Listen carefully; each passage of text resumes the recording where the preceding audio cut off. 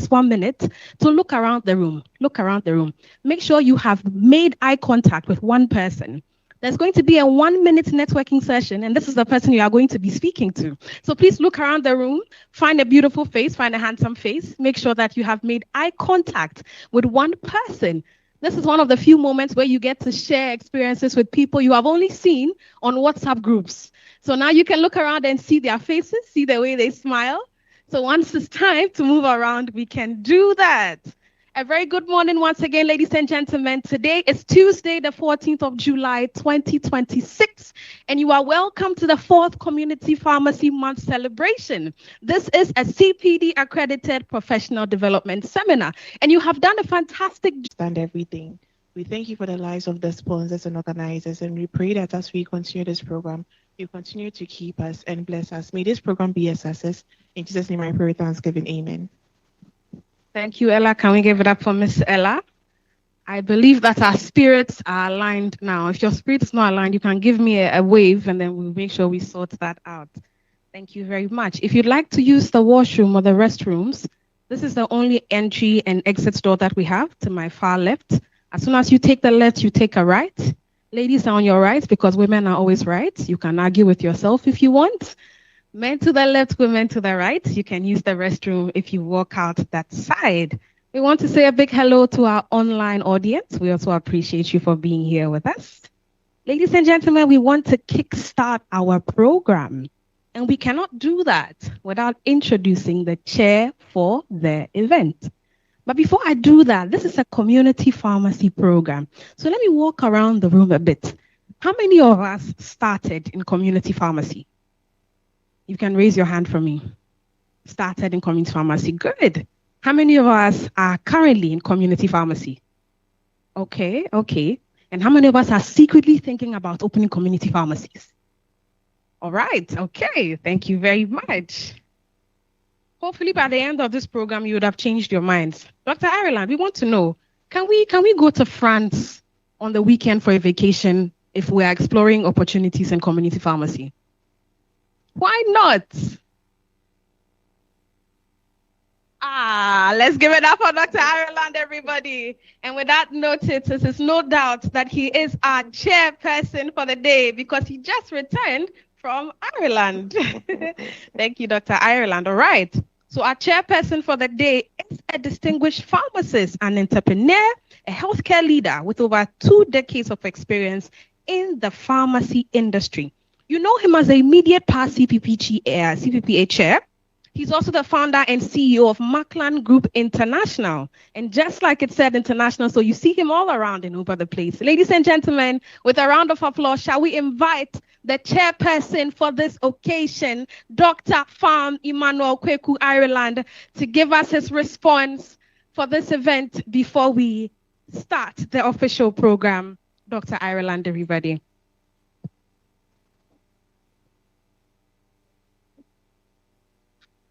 Thank you very much, Mimi, my MC. Please put your hands together for Mimi. She does a good job.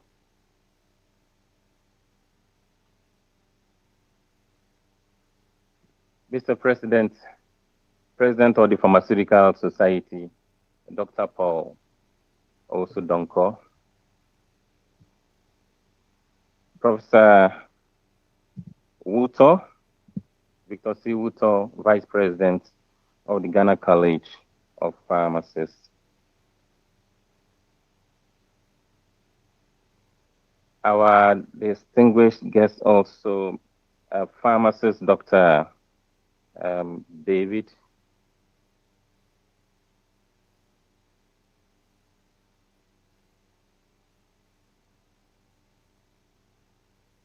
Then other distinguished guests that will be joining us very soon. Colleagues, both here and those of us online, I bring you greetings and I thank you very much also for being here and for joining us online. In fact, this occasion, which is part of the Community Pharmacy Month celebration, a very important one, in that when we want to celebrate community pharmacy practice, three things come to mind. Focusing on the public, telling them who we are, what we do, and how we are strategically positioned to assist them with their health needs, especially when it comes to pharmaceutical healthcare. We also look back and take stock of what we have been doing, how we are serving humanity, because we are positioning ourselves as amicus humanitae, friends of the human race. So we are closer to them in the community than any other person. So we want to take stock and re-evaluate what we have been doing so far. Are we serving them well? Are they happy with us? Then also, aside celebrating our forebears and building on what they have done, we also want to resensitize ourselves, educate ourselves the more, because there is no boundaries when it comes to knowledge. And today, we have distinguished personalities, majority of them from our fraternity, the Pharmaceutical Society of Ghana, of which I'm also very excited to see the president here, Dr. Owusu Donkor, who is gracing the occasion with his presence, his knowledge and expertise. He's taking time off his busy schedule to be here. Please put your hands together for him. And we have very distinguished professionals within us and among us who has come all the way from Canada to be with us just to help us to be able to, let me borrow the word reset, and please help me appreciate Professor Wutor. He's practiced so many years abroad, and this time around, he's helping us to move to the next level. Okay. So these and many more, our distinguished panelists will also be coming on. We'll be listening to him. We'll be having Dr. Makland, Head of Pharmaceutical Service in International Maritime Hospital. We'll also be having Dr. David Addo, Chief Pharmacist, Momentum Your Health app. And so it's promising that we are going to receive good education, good knowledge today. More importantly, we are going to be having messages from our international collaborators. Recently, the president of the society, together with the chairperson of the community pharmacy committee, the CPPA, were in Northern Ireland, and she happened to make very good contacts over there, I hear, and we'll be receiving very good messages from them regarding the topic for today. And that promises to be a very good one. So please stay put, expect nothing but the best. And on this note, ladies and gentlemen, I accept to take the chair. And I hope that you will also work with me so that we'll have a very successful day. Thank you very much. Better for the immediate past chairperson and the chairperson for this event, Dr. Pharm Emmanuel Kwaku Ireland. Another round of applause for him, ladies and gentlemen. Thank you, Dr. Ireland. Thank you so much. In his submission, he mentioned that community pharmacy is focusing on the public and telling the public who who they are. Now, it is important that we know that community pharmacists are one of the very few people who serve as counselors, they serve as community doctors, they serve as village doctors, they serve as therapists. But it will interest you to know that for today, you will know that an innovator and a strategist is part of being a community pharmacist. So please give yourself a round of applause, because that is something that we are definitely taking home today. So now to invite the lady of the moment, the current chairperson of the CPPA. You know her, you love her, her presence is always seen and felt everywhere that she is. Shall we give it up for Dr. Pharm, Therestella, Owusu, Kwabla? Let's keep the applause coming on till she gets here so she can take her time to walk up to the podium. Dr. Therestella, thank you so much.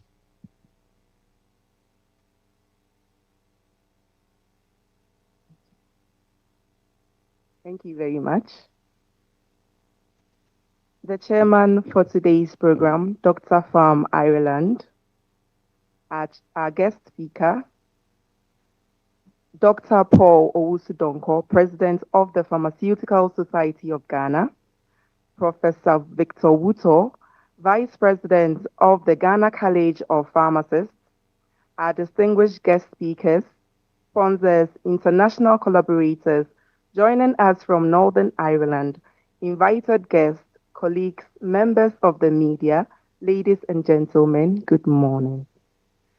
Oh, good morning. On behalf of the Community Practice Pharmacists Association, it is my greatest pleasure and honor to warmly welcome you all to today's program. Today's theme, Innovation in Community Pharmacy Practice, the Way Forward, could not have come at a better time. Across the world, community pharmacy is rapidly evolving beyond the traditional role of dispensing medicines. Today's community pharmacist is a healthcare provider, a public health advocate, a technology adapter, and an entrepreneur creating sustainable healthcare solutions. As community pharmacists in Ghana, we must ask ourselves an important question. How do we position ourselves for the future? The answer lies in innovation. Innovation is not merely about technology. It is about finding better ways to improve patient outcomes, extend pharmaceutical services, strengthen our businesses, and contribute meaningful to our healthcare system. Recently, I had the privilege of undertaking a fully funded professional visit to Ulster University in Northern Ireland, together with our special guest, Dr. Paul Owusu Donkor. Through a research collaboration, during this visit, we had a unique opportunity to engage with several innovative community pharmacists and witnessed firsthand how innovation has transformed pharmacy. We observed pharmacies providing services far beyond the medicine dispensing, including robotic medication dispensing systems, travel health clinics, structured weight management programs, smoke cessation services, private consultation clinics, vaccination services, digital health solutions, and many other patient-centered services.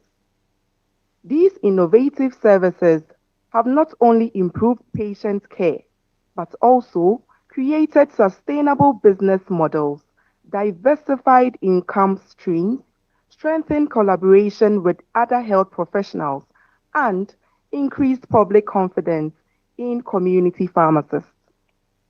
As we reflect on what we have witnessed, one question kept coming in our minds.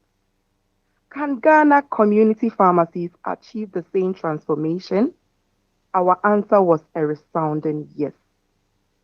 What impressed us most was not only the quality of healthcare being delivered, but also how these innovations have strengthened the sustainability of community pharmacies, generated additional revenue, advanced professional recognition, and position pharmacists as indispensable members of the healthcare team. This is why today's seminar is also very important. The idea for today's program was inspired by the unforgettable professional experience. We are also especially honored that some of these distinguished professionals that we met at the Northern Ireland have joined us virtually today to share their knowledge and experiences. Their presence demonstrates the growth between our international partnership and PSGH as well as CPPA. Throughout this program, we will hear from experts who will share practical innovations that can be adapted within our own context from digital health technologies and emerging healthcare systems to help us in new models of patient-centered care and international best practices. Our expectation is that every participant leaves here not only with new ideas, but also with practical ideas that can be implemented immediately to improve patient care, grow pharmacy businesses, and elevate the role of community pharmacists within the healthcare system. I encourage every one of us to participate actively, ask questions, network with colleagues, and leave this seminar inspired to embrace innovation in your own practice setting. I believe strongly that today we are gathered to build a stronger, a more innovative, and more impactful community pharmacy sector in Ghana. Once again, I warmly welcome you all and wish us all a fruitful, insightful, and impactful seminar. Thank you, and God bless us all. That was the chairperson of the National CPPA. Ladies and gentlemen, we can do it better for Pharm Dr. Therestella. Thank you so much. Now, I want you to look at someone's face and ask, Dr. Therestella mentioned, can this be done in Ghana? So look at somebody. I don't have to hear it. Ask somebody, can it be done in Ghana? Are you hearing good responses? Is there laughter that is going? Ask the person, are you sure? Give me your honest opinion. Do you think this can be done in Ghana? And then the follow-up question, how many years do you think it will take?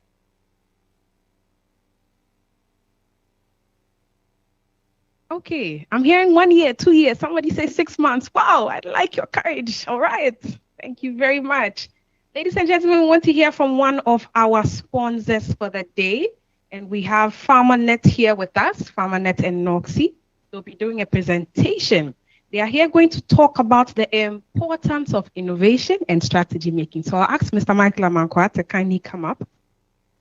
For me, community innovation is extremely important. In fact, anything that will remind our patients that the medication is supposed to be taken should be swallowed and not just carried in a handbag and be walking around deserves an applause. So please, let's give PharmaNet a round of applause. Our first sponsor presentation for the day as they lead us into their innovative practices.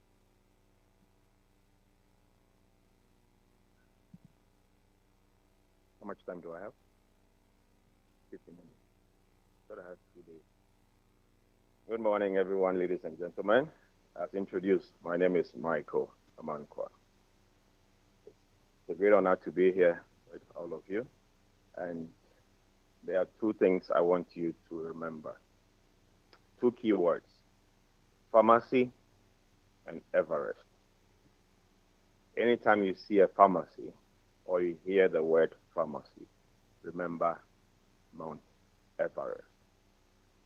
I'm sure you're wondering, what does community pharmacy have to do with Mount Everest? Mount Everest is the highest peak on Earth, well over 8,600 plus meters. What does the mountain signify? It signifies opportunities and challenges. Opportunities and challenges. Opportunities and challenges. What do those words mean? As human beings, we have aspirations and dreams. We all want to be the very best we can be in whatever choices we make, be it at home, be it at work, be it at church, or wherever we do, we want to be the very best, isn't it? But to be able to do that, there's one thing we take for granted, our health. You cannot scale Mount Everest when you are not of good or great health. It's the same reason you cannot be the best version of yourself if you do not have great health. Why am I passionate about this? I'm passionate about this because when God has given you life, you want to make the most of it. You want to make the most of it.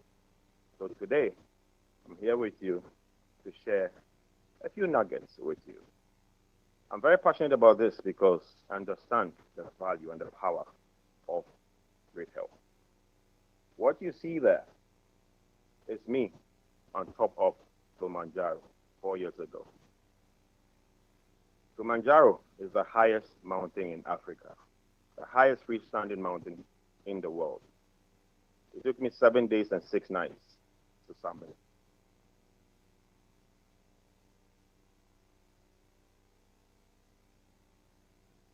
And if I can summit Kilimanjaro, then whatever challenges and opportunities I pursue, I should be able to surmount them, isn't it?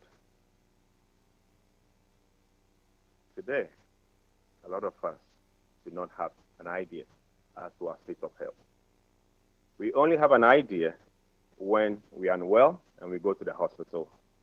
And through the diagnostic process, we are surprised with news that most of the time we don't want to know. Your kidney is almost out, you become hypertensive, you are diabetic, any other challenges. At that point, it's almost too late. What can be done for you? We can only manage you. Today, our healthcare is primarily focused on what?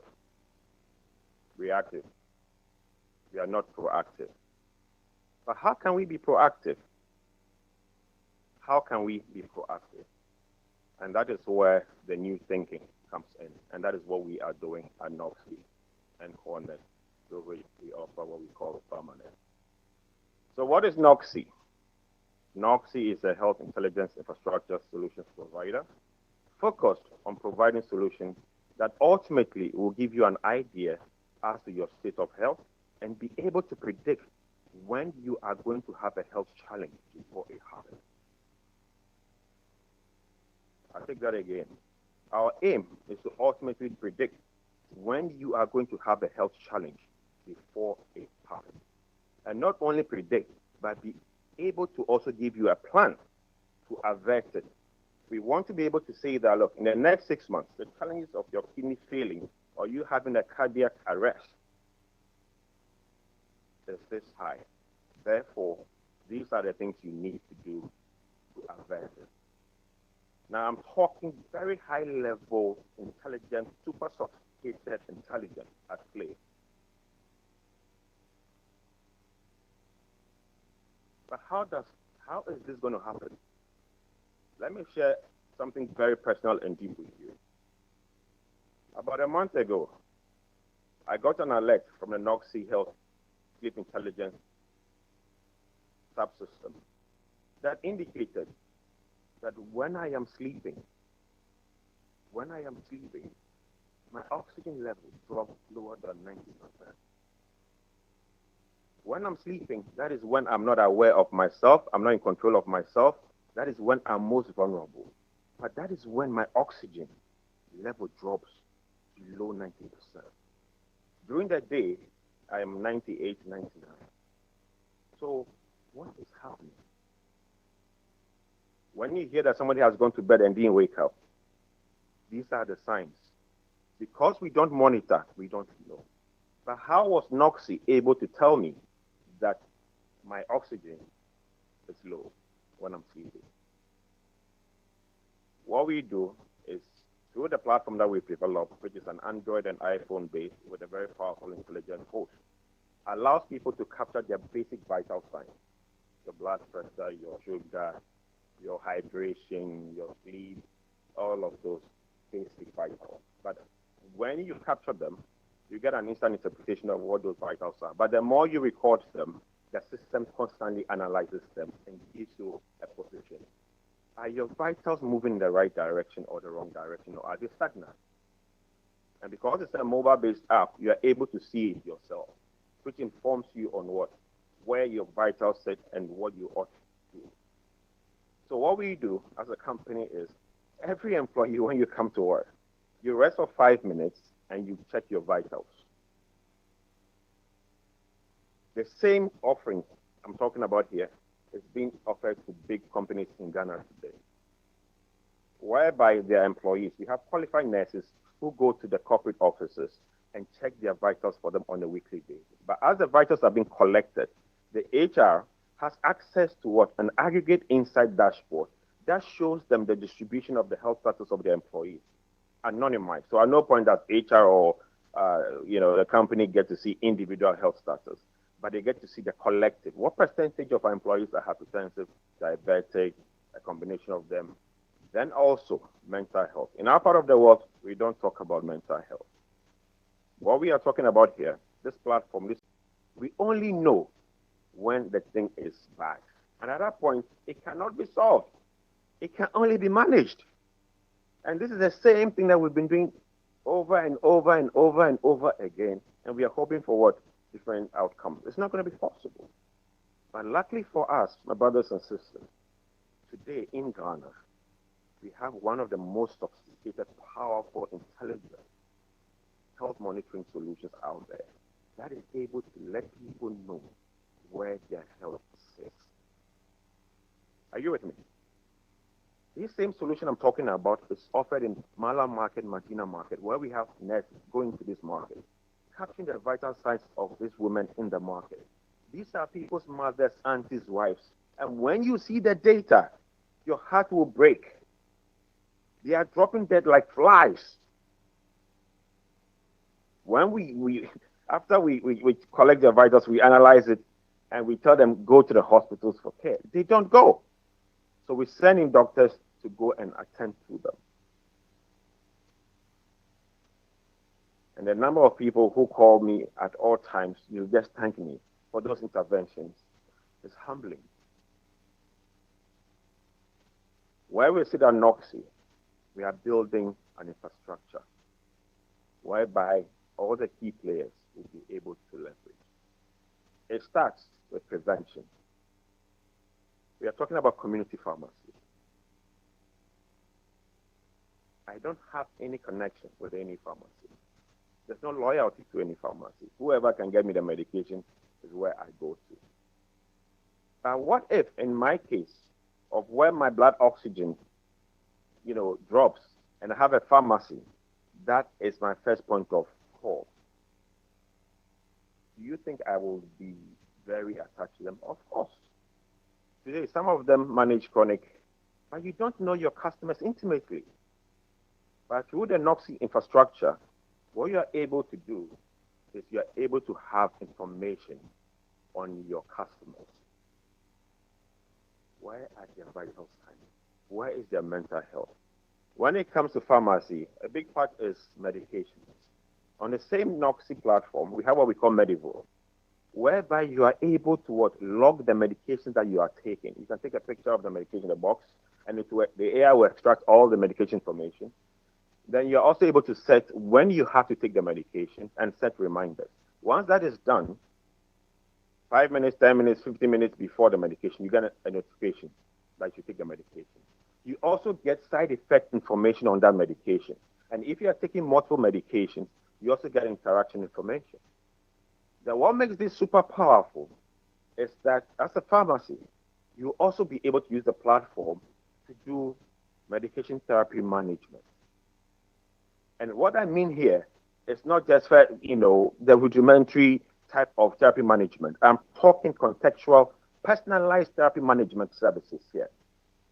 So not only, before you take the medication, you can use the Noxie medication intelligence feature to determine whether the medication that the person ought to take is fit for them at that particular moment.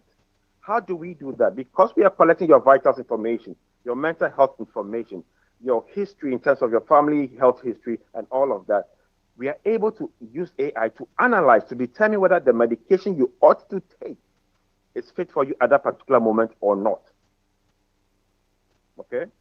Secondly, not only do you get to do that, you're also able to decide as you're taking the medications, is the medication still working for the person? A lot of times we don't know. We're always just refilling. But now we are able to also determine that, look, that medication needs to be changed, the dosage increased or decreased. So what we have done is build this powerful ecosystem whereby we are connecting pharmacies, hospitals, obviously into Ministry of Health when that time comes for us to push data. We've also built a very powerful, innovative pharmacy management software that allows you to manage all your operations and also be able to capture vital signs and other services that pertains to the customer in ways that we don't have in our country. Then lastly, because time is far gone, it's about cash. A lot of times the pharmacists are also struggling with liquidity issues. As I stand before you now, we've raised $10 million, landed $10 million towards supporting pharmacists when it comes to their medication, with a plan of raising $100 million.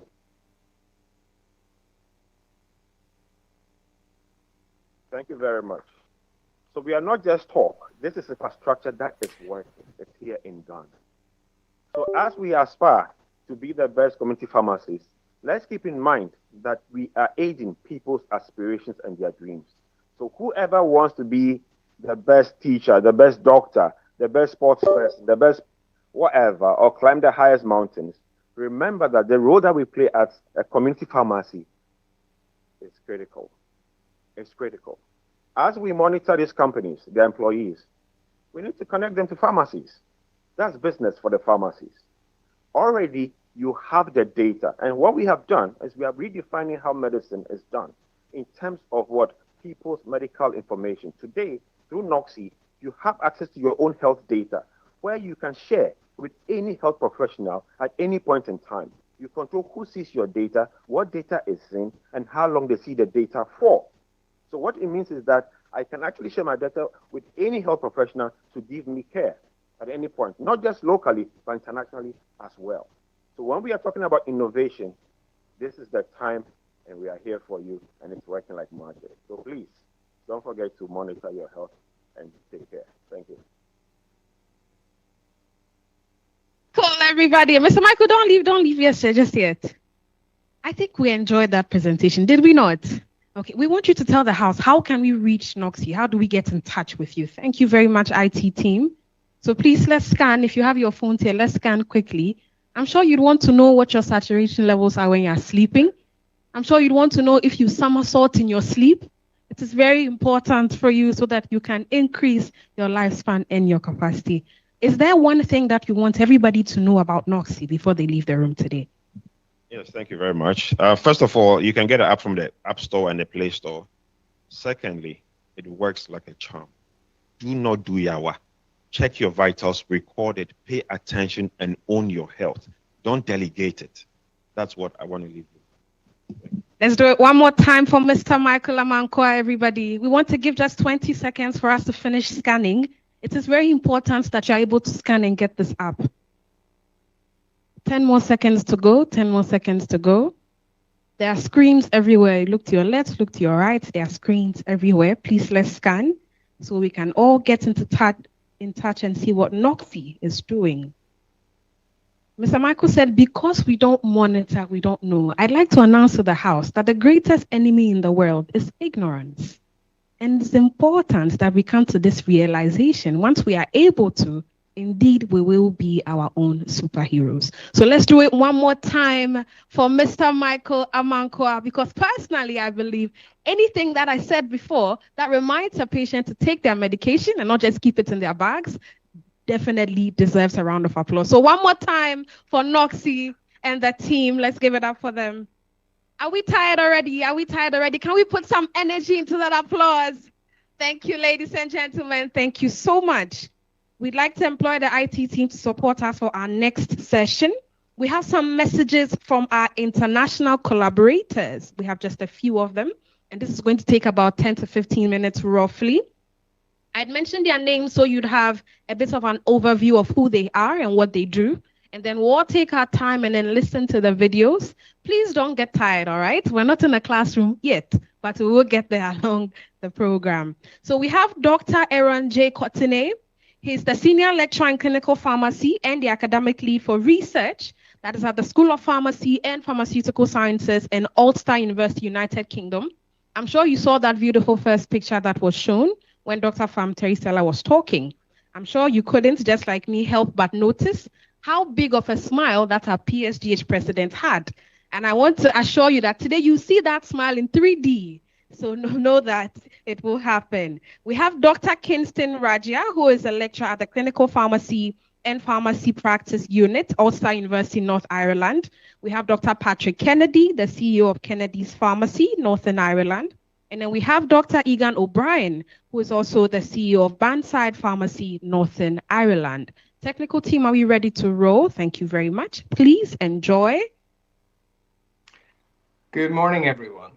To Dr. Therestella, Owusu, Kwabla, members of the Community Pharmacy Practice Association of Ghana, distinguished guests, colleagues, and friends, it is a real pleasure to join you today, even if only by recorded message.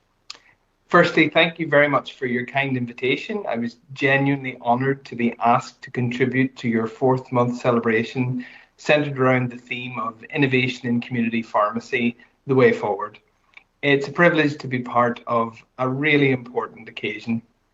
For those of you who don't know me, my name is Dr. Aaron Courtney, and I am a senior lecturer in clinical pharmacy at Ulster University in Northern Ireland, co-director of the Centre of International Health Innovation and Partnerships, or CHIP. I am a community pharmacist by background, and I also serve on the board of the Pharmacy Forum in Northern Ireland, which is the professional leadership body we have. Over the past number of years, it has been an absolute pleasure to build an increasingly close relationship with colleagues across Ghana. Our collaborations with both the University of Ghana and Kwame Nkrumah University of Science and Technology have shown us just how much we can achieve when we work together. More recently, we were delighted to welcome Dr. Therestella and Dr. Paul Donkor to Northern Ireland through the International Science Partnership Fund. And during their visit, we had the opportunity to showcase pharmacy across many different settings at Ulster University in Coleraine, at our headquarters at the Pharmaceutical Society of Northern Ireland, and alongside some outstanding community pharmacy teams, including Kennedy's Pharmacy and O'Brien's Pharmacy. Those conversations were incredibly valuable because they reminded us that although our healthcare systems may look different, our professional values are very similar. We all want to improve patient care. We all want our profession to continue growing, and we all recognise the unique contribution that community pharmacy makes to the health of our populations. I would also like to take this opportunity to acknowledge 2 of my colleagues at Ulster University, Dr. Kingston Rajai and Dr. Charles Bene, who work hard in securing the International Science Partnership Fund and made that exchange possible. Their commitment to building international partnerships is helping strengthen not only collaborations between our universities, but also between our professions and our countries. I know I speak for many of us when I say thank you for making that possible. When I saw the theme for today's celebration, innovation in community pharmacy, the way forward, it really made me reflect. When people hear the word innovation, they often think about artificial intelligence, digital technologies, or exciting new medicines. And of course, those things are important. But I honestly believe that the greatest innovation in community pharmacy will not come from technology. It will come from the pharmacists and the pharmacy teams. Across the world, healthcare is becoming increasingly complex. Populations are aging, patients are living longer with multiple long-term conditions. Medicines are becoming more personalized through advances in pharmacogenomics. Expectations of healthcare professionals continues to grow. In that environment, community pharmacies are uniquely positioned to become the adaptive clinical professionals that healthcare systems increasingly depend upon. We are no longer simply the final step in supplying medicines. We are educators, we are trusted advisors, we are public health practitioners, we are medicines optimization experts, and we are increasingly becoming leaders in our communities. And that is something to be incredibly proud of. My own work focuses on adaptive healthcare systems, understanding how health services evolve to meet increasingly complex patient needs.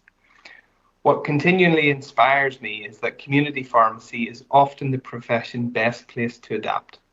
We're accessible. We build long-term relationships with patients. We understand our communities. And because of that, we are often the first place people turn when they need help. I believe the future of community pharmacy will not be defined simply by the medicines we dispense, but by the leadership we provide within increasingly complex healthcare systems. That future is already beginning. Here in Northern Ireland, community practice is taking on an increasingly important clinical role within primary care, as we call it. And across Ghana, I know many of you are driving similar ambitions, expanding services, strengthening professional leadership, and demonstrating the value that pharmacists bring every single day.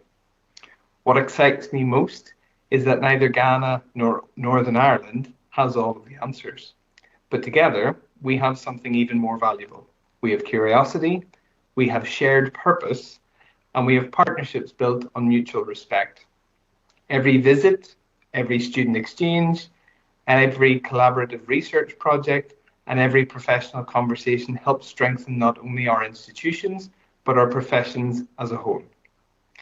Innovation grows fastest when ideas travel.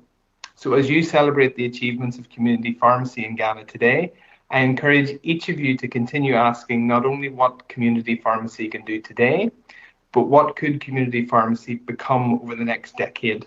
Because I have absolutely no doubt that the future of healthcare will be shaped by professions that are willing to innovate, collaborate, and lead.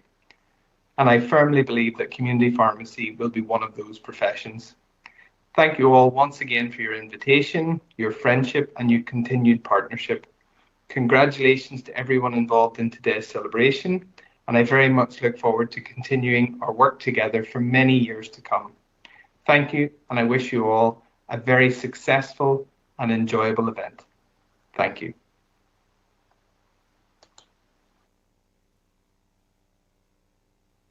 Can hear our applause, so please let's give it to him one more time. Thank you very much, Dr. Aaron. We appreciate you for that beautiful recorded speech. All right, we're going to have the second and the third play in no time, but I want us to connect in the room a bit. Do you remember the eye contacts that you made when we started? Do you remember the person, or have you forgotten already? Dr. Paul, do you remember the person you made eye contact with? Did your person make the eye contact? He wasn't handsome. Oh my goodness. Oh my goodness. All right. So now we have another opportunity to look around the room again and now make eye contact with a different person. With a different person.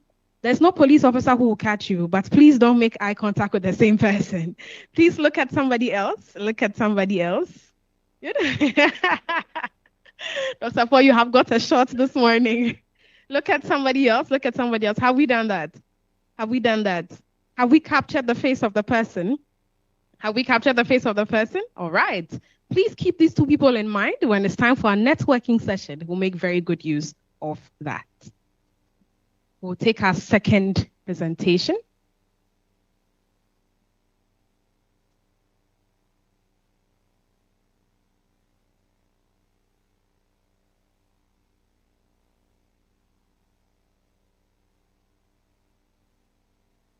It is a great pleasure to join you as you celebrate your 4th Community Pharmacy Month.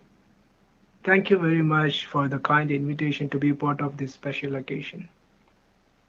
Your theme, Innovation in Community Pharmacy Practice, the way forward, is both timely and important. From my experience of community pharmacy practice, I have seen how the profession is gradually moving beyond the traditional role of simply supplying medicines towards a more clinical, accessible, and patient-centered mode of care. In the United Kingdom, we are already seeing innovation in the way community pharmacy services are delivered. Electronic prescribing and digital systems are improving the transfer and management of prescriptions. Pharmacy teams are increasingly using technology and automation to improve efficiency and medication safety. We have also seen community pharmacy take on greater role in public health and clinical service delivery. Pharmacists support patients with minor ailments, provide vaccination services, promote smoking cessation, offer advice on medicines, and help patients manage their health conditions. Another important development in the growing role of pharmacists is prescriber. As more pharmacists become independent prescribers, the profession has the opportunity to move further towards a model where community pharmacists can access patients, make appropriate clinical decisions, prescribe within their competency, and follow with patients. This could significantly improve access to healthcare. Imagine a future where a patient with a common clinical condition can visit their local community pharmacy, receive a proper assessment, obtain appropriate treatment where necessary, and be referred to another healthcare professional when required, all in a timely and convenient way. That, in my view, is part of the future of community pharmacy. The future pharmacy will also be more digital and connected. We are likely to see greater use of electronic health records, digital consultations, automation, data, and artificial intelligence. These tools can support clinical decision making, improve efficacy, and potentially give pharmacists more time to focus on what matters most. That's the patient. However, innovation is not only about technology. Innovation is also about changing our mindset and asking, how can we serve our patients better? How can we make healthcare more accessible? And how can we use the knowledge and skills of pharmacists more effectively? For countries and pharmacy systems looking to develop community pharmacy practice, especially countries like Ghana, I believe one important lesson is that innovation does not have to happen all at once. It can begin with identifying the needs of the local community, developing services that address those needs, investing in the training of pharmacists, and building trust with patients and other healthcare professionals. The future community pharmacist will increasingly be a clinician, prescriber, public health professional, medicine expert, and trusting first point. I would like to offer my warmest. Community pharmacists make an important difference, often quietly and without even recognition. You provide advice, improve the safe use of medicine, promote better health, identify problems early, and remain one of the most accessible healthcare professionals in the community. My message to you is simple. Be proud of your profession, remain open to change, continue learning, and do not be afraid to innovate. The future of community pharmacy is not something we simply wait for. It is something we must help to create.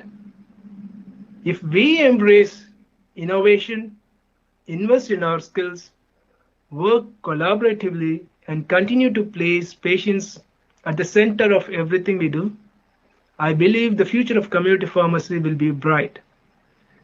Congratulations once again on your 4th Community Pharmacy Month celebration. Happy Community Pharmacy Month, and thank you very much. God bless CPPA. Thanks. We can do another big round of applause for Dr. Kingston Raja. Dr. Kingston mentioned something that I believe resonates with all of us. In our healthcare system, we still need somebody who will listen, who will explain, who will analyze, who will reassure, and who will care.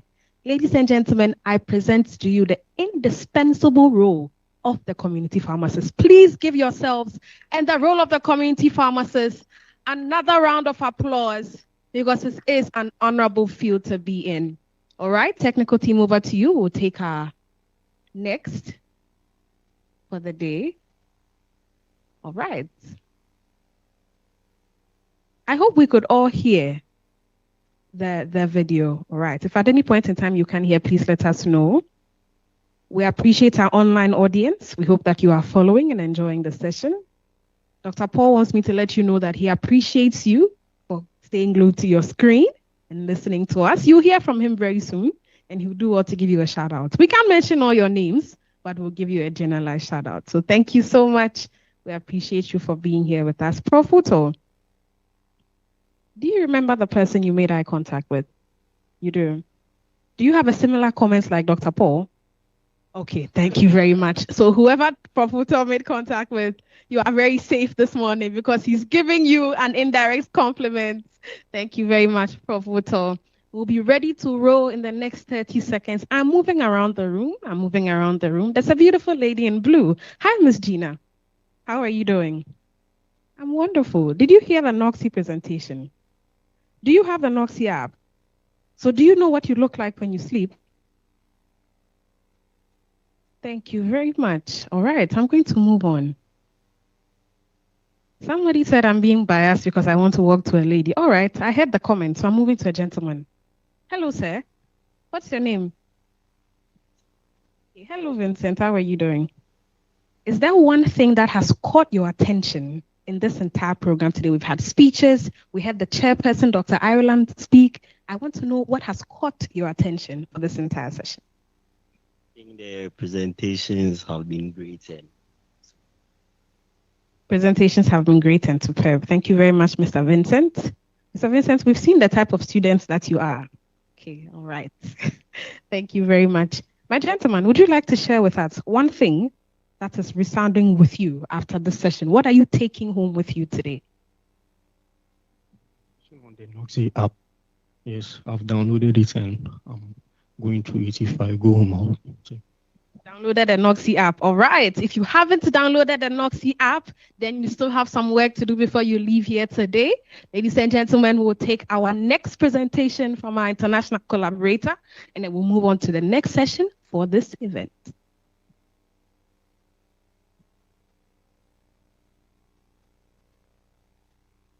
Hello, everyone. My name is Patrick Kennedy. I'm a community pharmacist in County Antrim in Northern Ireland. I operate 2 pharmacies in 2 rural villages, Rasharkin and Dunloy, and we have been doing so. One of the pharmacies has been open almost 30 years. The other one has been open about 17 years. We were very delighted recently to welcome Paul and Therestella to our pharmacy to just have a look at our pharmacy and see the services that we offer, in conjunction with a visit that there was organised by the Ulster University Pharmacy Department. As I said to Paul and Therestella at the time, we have our pharmacy that we operate, and some of the things that we do may be applicable elsewhere, some may not. Every service that I have ever introduced, I have gone and visited other pharmacies to see what they have done, and I have learned things from them that I was able to put into practice, and also learned the pitfalls and what to avoid doing whenever introducing services. On this day, I just would like to wish everyone at the Community Practice Pharmacy Association all the best with your event today, and wish yourselves and all the wider pharmacy community in Ghana all the very best for the future. And I wish you all well ahead. Thank you. We appreciate Dr. Patrick Kennedy. That was Dr. Patrick Kennedy for wishing us well. The CEO of Kennedy's Pharmacy, Northern Ireland. We'll take our very last presentation from our international collaborator, and then we'll call it a day for this session so we can move on to the rest of the activities that we have for you today.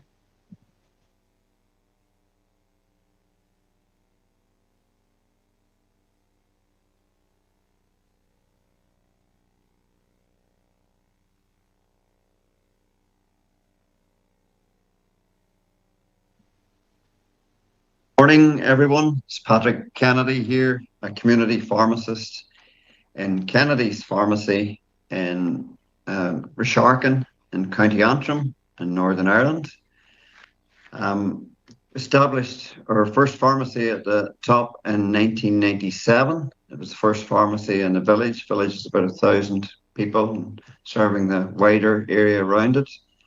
And then we opened the second. Firstly, I suppose I would like to thank you all for the invitation, and I wish everyone involved in community pharmacy in Ghana the best for the future.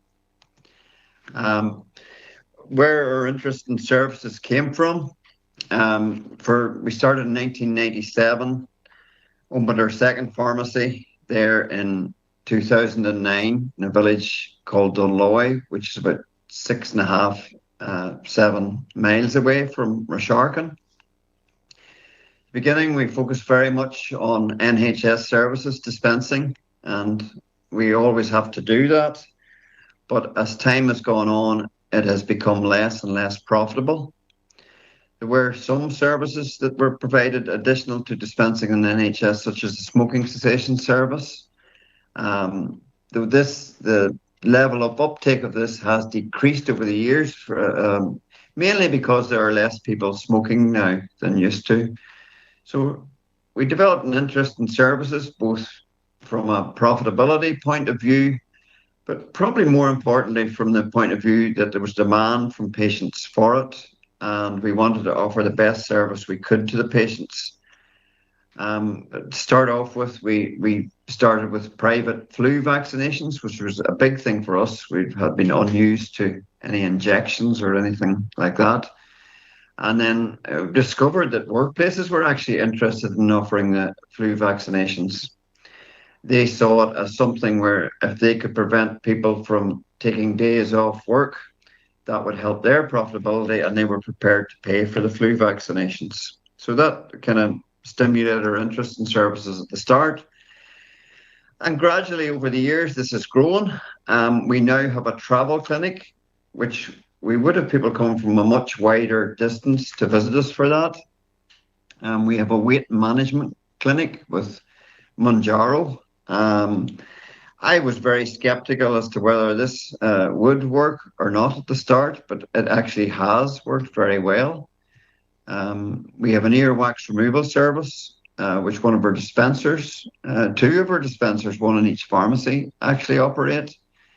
And the flu vaccination service we've continued, it's got bigger. And I think because a lot of pharmacies did show their capability of it on the NHS, which is the government provided model of service, it was then offered.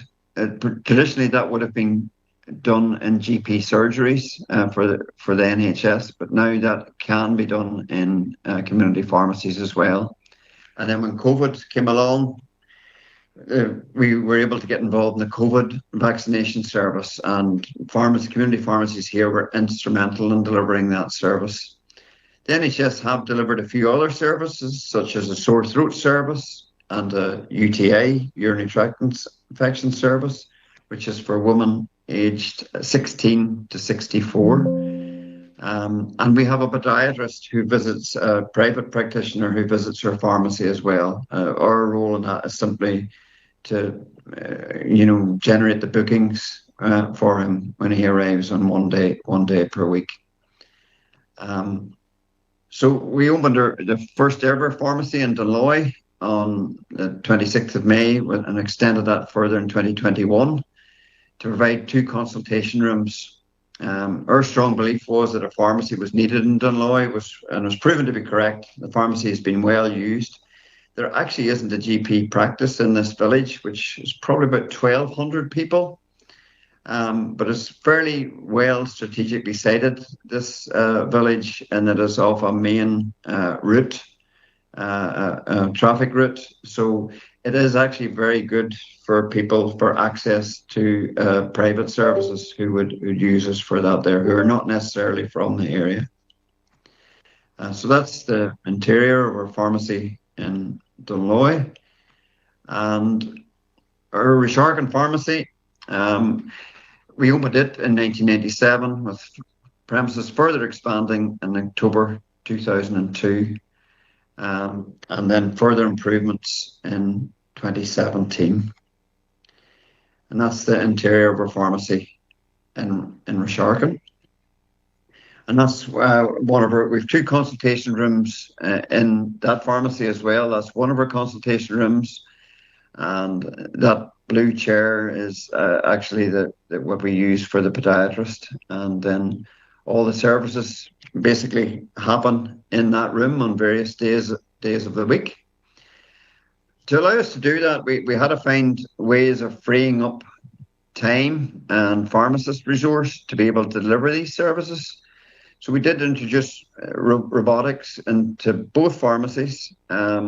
This is the robot. It's just a dispensing robot in our pharmacy in Resharkin. And we make up a lot of weekly packs, monitored dosage system packs, and they are actually produced by a robot in our pharmacy in Dunloy. And they would actually produce the packs for both our Resharkin pharmacy and our Dunloy pharmacy. So the introduction of this technology has freed up our time to allow the pharmacists and dispensers to be more heavily involved in delivering services both through the NHS and private, as well as the pure dispensing process. So Michaela here in a video in the screen there is just somebody's doing a prescription beside where she is working. So it's where she is working. So it's really helped with storage and really helped with efficiency in the dispensary, and has allowed us to make efficiency savings in that way. So it's given us more time to develop services. We found as time has gone on, patients are more receptive to services. Traditionally, people would have been very focused on the NHS and got everything through the NHS. Waiting lists are getting longer here now, and increasingly there's a culture where people are increasingly willing to pay for services to get quicker treatment. Not with everyone, but with some people. And it decreases their dependency on the NHS because the profitability within the NHS, our margin has been cut and cut and cut over the years. So we really need to do something else to ensure we can pay the wages and make some form of profit in the pharmacy as well as serving the greater needs of our patients. So I just want to thank you for inviting me to speak today.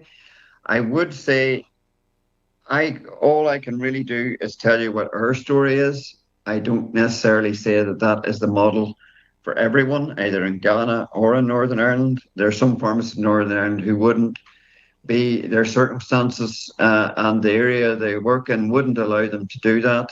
And it's the same everywhere. But hopefully some of it has been of benefit to you, and I wish you well with the rest of your day today. Thank you. Some energy into the claps. Can we put some energy into the claps? Once again, a big thank you to Dr. Aaron J. Courtenay, Dr. Kingston Rajah, and Dr. Patrick Kennedy. We continuously appreciate your commitment to advancing clinical pharmacy. Another round of applause, ladies and gentlemen. Thank you so much. We want to take our first address for the day, and we have none other than Professor Victor Wutor to give us the first address. He is the Vice President of the Ghana College of Pharmacists. If you know the Ghana College of Pharmacists, you'd want to do a bigger round of applause for Professor Victor Wutor.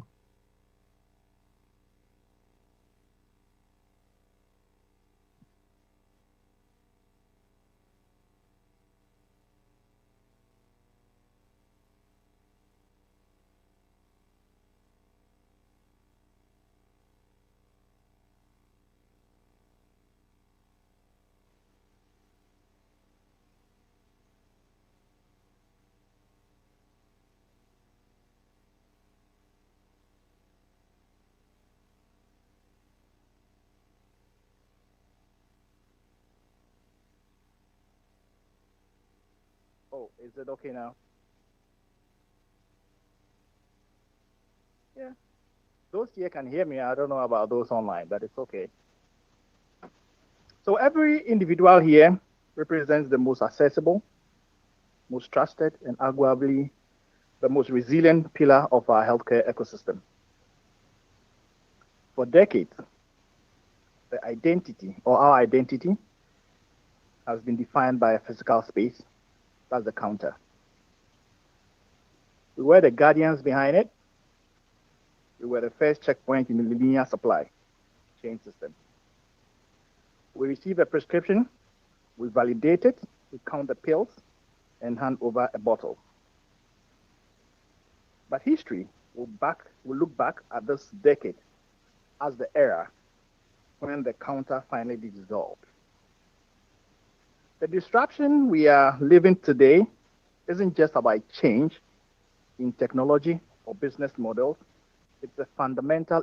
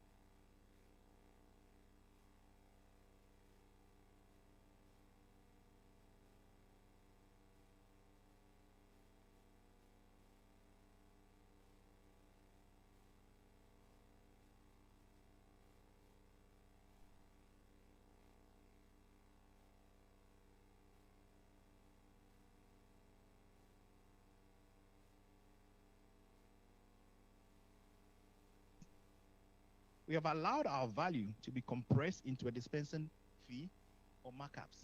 That's not what we are. This has left us vulnerable to the whims of third-party insurance, investment, and supply chain disruptions. The way forward requires a radical rewriting of our economic script. We must transition from volume-based revenue to value-based revenue. When a community pharmacist runs a medication synchronization program that keeps a diabetic patient compliant, we aren't just selling 12 refills a year. We are preventing an emergency room visit. We are saving the healthcare system tens of thousands of dollars, and we must be financially recognized for that preventive value. NHIS pays for a drug that I dispense for 20 cedis, but you don't want to pay for 30 minutes I spend with the patient. What kind of system is this? My brain is not free. Spend a lot of time studying. We have to be recognized for the job we do and not just the drugs that we dispense.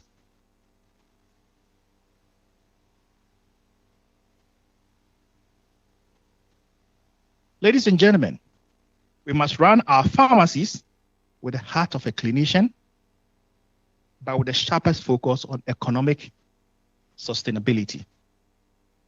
If you cannot afford to pay your pharmacist, you cannot afford to pay the staff, you can have that peace of mind to practice as a pharmacist. Pillar number 4, the heart of the community and social prescribing. As we rush towards the future of robots, AI, and clinical metrics, we must never lose sight of what truly makes community pharmacy special: our humanity. Health does not happen in a vacuum. It happens in our homes, in neighborhoods, on the streets where our patients live. Medical science tells us that clinical care dictates only about 20% of a person's health outcomes. The other 80% is determined by social determinants of health: loneliness, lack of reliable transportation, food insecurity, economic instability, and poor health literacy. Who is best placed amongst healthcare professionals to determine and see all those and identify them? We are. We see them every day. You have a patient come to your pharmacy deciding whether they should only pick one of their 3 medications because they don't have to have money to pay for that. How is the robot going to pick that one up? And how is your physician going to pick that one up? They come to the pharmacy, they talk to us. They tell us, I'm unable to pick all this medication because I don't have money. I have to think between buying my prescription and getting food for my children. They tell you those things. They don't tell anybody else. Why do they tell you? They tell you because they trust you. And in healthcare, trust is golden. Innovation means embracing social prescribing. It means transforming our pharmacies into community hubs that connect vulnerable patients with local resources. You can buy pills online. You can get a prescription delivered by a drone. But a drone cannot offer a lonely patient a comforting word. It won't, but you can. Sometimes that's all they need. I can understand what you are going through. It will be well. I will go the long journey with you. Patients love to hear that. You give them that feeling that they are not alone. They are going to be with them in whatever decisions they are making. Ladies and gentlemen, the future of community pharmacy is not a destination we passively await. It is a reality we must actively construct. Change can be uncomfortable. It is terrifying to step away from the security of the counter and into the vulnerability of direct clinical accountability. It takes courage to invest in new technologies and rewrite decade-old workflow. But hear me here. If we embrace our role as clinical digital and social health leaders will become completely indispensable. The way forward is clear. Let us expand our clinical boundaries and practice to the absolute ceiling of our education. Let us demand and deploy technology that buys us back our time. Let us build diverse, resilient business models that reward value for volume. Let us never, ever lose the human touch that makes us the heart of our communities. Ladies and gentlemen, the counter is gone. The floor is ours. Let us step forward together and claim the future of healthcare. Thank you very much.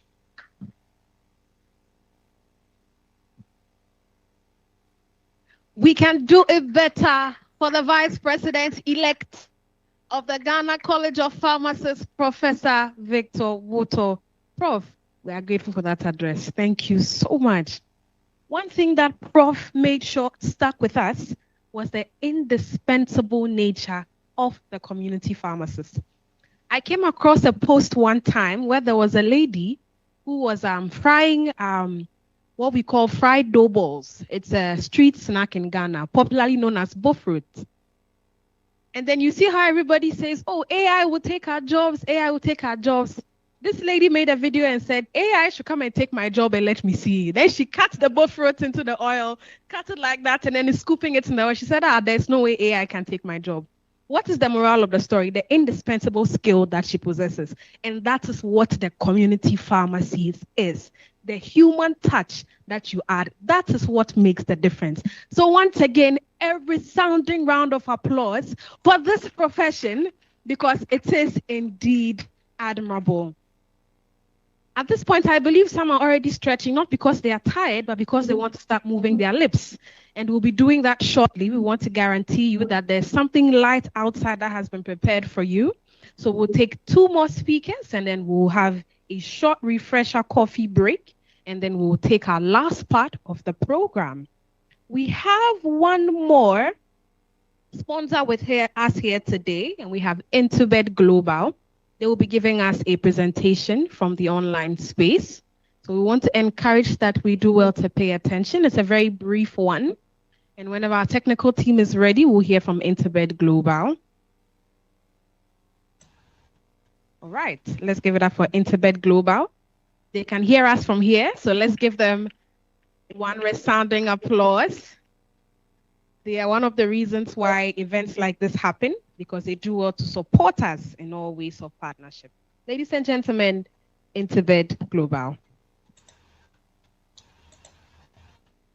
Good morning, my time. I don't know I think it's afternoon, your time. Can you all hear me? I just want to make sure I can be heard.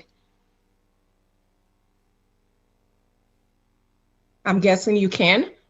So my name is Dr. Christiana Bediako Intume. I'm a medical doctor here in the United States, and I also work for Intubed Global as a global company as the Chief Operating Officer and Clinical Executive Director. I want to take this moment to, thank our President, Madam President, Dr. Therestella Kwabla, and the CPPA executive for this opportunity to share with you a tool that is so dear to Intubed's heart and obviously my heart. I have a presentation today about a software that we have brought on the market, and the name of the software is called PharmTricks. So PharmTricks, pretty much what PharmTricks is a tool, is a pharmacy tool to help elevate your day-to-day operations. So just like any pharmacy tool out there, it has the stocking, the inventory component. But one thing that PharmTricks have that makes this tool very comprehensive tool is that we have the prescription and the dispensary management system capability, which is a game changer for Ghana. It's a game changer for pharmacy industry in Ghana, especially, and it's a game changer for community pharmacy as a whole in Ghana. This tool right now is serving wholesalers and retailers. So pretty much when you go to our website, which is intobedglobal.org, and you navigate and find Pharmtrix, it brings you to this site. And at this site, you are able to see the plans that we have. So if you are a wholesaler, obviously you see the wholesale plan. You click on wholesale, it will show you all various plans for your day-to-day business dealings. If you're a retail, you click on retail, and it will give you the plans and remind you our plans are very much affordable, because the objective here is to help bring solution into how healthcare is delivered in Ghana. So we don't want money and cost to be a hindrance. Once you pick your plan and you subscribe, it brings you to this page that says welcome to Pharmtrix. And once you come to this page, it further walks you into setting up your account. And I want to exit out and actually take you directly into the tool so that you get to see the tool for yourself.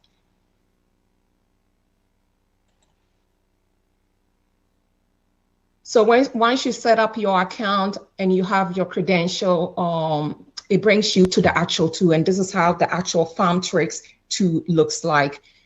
As a wholesale, if you purchase a wholesale package, you see a wholesale. If you purchase a retail, you see, if you have both wholesale and retail, obviously you have access to both. So we'll start with the wholesale component of the tool.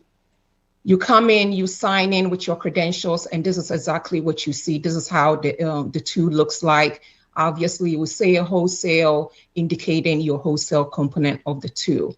The executive view is specifically accessible only. Please do not take pictures. Accessible only to the owner of the business. So once you come here, you see your suppliers, and your suppliers as a wholesaler will be the manufacturers that supply your wholesale pharmacy. You also have your retailers. So the retailers that as a wholesale you supply to, you have the number of it, and obviously you have the pending orders or your orders, which one is expiring soon. That way you are able to make sales and make business decision, which product is in low stock. If you come down, and I'm sorry, we don't have data, but the retailers component does, so you get to see that. You have all your data as a business owner. You see the number of products that you have, the quantity that you received, your cost on way bill, quantity sold, your revenue, obviously, and your profit. And you are able to set a sale target, and then, have an estimation of your potential profit. So you are able to see all this information or this data so that you can make day-to-day business deals. And you can access this on your phone. So you can be anywhere in the world and still have access to this information and be able to manage your businesses afar. Obviously, the customer, it will show you which customers and which revenue they are bringing into your business, and then the products, which product is selling, which product is not doing well. And then when you set up your account, you also set up branches. So you are able to also compare your branches, which product is going at which different branches, so that you can, it will help you to make further business decision to enhance your business. Anybody else that works for you, this will be their landing page when they sign on to the dashboard view. So obviously they are able to see your suppliers and your retailers, because those are your customers and your business partners. And they are able to also have access to which product is expiring, so that you will be also, they can better inform you. The suppliers here are the manufacturers. You are able to add on your supplier and input their information. Customers under the wholesales are your retailers. Once again, you are able to add on your customers so that you have your information for your retailers. And then one thing about Pharmtrix is that your retailers, if your retailers have Pharmtrix as well, they are able to place an order directly on the tool. So once they place an order as a wholesaler, the order will pop up here. If you click on orders, you see pending orders, and you are able to process that order for delivery to your retailers. So once you start processing, you see the status of the orders and where each status is from your end. And as the status moves on, obviously your retailers are able to also see the status as well at their end. The inventories obviously is able to help you to input all your products. The stock obviously shows you the quantity of the stocks and everything else. So this is where you input. And then this is where you can estimate your profit by setting your sale target. So you are able to know how much you're supposed to get. And as the stock, counts down, you are able to know whether or not you are meeting those estimation, which is very, very important as a business person in operating in Ghana. So this component is your sales, and you are able to manage your sales from here. And then these are your users. You know who's assigned on and which roles they have and which access and permission that they have to you too. So that's the wholesale. Now let's go through the retail aspects of the two. So the retail, sorry about that. The retail aspect of the two, obviously, if you don't put in your credentials, you don't get access. We'll bring you to the two, and obviously it will say retail. So just like the wholesale, you have the executive page. And like I was telling you, these are the values. Once you have an input and data, you have the data. When you come down, you are able to do the graphing and see your data. You can choose either a bar graph or a line graph, whichever one works for you. The same thing with the supplies. You are able to see which suppliers you have and which products they are bringing in to your pharmacy. You are also able to see your products specifically and compare and contrast your products and then compare it with different branches. Once again, the dashboard is a landing page for anybody else except, that doesn't have privilege to the executive board. The suppliers are the same. In this case, the suppliers for a retailer would be the wholesale that supplies your pharmacy. And here you are able to add on your suppliers. And like I mentioned during the wholesale, you are able to place an order. Once you add an order, if your wholesaler has a Pharmtrix, you are able to directly, request an order from them. And then as they process, you are able to see each state of your order, the status of it. The inventory is pretty much the same. You can add your inventories. And then your stock is also pretty much the same. You add your stock as well. And the game changer is this one. And I want to spend just a little bit more time on the prescription management. This is what makes our two right now on the market different from any other two on the market. So the dispensary and the prescription page, this is how it looks like. If you click on dispensary, it allows you to pretty much dispense medication exactly as is being done in this Western part of the world. So let's say a patient comes in with a prescription or a provider calls in with a prescription. You click on add new prescription. It brings you to this page. You input the information. You input the patient's data. You input the medication information. And then this can be done by the pharmacy tech and then the provider. And that information is saved. If you click on save, obviously it's not going to allow me because I didn't input any data. But if you are able to input all the data, you click save and it saves your data. Once it's saved, you see a table similar like this. So for instance, the first prescription by Dr. James Green, this is how it will look. If you scroll here, it tells you the dispensary status. It will tell you whether the dispensary is in the process of being prepared or pending. So for instance, if you click on, pending, it brings you to this page and then the process starts.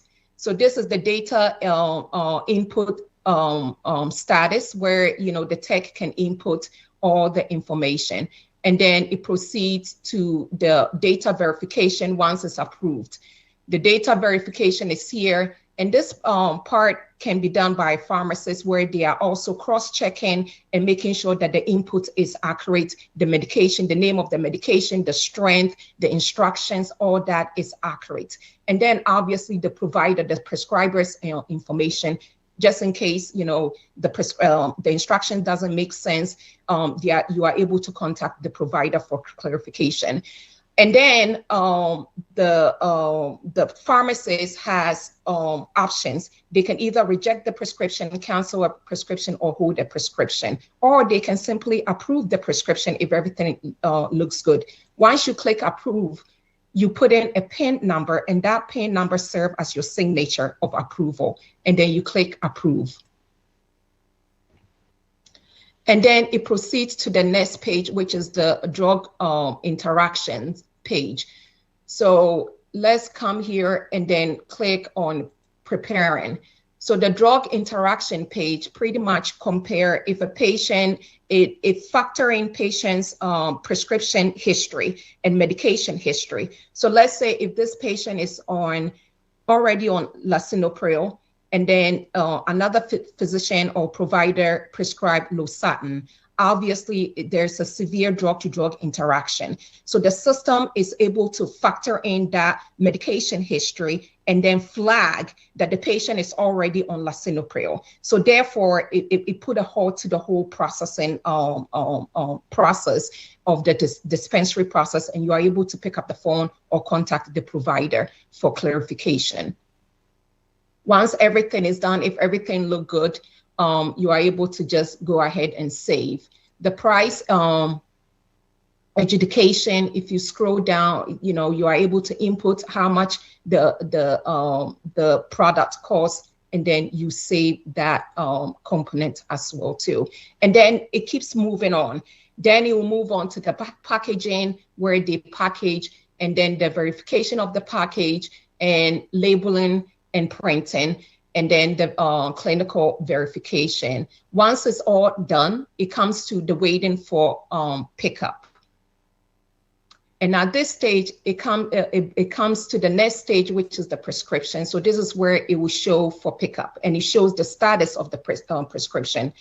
So once the process first is complete, obviously it will show waiting for pickup. When you click on view, the patient comes in, they are ready to pick up their prescription. It gives you the patient's name, the medication. And then once they make payment will show here.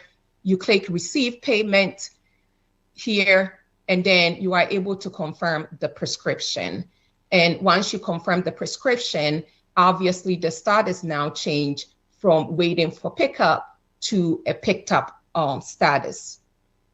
If a medication is already picked up, if you click on it, it gives you the information about the pickup, the name of the patient, the medication, and then who picked it up, whether the patient herself picked up the medication or somebody picked up on behalf of that patient. That also information will be given.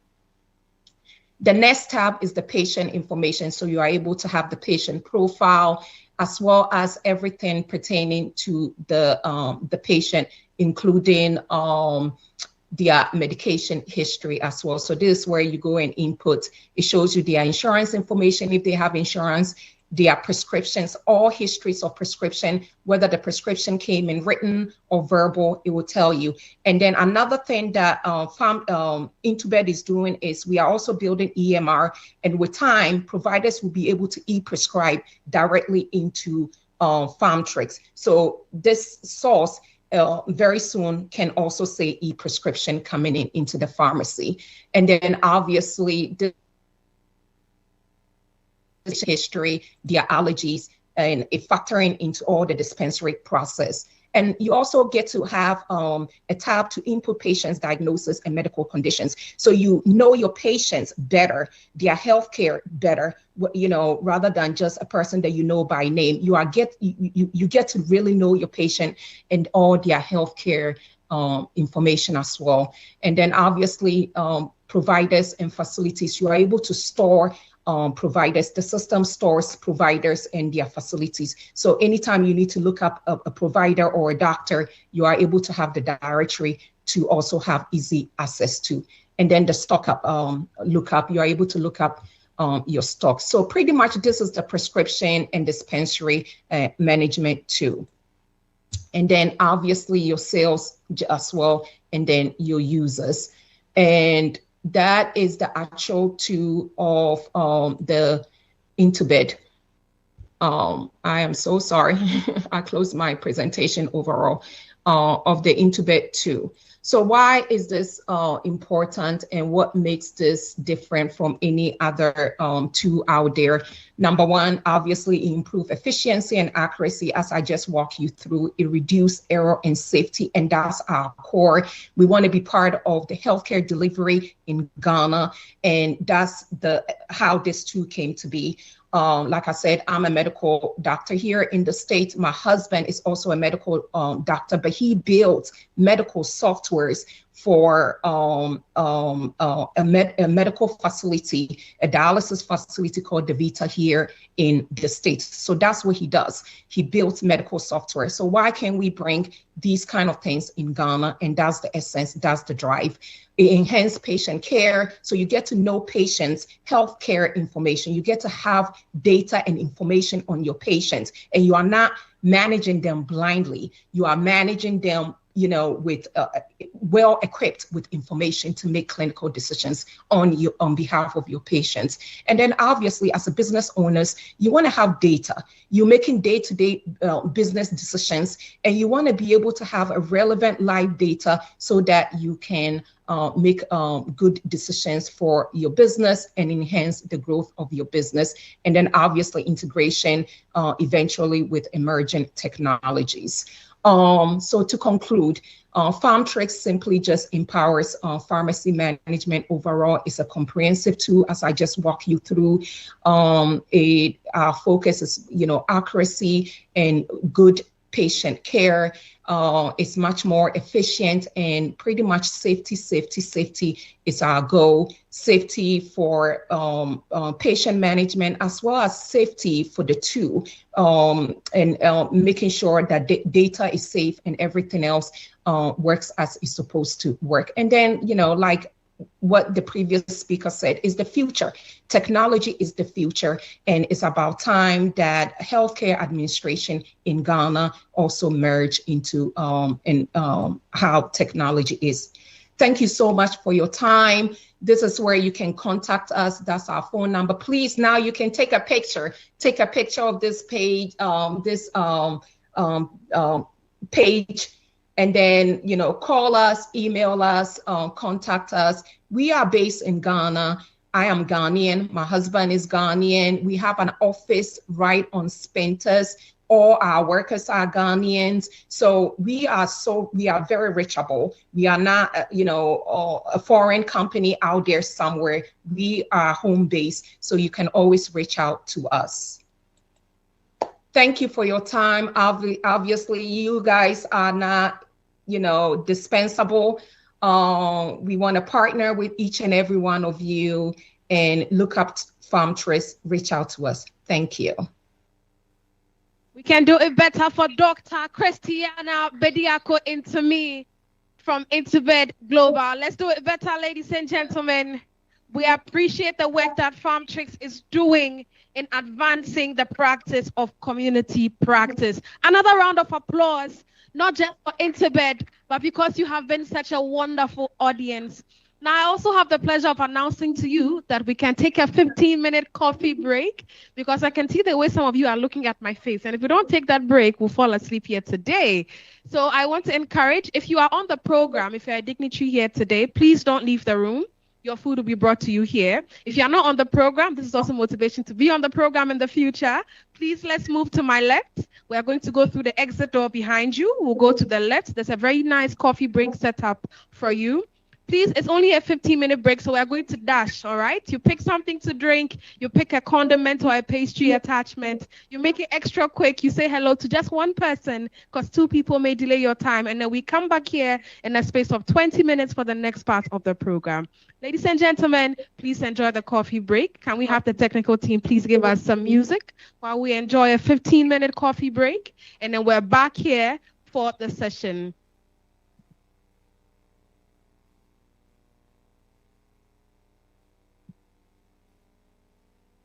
So our dignitaries will follow Ella. Ella, please give us a wave. Give us a wave. This is Ella. Our dignitaries, please follow Ella. We have a reserved space for you to take your coffee. We have a reserved space for you to take your coffee. Let's make it snappy. I will be coming to drag you in the next 15 minutes back for this session. Let's make it snappy, and then we can continue with our program.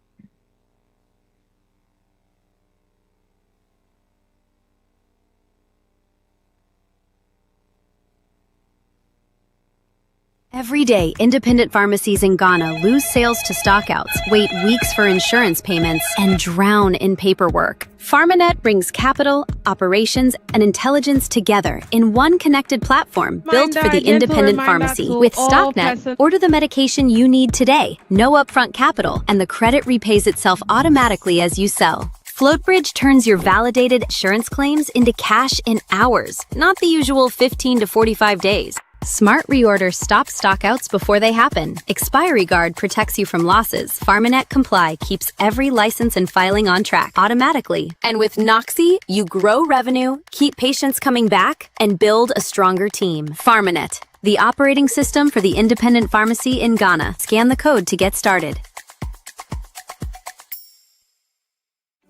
Hi, my name is Pharm Irene. On a daily basis, I help complete the healthcare delivery chain in my pharmacy. This is how a doctor's prescription looks like when it gets to me.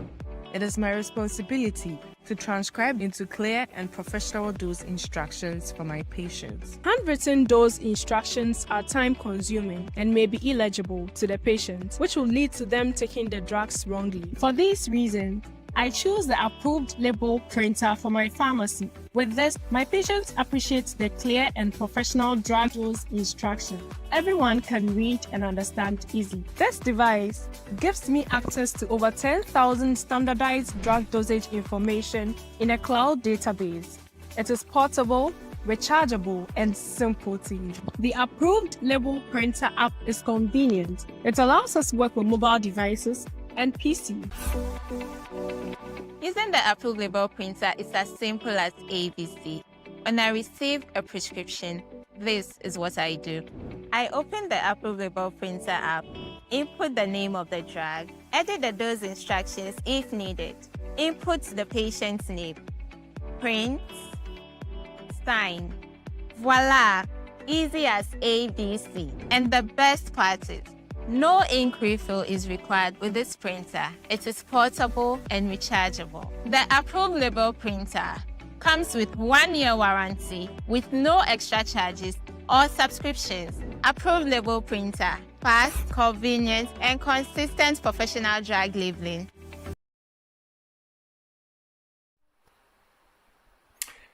Good morning, everyone. To Dr. Therestella Owusu Kwabla, members of the Community Pharmacy Practice Association of Ghana, distinguished guests, colleagues, and friends, it is a real pleasure to join you today, even if only by recorded message. Firstly, thank you very much for your kind invitation. I was genuinely honoured to be asked to contribute to your 4th month celebration centred around the theme of innovation in community pharmacy, the way forward. It's a privilege to be part of a really important occasion. For those of you who don't know me, my name is Dr. Aaron Courtney, and I am a senior lecturer in clinical pharmacy at Ulster University in Northern Ireland, co-director of the Centre of International Health Innovation and Partnerships, or CHIP. I am a community pharmacist by background, and I also serve on the board of the Pharmacy Forum in Northern Ireland, which is the professional leadership body we have. Over the past number of years, it has been an absolute pleasure to build an increasingly close relationship with colleagues across Ghana. Our collaborations with both the University of Ghana and Kwame Nkrumah University of Science and Technology have shown us just how much we can achieve when we work together. More recently, we were delighted to welcome Dr. Therestella and Dr. Paul Donkor to Northern Ireland through the International Science Partnership Fund. And during their visit, we had the opportunity to showcase pharmacy across many different settings at Ulster University in Coleraine, at our headquarters at the Pharmaceutical Society of Northern Ireland, and alongside some outstanding community pharmacy teams, including Kennedy's Pharmacy and O'Brien's Pharmacy. Those conversations were incredibly valuable because they reminded us that although our healthcare systems may look different, our professional values are very similar. We all want to improve patient care. We all want our profession to continue growing, and we all recognise the unique contribution that community pharmacy makes to the health of our populations. I would also like to take this opportunity to acknowledge two of my colleagues at Ulster University, Dr. Kingston Rajai and Dr. Charles Bene, who work hard in securing the International Science Partnership Fund and made that exchange possible. Their commitment to building international partnerships is helping strengthen not only collaborations between our universities, but also between our professions and our countries. I know I speak for many of us when I say thank you for making that possible. When I saw the theme for today's celebration, Innovation in Community Pharmacy, the Way Forward, it really made me reflect. When people hear the word innovation, they often think about artificial intelligence, digital technologies, or exciting new medicines. And of course, those things are important. But I honestly believe that the greatest innovation in community pharmacy will not come from technology. It will come from the pharmacists and the pharmacy teams. Across the world, healthcare is becoming increasingly complex.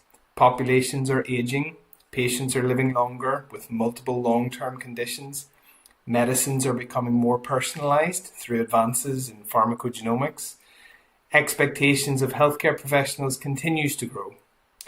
In that environment, community pharmacies are uniquely positioned to become the adaptive clinical professionals that healthcare systems increasingly depend upon. We are no longer simply the final step in supplying medicines.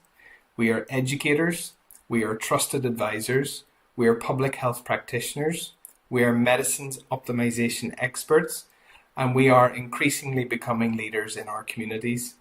And that is something to be incredibly proud of. My own work focuses on adaptive healthcare systems, understanding how health services evolve to meet increasingly complex patient needs. What continually inspires me is that community pharmacy is often the profession best placed to adapt. We're accessible. We build long-term relationships with patients. We understand our communities. And because of that, we are often the first place people turn when they need help. I believe the future of community pharmacy will not be defined simply by the medicines we dispense, but by the leadership we provide within increasingly complex healthcare systems. That future is already beginning. Here in Northern Ireland, community practice is taking on an increasingly important clinical role within primary care, as we call it.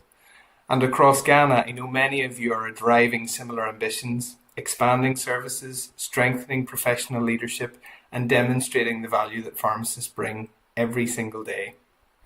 What excites me most is that neither Ghana nor Northern Ireland has all of the answers. But together, we have something even more valuable. We have curiosity, we have shared purpose, and we have partnerships built on mutual respect. Every visit, every student exchange, and every collaborative research project, and every professional conversation helps strengthen not only our institutions, but our professions as a whole. Innovation grows fastest when ideas travel. So as you celebrate the achievements of community pharmacy in Ghana today, I encourage each of you to continue asking not only what community pharmacy can do today, but what could community pharmacy become? Every day, independent pharmacies in Ghana lose sales to stockouts, wait weeks for insurance payments, and drown in paperwork. PharmaNet brings capital, operations, and intelligence together in one connected platform built for the independent pharmacy. With StockNet, order the medication you need today, no upfront capital, and the credit repays itself automatically as you sell. FloatBridge turns your validated insurance claims into cash in hours, not the usual 15 to 45 days. Smart Reorder stops stockouts before they happen. Expiry Guard protects you from losses. PharmaNet Comply keeps every license and filing on track automatically. And with Noxy, you grow revenue, keep patients coming back, and build a stronger team. PharmaNet, the operating system for the independent pharmacy in Ghana. Scan the code to get started. Hi, my name is Pharm Irene. On a daily basis, I help complete the healthcare delivery chain in my pharmacy. This is how a doctor's prescription looks like when it gets to me. It is my responsibility to transcribe into clear and professional dose instructions for my patients. Handwritten dose instructions are time-consuming and may be illegible to the patient, which will lead to them taking the drugs wrongly. For these reasons, I choose the approved label printer for my pharmacy. With this, my patients appreciate the clear and professional drug dose instruction. Everyone can read and understand easily. This device gives me access to over 10,000 standardized drug dosage information in a cloud database. It is portable, rechargeable, and simple to use. The approved label printer app is convenient. It allows us to work with mobile devices and PCs. Using the approved label printer is as simple as ABC.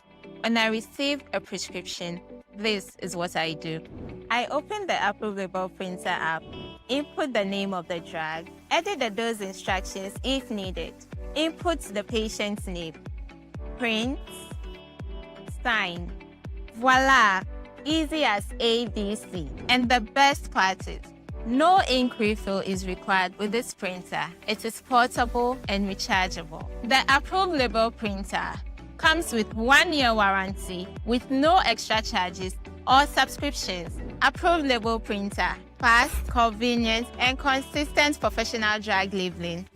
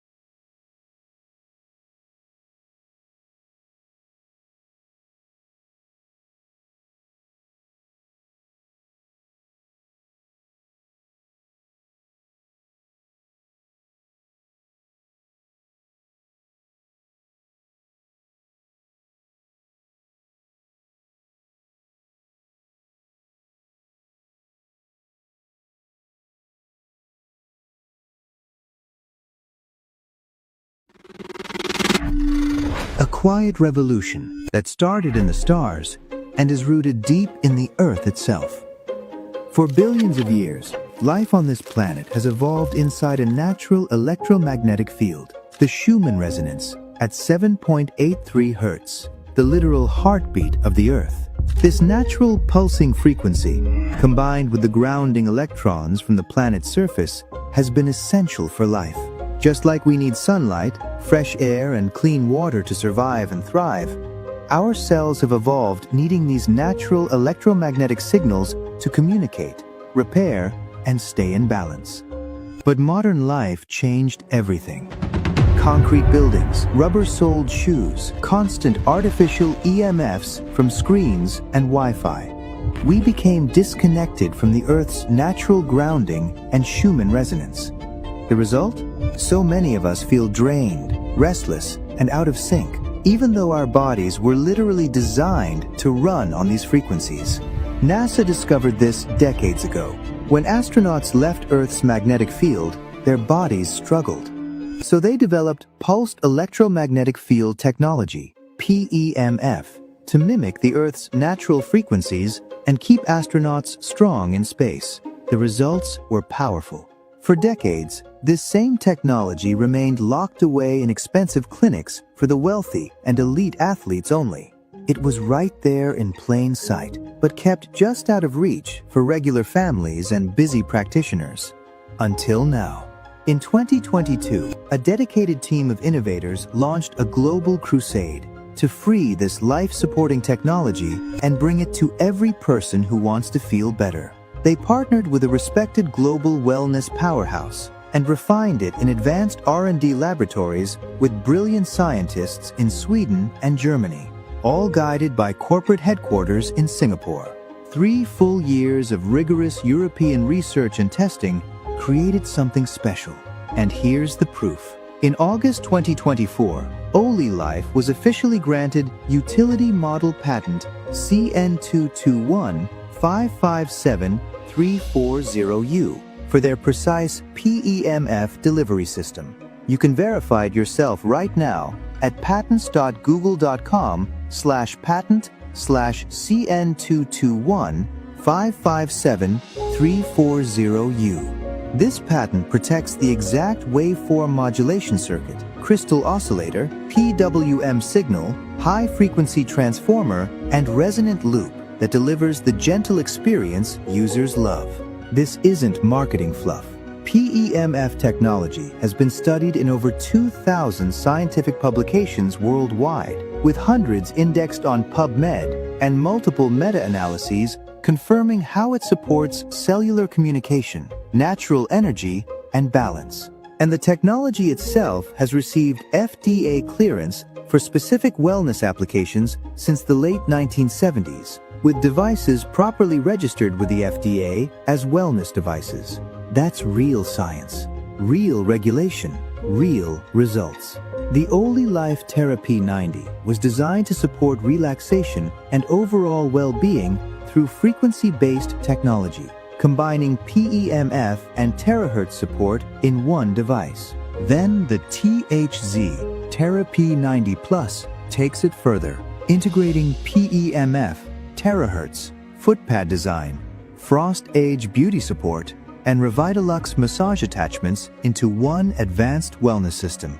For the user, this means more than a device. It means one system designed to support comfort, recovery, relaxation, and self-care in one place. The P90 Plus is powerful because it doesn't stop at one function.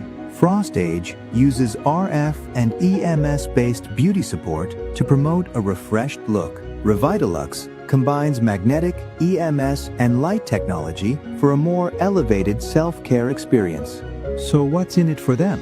Convenience, versatility, and a more complete wellness routine without needing multiple devices. For the person who feels tired, overstimulated, or screen drained, the Galaxy G1 answers that directly. It combines low-frequency PEMF with airbag massage, vibration, and gentle heat compress technology in a foldable eye wellness device. Designed for home, work, or travel, it gives people a soothing, convenient way to support eye area relaxation and comfort. Then there's the Vitality Wand, designed for people who want a more targeted wellness experience. It uses ultra-low wave frequency technology, gentle warmth, and controlled air pressure. It's hands-free, adjustable, and built for personalized comfort. So the benefit isn't just technology, it's ease. It gives people a more focused way to relax, support circulation, and feel restored. For full body comfort, the Shaken Massager brings multiple technologies together: ultrasonic waves, vibration, heat therapy, red light, air pressure compression, and PEMF support. That means a more immersive experience for muscle comfort, relaxation, and recovery. It's the kind of product people understand immediately because they can feel what it's doing. Wellness is not only what you place on the body, it's also the environment around you. The A9 Smart Anion Bama Air is designed to support cleaner indoor living using negative ion generation and HEPA filtration. It offers multiple support modes, timer functions, and app-friendly controls. So for families, professionals, and home users, it's about breathing in a space that feels fresher, cleaner, and more supportive every day. And for daily lifestyle support, the H+ bar brings the technology into something simple: water. It's a portable hydrogen water bottle designed to produce hydrogen-infused water enhanced with MRET low-frequency resonance technology. So what's in it for them? Daily convenience, hydration with intention, a product they can actually use every single day. The Oli Life movement and its partners have already created over $2 billion in global wellness impact. Because when people start feeling more relaxed, sleeping deeper, and waking up with natural energy, the word spreads like wildfire.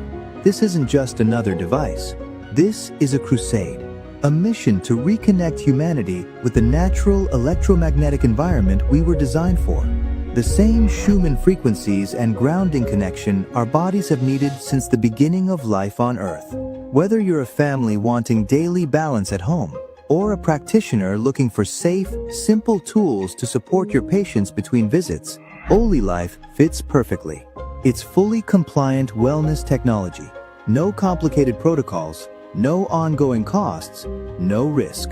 Just gentle pulses you can feel working with your body's own natural rhythms and the Earth's Schumann resonance. As you listen to this right now, you can already begin to imagine how good it will feel when that deeper calm and natural energies start returning. Soon you'll notice the difference. Soon you'll smile as the vitality comes back. Soon you'll wonder how you ever lived without it. Because every family deserves to wake up excited about their day. Every practice deserves tools that help people genuinely feel better between visits. The door that was closed for so long is now wide open. The technology our bodies have always needed is finally here, and it's ready to help you feel better, starting today.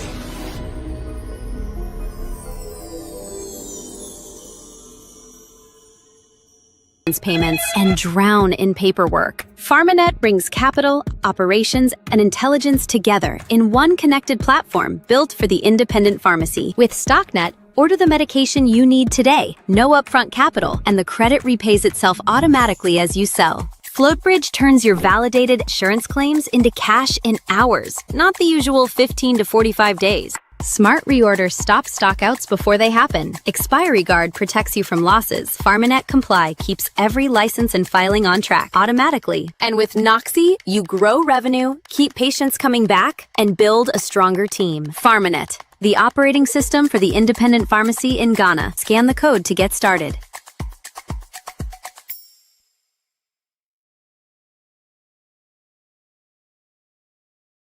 If you have, please give yourselves a round of applause. Hey, this is not the applause of people who have eaten. My goodness. Was the food not enough? No, if it wasn't enough, let me see your hand. We have more, so you can have it. Was it not enough? No, you don't feel shy. My hand is up. Anybody? Anybody, or am I the only lady standing?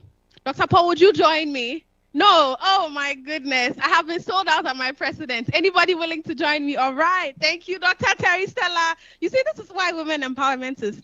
I'll leave it here. Let's give ourselves a round of applause, everybody. Thank you so much for being here. Just to get some energy back in the room, before we kickstart the next session, we are going to be hearing from our PSGH president, and then we'll hear from our second speaker. Then we have H Focus in the house, and then Ab Pharma. So we've got a power-packed program for you today. We want to do something very exciting. We're going to tell a story. This is a professional development event, and one of the important factors of this event is to network. Now, we want to guarantee that if you are put in a tight corner, you can think on your feet. Are we ready? Are we ready? So ideally, I should start from the right, because that is what tradition demands. But because my chair is on the left, and my president sold me out, I will go to the left to go and start. So this is how the breaker is going to go. We are going to tell a story, and everybody can only give us one word.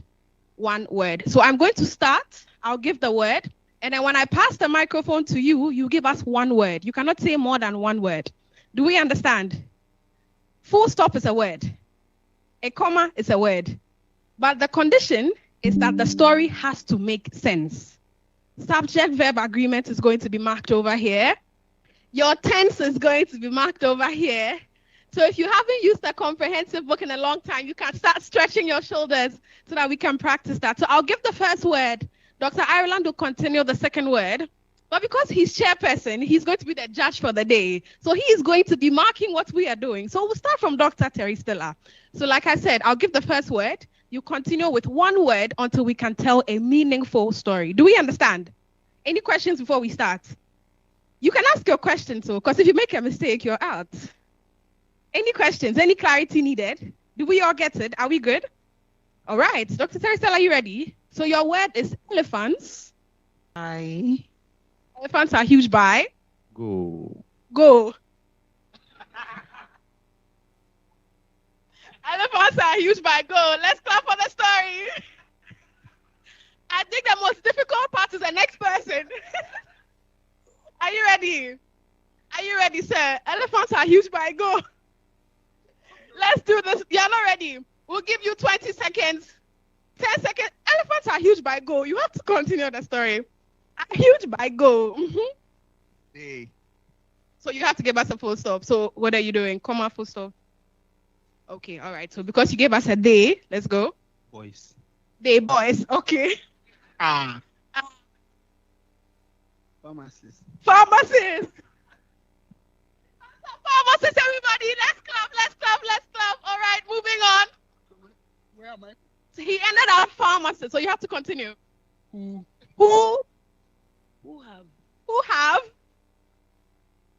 Full stop. Who have full stop? I'm enjoying the story.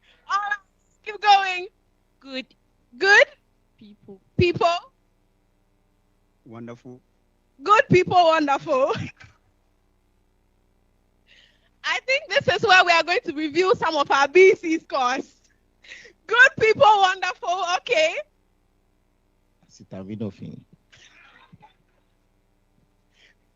Good people, wonderful. Acetaminophen. We'll just assume this is the name of a pharmacy.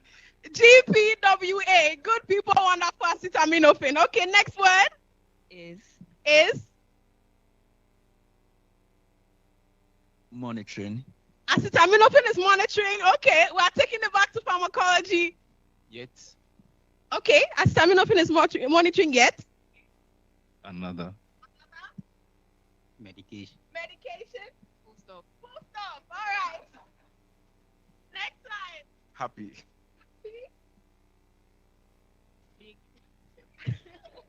Happy big. Okay, another pharmacy name coming. Yes. Happy big ears. Hey, God.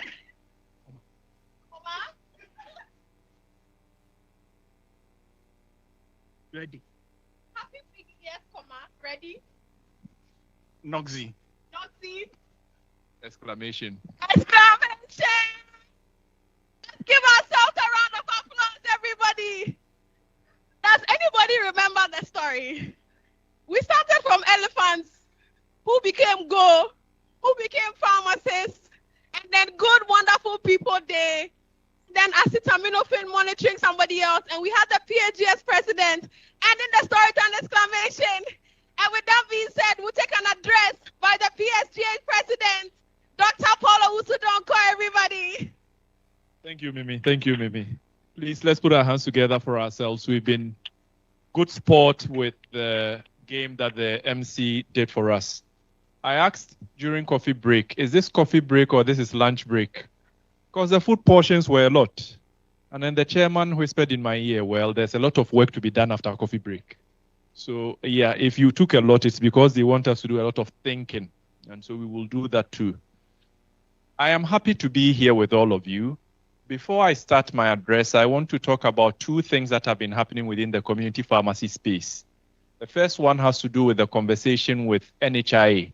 You would remember there were 3 pharmacies that had a certain, not too palatable piece of press release from the NHIA. The PSGH has engaged the NHIA, and we have expressed, I would call it disappointment in the manner in which that press release came out. Of course, the NHIA has tried to put together an argument to explain to us why certain steps had to be taken. But I want to assure you, community pharmacists gathered here in and online, that conversations we keep having about our business must rest on, one, the name we have made for ourselves, the repute we have in caring for our patients and being there for them, together with the business model that allows for the sustainability of our practice, that at all times we guard jealously the profession that we have. It is a noble profession. And it is unfortunate when certain conversations, especially a press release that was put out like that, seeks to erode the many years of good repute that we have built for ourselves. There's a way to address challenges, but that way must not create a lot more problems. I'm glad that we had a fruitful engagement with the NHIA, and going forward, that is how we must engage. The second one is on what happened over the weekend. There was the state-inspired cleanup exercise that happened all across the country. And you would have seen on social media a few pharmacies that were forced to close because they were expected to be doing the cleanup exercise as well. We have explained in a press release that is coming out in the next few minutes that while pharmacies are essential service providers, there is a legal regime and there is practical precedence to show that indeed, I mean, we can illustrate this with the COVID-19 pandemic. When there were closures nationwide, pharmacies were allowed to be open to provide essential service to the good people of the country. Cleanup exercises will ensure that sanitation is enhanced and that our health is forestalled. But so is opening the community pharmacy and making it accessible to the patients. The two cannot be compartmentalized. And so as I stand before you here again, talking about this matter, I want to be clear that at all times, the community pharmacy must be guided and guarded, knowing that one, it ought to be sustainable, but two, that it exists for the well-being and the good of the everyday Ghanaian. And all efforts we put in place should not erode any of these two gains. Those are very important remarks to start my conversation on. Now to the address that CPPA chair wants me to deliver. I think I have not heard your name mentioned as beautifully as I did when the into-bed lady spoke. I heard Kwabla, and like I should be rehearsing more because I say Kwabla. Like it's a very pronounced consonant in the T and the K, but I will revise it a bit so that I can Kwabla your name. Is that all right? The theme she gave was the way, innovation, the way forward. And our thematic speaker, Professor Wutor, has done justice to that. He took us through certain pillars that will show the way forward. But I want to speak to you about something quite different from the theme the CPPA chair gave to us. I am not looking at innovation, the way forward. The way forward is ahead of us, right? I am looking at innovation, the way through. And I say the way through because there are too many obstacles that are blocking us from that forward march we all want to see. That forward march that upscales and leapfrogs us to where we want to be. The first question our moderator asked was, is it possible? And we all said, yes, it is possible. And then she asked again, within what time frame? That was what we were not sure of. If we want to talk about the way forward, it is possible. It will get done. If we want to talk about can we do it within the shortest possible time, then we must be talking about the way through. There are several ways to look at the way through, but let me leave you with three. Three that are lower hanging, three that are doable, three that requires you, even with minimal effort, to get done. And the first one is that you tell your story. Community pharmacies are doing the most, but we are hidden. We are not saying as much of what it is we are doing. These days, there's a brag wall that is accessible to everybody. It's called LinkedIn.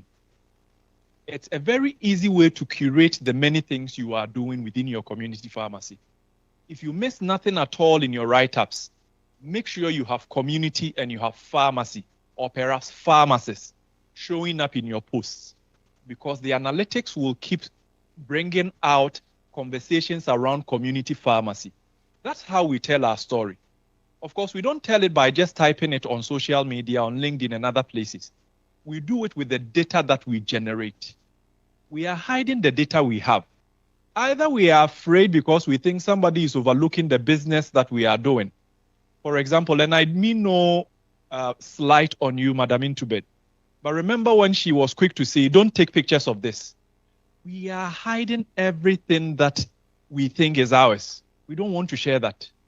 And so we don't have patient information. We are unable to even aggregate how many patients walk to a community pharmacy in a month, in a year. How do we make pharmacoeconomic decisions when we do not have that data? So the first way through is that tell that story. Tell it with the data you are generating. Tell it with the conversations you are having, the places you are at. My second way through is that you work with leadership.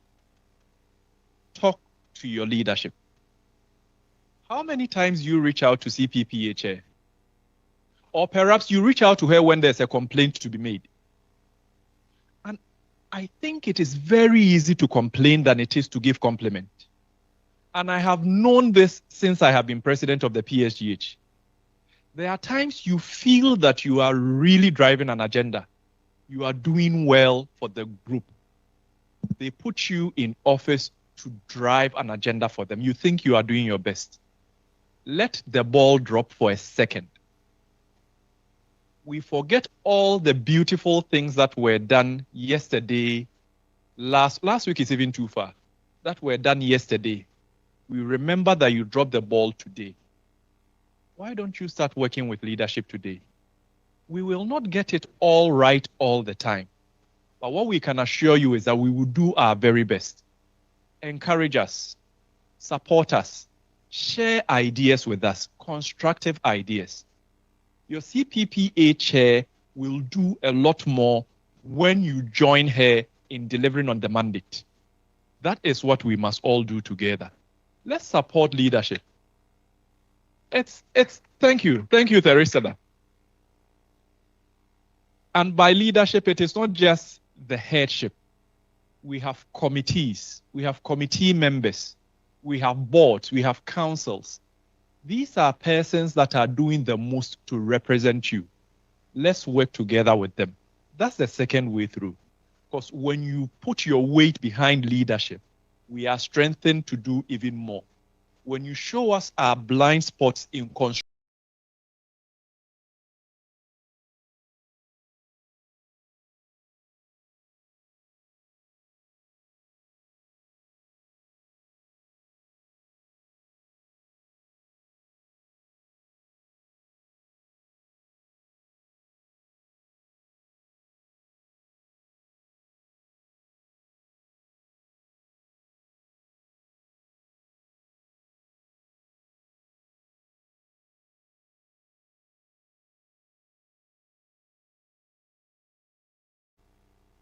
Do you feel the pulse? Oh, no. Yes, during the campaign, one of the most exciting campaign sessions last year, he kept telling me my slogan was always feel the pulse. And he would always tell me, I just checked and I didn't feel a pulse at all. So I'm happy to hear today that you feel the pulse. CPPA, the quality of our leadership will show forth when we pitch ideas one against the other. I don't think that the many ideas and the many different ways I had to innovate myself to run for office would have been as good as it was if I did not have the solid competition that was offered by Dr. Ireland and his compatriots. Colleagues, it is iron that sharpens iron. If we want best of leadership, then we must compete on ideas, not on personalities per se, but on ideas. But if we leave just one person to bring their idea, how do we sharpen it against the other idea? Let it not be seen again that we hold elections and it is all unopposed. By the way, let me put a caveat there. You know, next year we'll be going for re-election. That one, please allow me to go. Okay, but let me be serious. I mean, let me be serious here. It's good that we offer ourselves out there. So the first step in following through for the success was that we tell our story. The second was that we work together with leadership. We support leadership. And the third one is that we put ourselves out there in the service of the good people of the pharmacy profession and fraternity. 90 years ago, there were 24 altogether. A few people came together to form the Pharmaceutical Society of the Gold Coast. In 1957, we transformed it to the Pharmaceutical Society of Ghana. 24 people started it. Today, we are over 7,000. Be part of that story that says that when we are 100 years old, you were part of the leadership, you were part of the storytellers, and you were part of the council of elders that work together to shape the profession as we would see it when we turn 100. I thank you for your attention.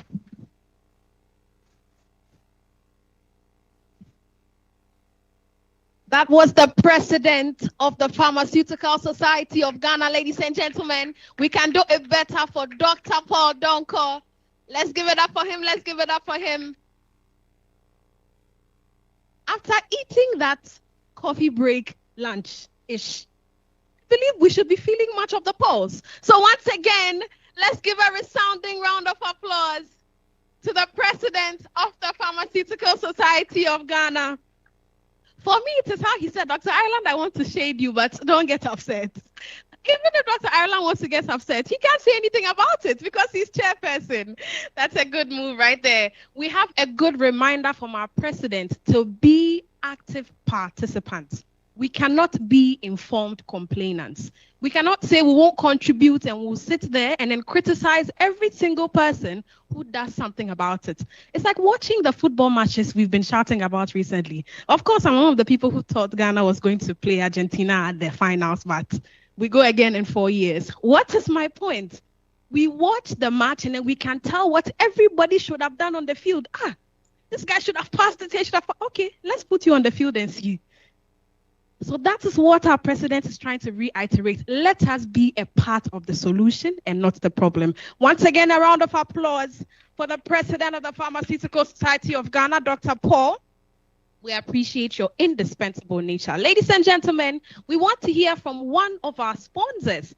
And again, the people who make sure that technology has a lot of meaning, the people who remind us that AI is not here to take our jobs, but to only augment it, to make it better, to help us be better. And I'd like to reiterate something that Prof. Wutor said in his speech. He said, by automating the basic practices like labeling, we have saved ourselves the most valuable commodity, which is time. So H-Focus is going to tell us how we can do that so we can better dispense ourselves in other aspects of pharmacy. So let's give it up for H-Focus Technologies as they come up to give us one presentation, and then we move on to an address by Mr. Samuel Osai Apia. So H-Focus, are you ready to wow us? Are you sure? If not, AI will take your job. All right, so let's give it up for H-Focus, everybody. Let's give them some energy. Let's give it to them. Let's give it to them. Thank you. Thank you very much. On a daily basis, I help complete the healthcare delivery chain in my pharmacy. This is how a doctor's prescription looks like when it gets to me. It is my responsibility to transcribe into clear and professional dose instructions for my patients. Handwritten dose instructions are time-consuming and may be illegible to the patient, which will lead to them taking the drugs wrongly. For these reasons, I choose the approved label printer for my pharmacy. With this, my patients appreciate the clear and professional drug dose instruction. Everyone can read and understand easily. This device gives me access to over 10,000 standardized drug dosage information in a cloud database. It is portable, rechargeable, and simple to use. The approved label printer app is convenient. It allows us to work with mobile devices and PC. Using the approved label printer is as simple as ABC. When I receive a prescription, this is what I do. I open the approved label printer app, input the name of the drug, edit the dose instructions if needed, input the patient's name, print, sign. Voila! Easy as ABC. And the best part is, no ink refill is required with this printer. It is portable and rechargeable. The approved label printer comes with 1-year warranty with no extra charges or subscriptions. Approved label printer, fast, convenient, and consistent professional drug labeling. Thank you, and good afternoon, ladies and gentlemen. My name is Johnson Umudie. I'm with H-Focus Technologies, and here is our presentation with regards to our system that we have introduced onto the market.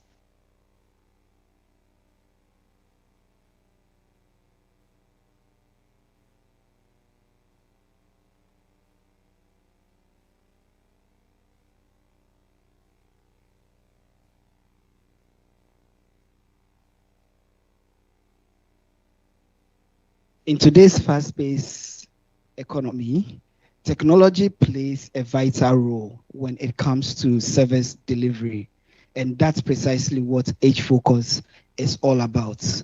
We have introduced a new system on the market which provides for businesses like health businesses. We provide you the technology where there's a labeled printer that we give to the business.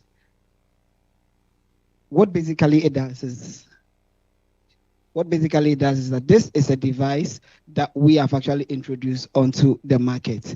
Ideally, we are looking at the fact that there are various challenges that are being faced on in the service delivery of medication. Now, research has shown that about 700 deaths in the in UK shows that there are about 700 deaths that are caused by medication-related errors. In Ghana, about 40 to 60% of hospital-related visits are as a result of medication errors. Now, with a lot of medication errors, what we have actually noticed is that prescription errors play a vital role when it comes to medication errors, dispensing errors, administrative errors, and most importantly, label and packaging errors. Now, we say medicine saves life, but administering medicines in a wrong way actually cause more harm than good. That's why we have what we call the H-Focus technology. That's why H-Focus technology has introduced the label printer machine. The challenges we are currently facing on the market are the poor medical labeling, which is actually causing a major threat in patient safety. We have medical medication dosage, which are not non-adherence. And then we also have some level of errors when it comes to written prescriptions.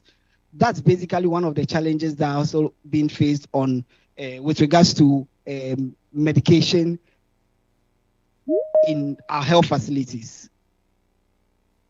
Now, what we have actually introduced, like we mentioned, is the approved label printing machine.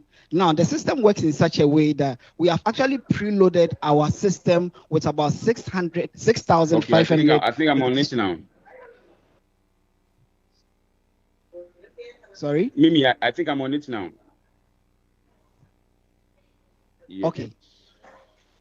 Yes, so with our labeling machine, it comes actually with a software that's actually going to be given to the pharmacies or the businesses that are going to use that. Now, this is how the portable labeling machine looks like. It comes with a pre-loaded, almost about 6,500 preloaded medications that have actually been inserted into our system.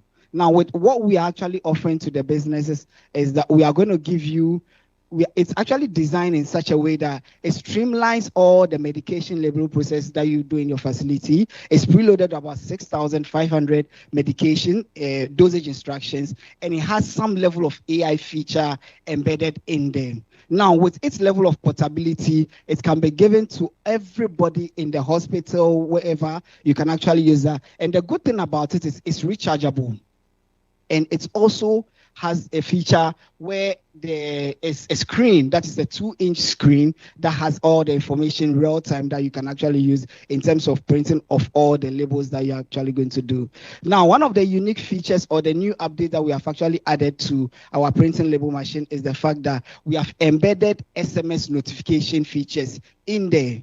Now, the most important thing about facilities or with patient care is the fact that there's a level of refill requests that keeps coming in on daily basis. Now, with our SMS feature that has been inculcated into our platform, you can send regular refill notifications to your patients on regular basis. That basically means that you are keeping in touch directly with your patients on real-time basis. Now, we also give some level of opportunities for you to send regular dosage reminders from our platform onto the patients on regular basis. Now, this comes in such a way that if these are patients who are going to be having recurring visits to the facility, you have the system in such a way that they are going to be receiving regular notifications from us from your facility to your patient on regular basis.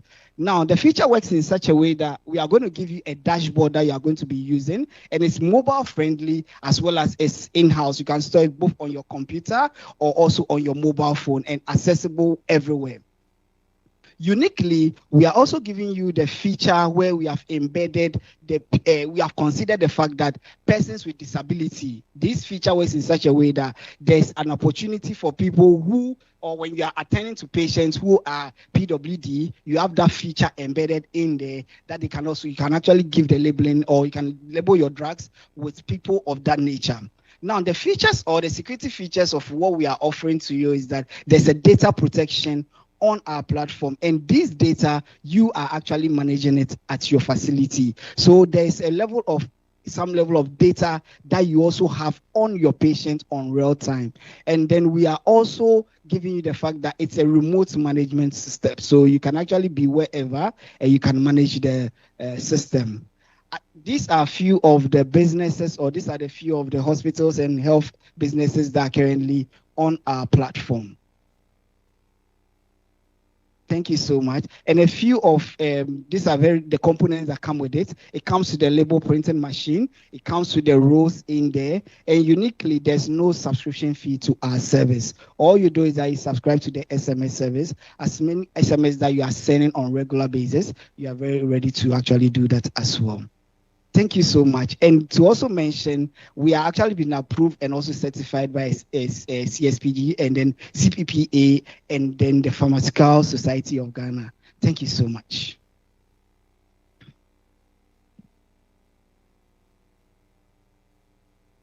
Can we give it up for H-Focus? Can we give it up for them? Thank you so much for bringing Prof. Wutor's address into some reality. You have saved us a valuable commodity, that is time. Another round of applause for H Focus, everybody. Thank you. Thank you very much. So we have one of our speakers online, Mr. Samuel Osai Apia, and he will be ready in the next 30 seconds to do his presentation. So we'll allow technical a few seconds to set him up so that he can give us his presentation. In the meantime, we will be starting another round of observations. So one more time, if you haven't looked around in the room, if you haven't seen where the entry and the exit door is, please look at it. It is one important safety measure to take notice of.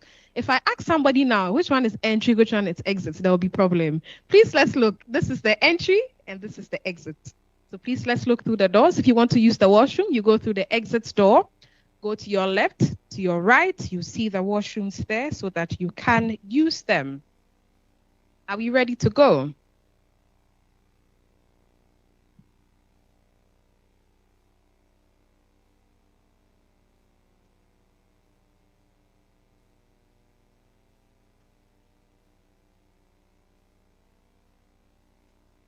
If you have observed the entry and exits, you can now look at another person's face. This time, a different gender. I know someone who has been looking at gentlemen since we started. Please look at a lady this time. Make eye contact with somebody. Please, eye contact. I beg you, eye contact. And smile. Smile with somebody. Smile with somebody. Smile with somebody. Very soon we'll go into our networking session so that you can talk to this person that you have made eye contact with. We're getting ready for Mr. Samuel Osai Apia, who'll be giving us an address on the role of pulse electromagnetic field, that is PEMF technology, in optimizing health in community pharmacy practice. I know Dr. Paul is excited about this one. It is an important one. Once again, the topic is the role of pulse electromagnetic field, that is PEMF technology, in optimizing health in community pharmacy practice. Our speaker, Mr. Samuel Osai Apia, was an MPhil, a BSc DIP RN, and is a frequency healing enthusiast. This man is power-packed, and he's ready to give us his delivery for the day. Mr. Samuel Osai, can you confirm if you can hear me? Very well. I can hear you very well, my dear. Right. The audience is yours. Please take us away. And can you see my screen as well? Yes, we can see your screen very clearly. Powerful, powerful, powerful.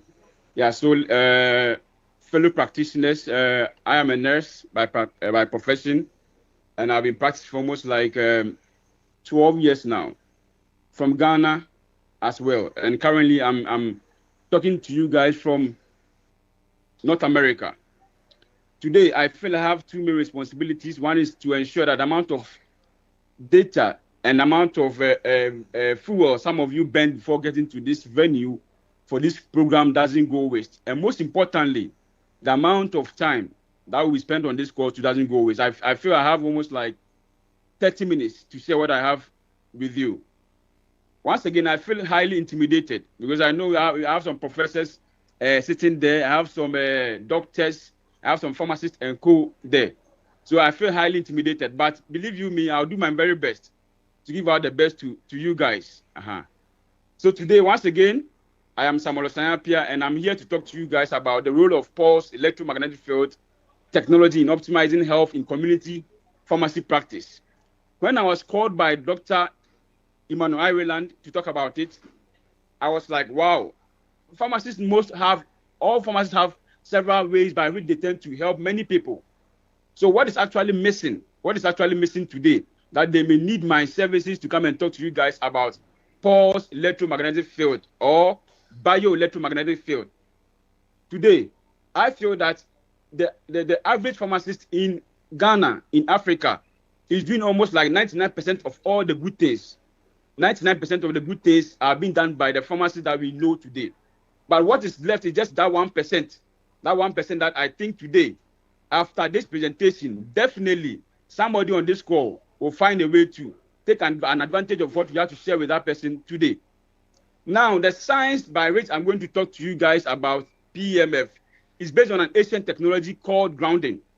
And grounding is the act of actually walking barefoot on grass or on sand, thereby connecting your feet to the Earth's human frequency to enjoy the healing frequencies from the Earth, which comes in to help ensure reduction in inflammation, improving sleep, reducing stress and anxiety, improving microcirculation, and supporting pain reduction and heart health. Now, we all know that today, the Earth healing frequencies have been disrupted for so many reasons. One, we can talk about the implantation of fiber optic cables in the Earth. They're helping us to actually connect with each other, for us to even communicate with each other from different locations to the other. Furthermore, the creation of road construction activities, and I know in Ghana, our president is trying to raise some nice road networks in the country, which is very good. It's going to help us improve transportation. But unfortunately, the Earth-selling electrons will be affected, which will affect you and I, our health. Furthermore, the digging of grave foundations like skyscrapers, foundations for skyscrapers and co. This also tends to destroy the Earth-selling electrons, which actually comes in to help us when we walk barefoot. Furthermore, the invention of electrical gadgets like mobile phones, laptops, televisions, microwaves, fridges, and co. They've all come in to help us, but unfortunately, they are building up more electromagnetic fields around us, causing more harm to our health. Can we imagine that the mobile phone that you are holding today is more harmful than even the electrical cables in the sky, where the light posts are, to the point where it's causing more harm to us? But the good news is that there's a solution. There is a solution. And that's the 1% that every pharmacist on this call would like to take advantage of. Because in the Northern America now, in Canada, in US, and even in Europe, most of them have jumped to it, and they are helping many clients with this amazing technology. Now, you bear with me that many of us are having issues with even grounding, to the point that right from your homes, you have tiled homes. The floors there are tiled. On your compound, they are all having pavements there. From your home, your room, air conditioning room, you jump into your air conditioning vehicle. And we all know that ideal office that every advanced pharmacist or every ideal business person or somebody as an elite in our community have as an office is an air conditioning office. Now, this has caused more harm to us to the point that we are not able to ground ourselves to enjoy the sun rays, which comes in to help improve our health. Furthermore, we live in a way that we tend to actually walk with rubber sole shoes on our feet, to the point that it is causing more harm, draining our energy, which is also weakening our immunity and sapping our energy, our joy as well. Today, PMF actually have come in to support our health, to come in to improve our health and boost circulation. Basically, as we all know about science, that the human body is made up of multiples of cells, that's multiple trillions of cells, which makes up tissues, and they form organs. And these organs form the 11 system that we have. That is the human body making up of the 11 systems. Now, this human body actually thrives on blood circulation, which actually have oxygen in it, glucose in it, amino acids, proteins, fatty acids, and lipids, vitamins, and minerals. And water, 60-70% of our body is actually made up of water, which I feel like almost everyone on this call knows about it. And these electrolytes as well, the sodium, potassium, calcium, and most importantly, the ATP, that's adenosine triphosphate, which tend to also produce adenosine, which circulates in our body to help energize the cells of the body. Now, as we age, we get to a point where our cellular levels tend to drop. And according to Dr. Otto Warburg, a Nobel Prize winner, he made mention that at a level of negative 70 millivolts, our cells are considered to be in a healthy state. When it drops to 60 millivolts, our cells are considered to be in a diminishing state. At a level of 40, we are at the point of being chronically ill, which every pharmacist on this call definitely know about it. But for some reasons, we have been helping our patients, our family, with medication, which are very good, and they are helping them day in, day out. But then that common factor, which today is a thing that almost everyone who wants to advance or who wants to ensure he can deliver optimum health to his or her clients and even him or herself is missing, is what is called the PMF. And now research has proven that at a level of negative 20 millivolts, our cells are concerned in a conscious state, causing more harm to our health. At that point, just any infection, just any condition can affect the human body. You can liken this to our mobile phones or our laptops, such that when your phone, assuming somebody is joining this call via Teams, and the person's battery strength is, let's say, like 10%, at that point, that app will not be able to function well. Now imagine this app like an organ in the body, and the voltage level has also dropped. When it drops, it gets to a point where the body becomes more acidic in nature. And once the body becomes acidic in nature, it prones the body to more of what? Infections, inflammations, and just name all the diseases that we can name off. For some people, the drugs that we can even give them, the best of drugs that we can give them, those from the America, those from the Europe and co, that we can give it to them, they may not even function. Why? Because the cells are actually in a cancerous state, which makes them not able to function the way they have to function. Now, when the body actually keeps on becoming deteriorated because of the low cellular voltage, it gets to a point where it affects the red blood cells. And the red blood cells actually contributes about 80 to 85% of the cells in the body. And because of this, it actually leads to agglutination of the red blood cells to the point where it becomes like a clump together, which prevents its free flow. You know, red blood cells are like marbles in the body, in the bloodstream. But for some reasons, when this deterioration or when this cellular voltage drops, what happens? It becomes like a coin. And throwing multiple coins all over a place, definitely some will be falling on each other. It impedes its flow. When the coin moves to some level, it gets to a point where it's not able to flow like it was flowing earlier on or moving earlier on. So same as our red blood cells. Now we all know about the things that are required for the cells to function well. Now, in the presence of this red blood cells becoming agglutinated or clamping together, it leads to something we call Rayleigh's formation.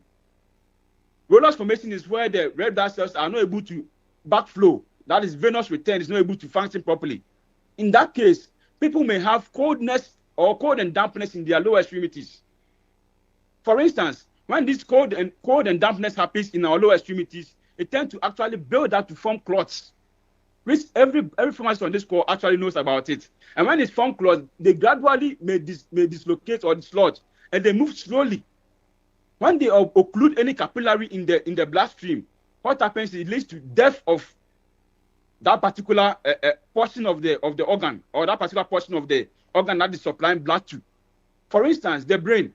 As we all know, the brain is such that it requires energy from the blood. Once there's a clot occluding any particular capillary or occluding any particular vessel in it, automatically lead to what? Cell apoptosis or necrosis.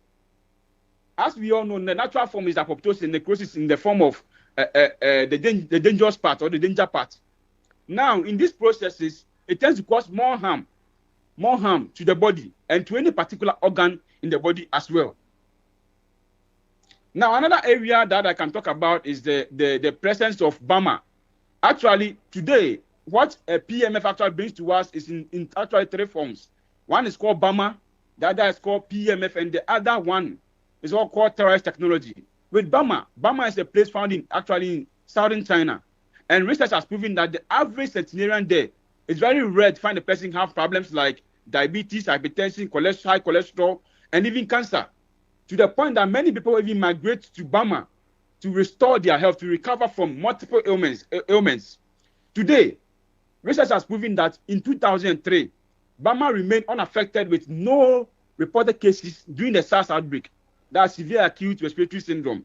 Recently, in the pandemic that we had, that's COVID-19, we all know that it was coming from China, but God being so good, in BAMA, minimal cases were recorded there, and they were even less critical as well. This is the first technology that I can talk about because of the future of medicine. The other two is the PEMF, that's the pulse electromagnetic frequency, and the terrorist technology. With the pulse electromagnetic frequency, this is actually found in the spectrum of frequencies, so that it's using magnetic pulses to stimulate our body at a cellular level, thereby helping with improving microcirculation reducing pain, improving sleep, reducing stress. And the average American actually spend multiples of dollars, almost like $2,500 on sleep medications. Again, on pain medication, they spend almost like $2,700 just on that. Furthermore, this technology comes in to justify the body, fight diseases, and much more without drugs nor chemicals. But in this field, the good news here is we are chanced well because we know about the drugs that will actually help multiple conditions or any particular condition.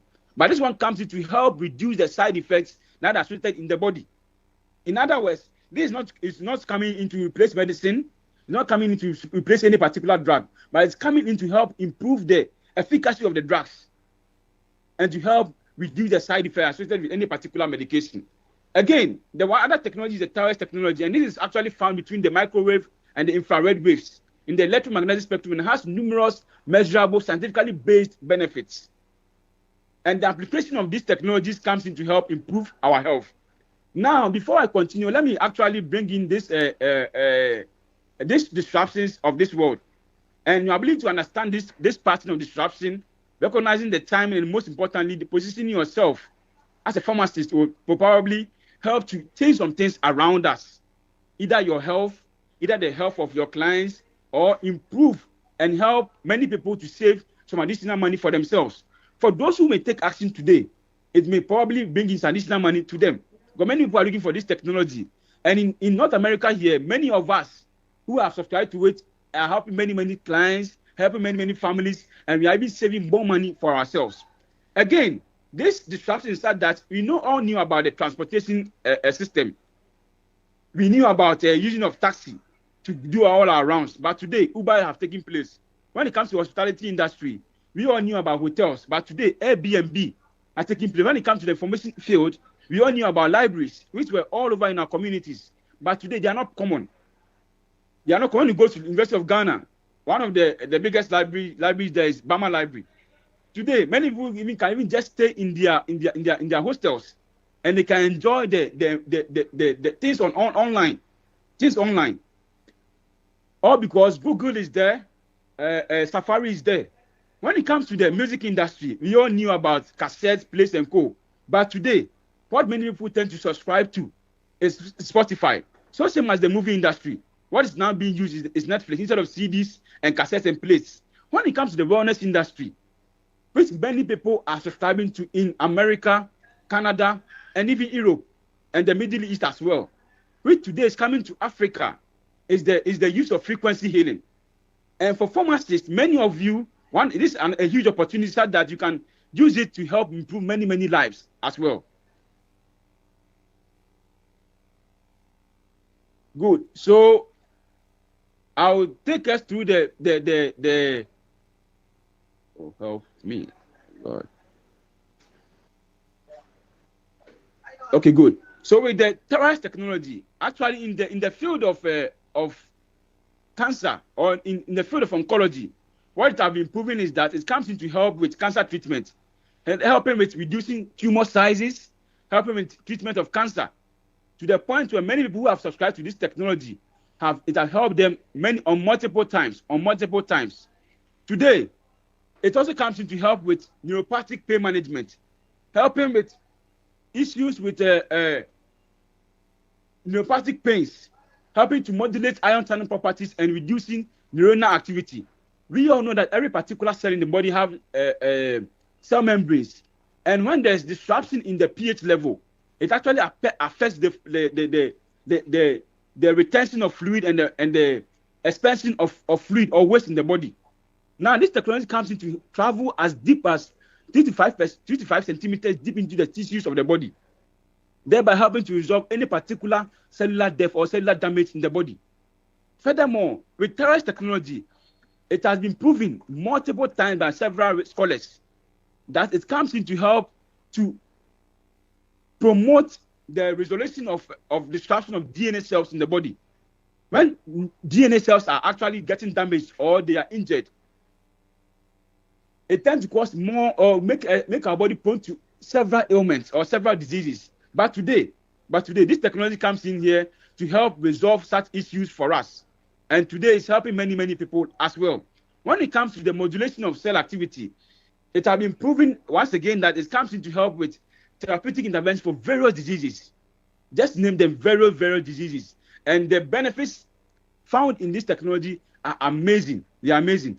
With the field of PEMF, which to me is what draws much attention, is the fact that it's doing so many things for many, many people, which actually is using the science of reflexology.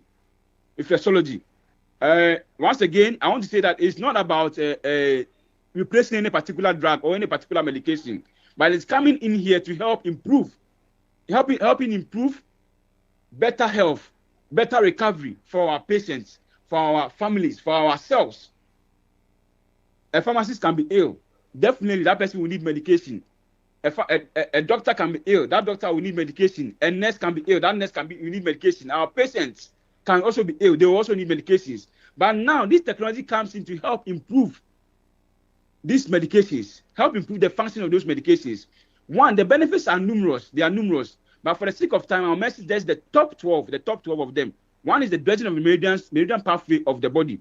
By placing on our feet, which actually have about 200,000 nerve endings standard rate, it comes in to help jumpstart our cells by dredging the energy pathway and stimulating the meridian pathway as well and clearing up the meridians to improve micro blood circulation. And we all know about the importance of micro circulation in pharmacy, in how it can help to improve absorption of medications, to help improve for every patient or every consumer of any particular medication to enjoy its benefits. Another benefit that I can talk about is promotion of blood circulation. It also comes in such that it comes in to promote microcirculation by improving widening of the blood vessels by the release of nitric oxide, which is found in the blood vessels. Now, nitric oxide is found in the body, and according to Louis Ingaro, one of the Nobel Prize winners in 1988, he discovered that we have nitric oxide can actually produced, is actually found in the blood vessels. Said that with using of PEMF, it comes in to help improve the release of this nitric oxide, helping to increase oxygen delivery, better nutrient absorption, and faster waste removal. Furthermore, we all know about, research has proven that this technology comes in to improve metabolism by supplying nutrients to the cells of the body and enhancing metabolic energy metabolism. With this one, what I can say about it is the fact that it comes in to help improve and boost our cellular energy by the production of ATP. And we all know about the importance of ATP in our body, because without ATP, we can't be energized. Without ATP, we can't function the way we want to function, Furthermore, it comes in to help resolve in ensuring that there is a cellular efficiency, better processed nutrients, and improved energy levels. You know, somebody may be on a particular medication, but because of the side effects associated with it, with that particular medication, that person appears weak, appears fatigued, appears in a way that the person appears exhausted day in, day out. And labs show that this person might be looking well or doing well. But within the person feels very exhausted. And this technology has been proven several times. There are several studies backing it, which indicates that it comes to improve metabolism. Furthermore, we all know about it that the second brain of the body is the stomach, or the digestive system, such that the mother of the body, again, is also the stomach. This technology comes in to regulate various endocrine glands in the body, which actually help to improve digestive functions of the gastrointestinal tract. And just by using this technology, we all know about a particular enzyme called amylase enzyme, which is very predominant in the mouth, particularly in the saliva. But because of the thing that we go through day in, day out, like assuming you are moving from home to work in the morning, you are definitely one way or the other in a hurry, trying to beat traffic. In that process, you tend to actually, you don't pay much attention even the way you eat. Some of us may even eat in vehicles, in our cars. Some may eat at a very faster pace. So a meal like rice, which we all know is a carbohydrate meal, or even fufu, banku, kokonte, and ko that we eat day in, day out. These meals are carbohydrate based. to the point that the amylase enzyme in the mouth actually have to work on it before it gets into our stomach for it to for the other enzymes to fall on it to work or to be digested very fast for us. Now, because of the stress that we go through day in day out, what happens is it tends to affect our ability to spend enough time on these particular meals for them to be metabolized and to be the nutrients found in this particular meal to be used as well. Today, this technology comes in to help with metabolism, helping to improve that the gastrointestinal tract gives us the benefit found in these particular meals and even food that we eat, because the drug that we may take day in day out require to go through first pass effects and those kind of things. And once they go through those particular processes, and the villi in the gastrointestinal tract is not able to absorb the nutrients found in these particular meals and drugs that we take in day out, the drugs are not able to even function well. But now this technology comes in to help ensure regulation of digestive system for us. Again, when it comes to the cells of the body, when we are young, below 12 years and going downwards, our cells are actually active to the point where, because of we moving here and there, helter-skelter, our children are playing back and forth. Their cells are active to the point that when there's any injury to any particular organ in the body, the stem cells found in every particular cell tend to go and repair those damaged cells. To the point that when it gets to a point where we grow, or as we are aging, from 15 and upwards, at that point, these cells are not able to function the way they have to function. So as we grow, get to a point we become easily fatigued. At that point, our cells are dormant. Now, this technology has been proven by several scholars that it comes in to help with repair of the dormant cells by stimulating the dormant cells to go and repair any particular damaged organ or any particular damaged cell, any particular damaged tissue, any particular damaged organ in the body, thereby helping with improving cellular performance or cellular functioning. Again, we all know about elimination of blood waste as one of the benefits of using PEMF, to the point that when it comes to elimination of blood waste, we know about it that our skin, which is the largest organ of the body, we have our liver, which actually helps to detoxify toxins. We have our kidneys, which also help to bring out toxins in the form of urine. We also have the gastrointestinal tract, which also help to bring out waste in the form of vomitors or stool. Now, this technology comes to improve microcirculation to these particular organs, i.e., the skin, the liver, the gastrointestinal tract, the kidneys, which help to expend waste from our body. For instance, somebody who is even on chemo medications. Now, what happens? That person going for chemo multiple times may have several side effects. Now, using this technology, it comes in to help expend the waste found in those drugs. Again, it also comes in to help resolve several issues as well. Another benefit that I can talk about is the improving of sleep. As I said earlier on, that the average American tends to spend so much amount of money just on sleep medications. So same as this technology, it comes in to help improve our sleep by stimulating the pineal gland to produce melatonin, which is actually a hormone that is being secreted into the blood. It helps to induce natural sleep. So many people using this technology comes in with comments like they are having improved sleep pattern. Furthermore, it also comes in to help reduce inflammation by increasing permeability of blood vessel walls and accelerating elimination of inflammatory factors like the cytokines and co, the cortisols and co, by helping with the production of hormones like the dopamine, the endorphins, the encephalins, and the serotonin. And we all know that these are happy hormones, which even comes in to help reduce pain. And some of the manifestations of inflammation, we all know about pain, swelling. We all know about warmth. Extreme heat. These things, they help to stimulate these hormones. That's the dopamine, endorphin, the encephalin, the serotonin, which comes in to help improve our health and help to reduce inflammatory factors in the body. Furthermore, by the use of this technology, it comes in to reduce those challenges that we are associated with inflammation. So any condition with itis, that is, we all know itis inflammation. Such conditions, this technology comes in to help resolve them. And adding medications to it is going to be another fantastic result, another fantastic testimony for many people. Again, in the field of bone health, several studies have been conducted around it as well, which also comes in to help reduce bone loss and muscle atrophy. Furthermore, I can talk about supporting healthy blood sugar levels, which there have been several testimonies on how this technology comes in to help stabilize our blood sugar levels. People use this device and this technology, and in just like 2-3 weeks, they comment about the fact that how they were feeling earlier on, they have been improved. When it comes to muscle health, several studies have been proven, those by NASA. NASA have been spearheading this since the 1970s.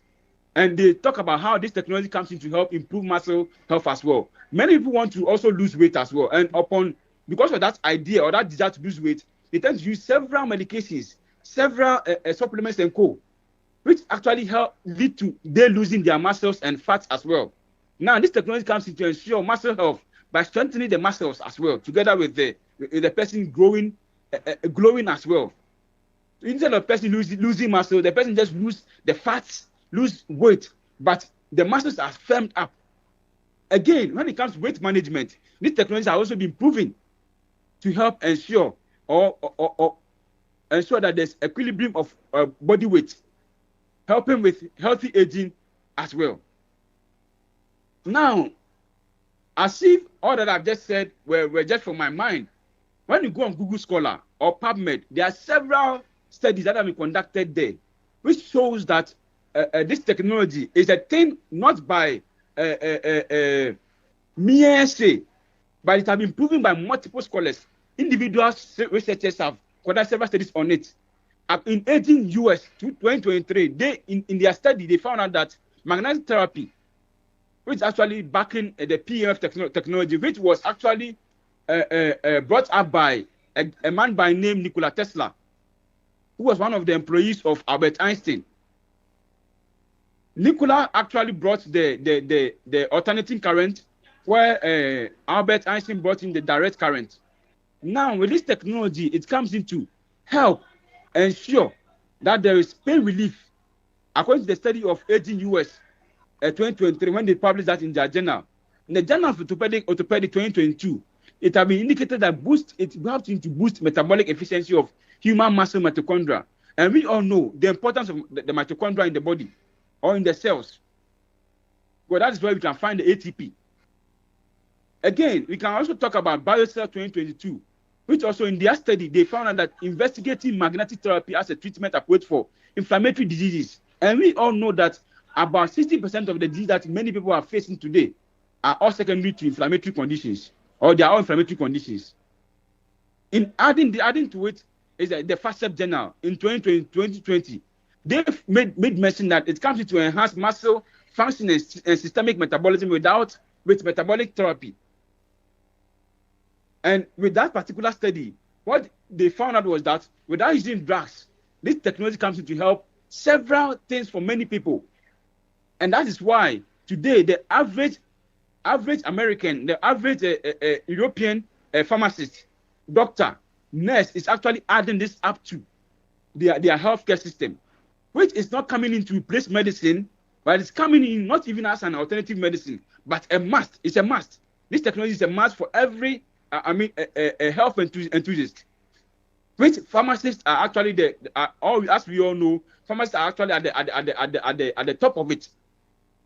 Now, this technology, as I said earlier on in my earlier slides, I made mention about the fact that NASA has gone into it since the 1970s because they found out that their astronauts, upon return from space, they were having low, or their bone density have reduced to almost like 2 to 5%. Their muscle density have also reduced as well. Their muscles have actually atrophied to the point where their their organs are not functioning the way they have to function, as compared to their pre-flight state. So they have to house them for almost like 3 months, that's 90 days in a room, just for them to get them restored to their pre-flight state. Today, this same technology or this same device, which appears like a room size. Just like Bill Gates and his colleagues saw that mainframe computer will be needed by you and I, like desktops, like laptops, like tablets, like mobile phones. It has been brought in a smaller form like this, where this device actually, which could have cost almost like multiples of thousands of US dollars, today it's at a little fraction, which is here, where you can place your feet on it. You can use it any point in time. It's a plug and play device, and you can enjoy from it. Now, NASA, together with multiple scholars, came out with the point where they have to find a company which will actually spearhead this wellness evolution. And I'm glad that the previous presenter made mention about the fact that AI today is taking charge of so many things. That is why every pharmacist on this call, or who is hearing me today, would like to take advantage of this technology. This is a device by name P90 device. All the benefits of PEMF terrorist technology are found in it. Like I said earlier on, I'll only be giving 30 minutes, so I wouldn't pinpoint much about this one. But those who want to also know more about how they can have these devices, take advantage of it and help many people and see how they can spearhead it and position themselves well in this evolutionary future of medicine, they can take their they can give their contacts to the chairman of this program, or they can write their names. Then we can have a short meeting on this. Then we can explain more further about this to them, because there are devices here that have been created or that have been engineered and it's helping many people today. This is a P90 device. This is a P90 Plus device. This is another device. This is also a PMF device that is for the eyes. This is a device which gives us a Bama environment into our airspace. A Bama environment which actually purifies our airspace. And only in the month of July, because of my position as a frequency healing enthusiast, I've been given a chance to help many people have this device for free. That is the A9 Bama negative ion device. And we all know about negative ion device. And this device actually emits about 2 million negative ion in our airspace. This device is having an amount of $500 US for it. You have to invest almost $500 US for this device. But only in the month of July, because of my position as a health enthusiast, I've given a chance to help many people to have this device for themselves.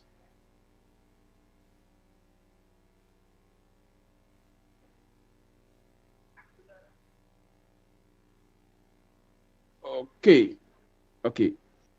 So these are some of the devices, as I said earlier on. Yeah, and like I said earlier on, once again, these are devices that have also been certified by several certification boards and having several patents backing it as well.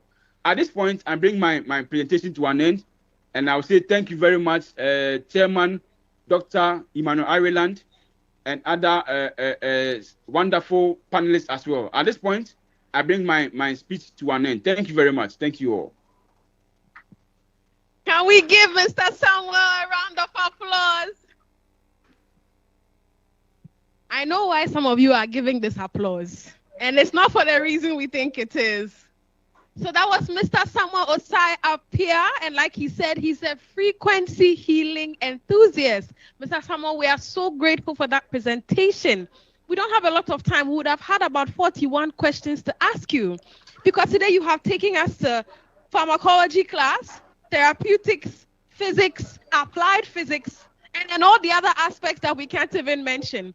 I'm sure we all know the role of the mitochondria. So I'm going to throw this question to the platform.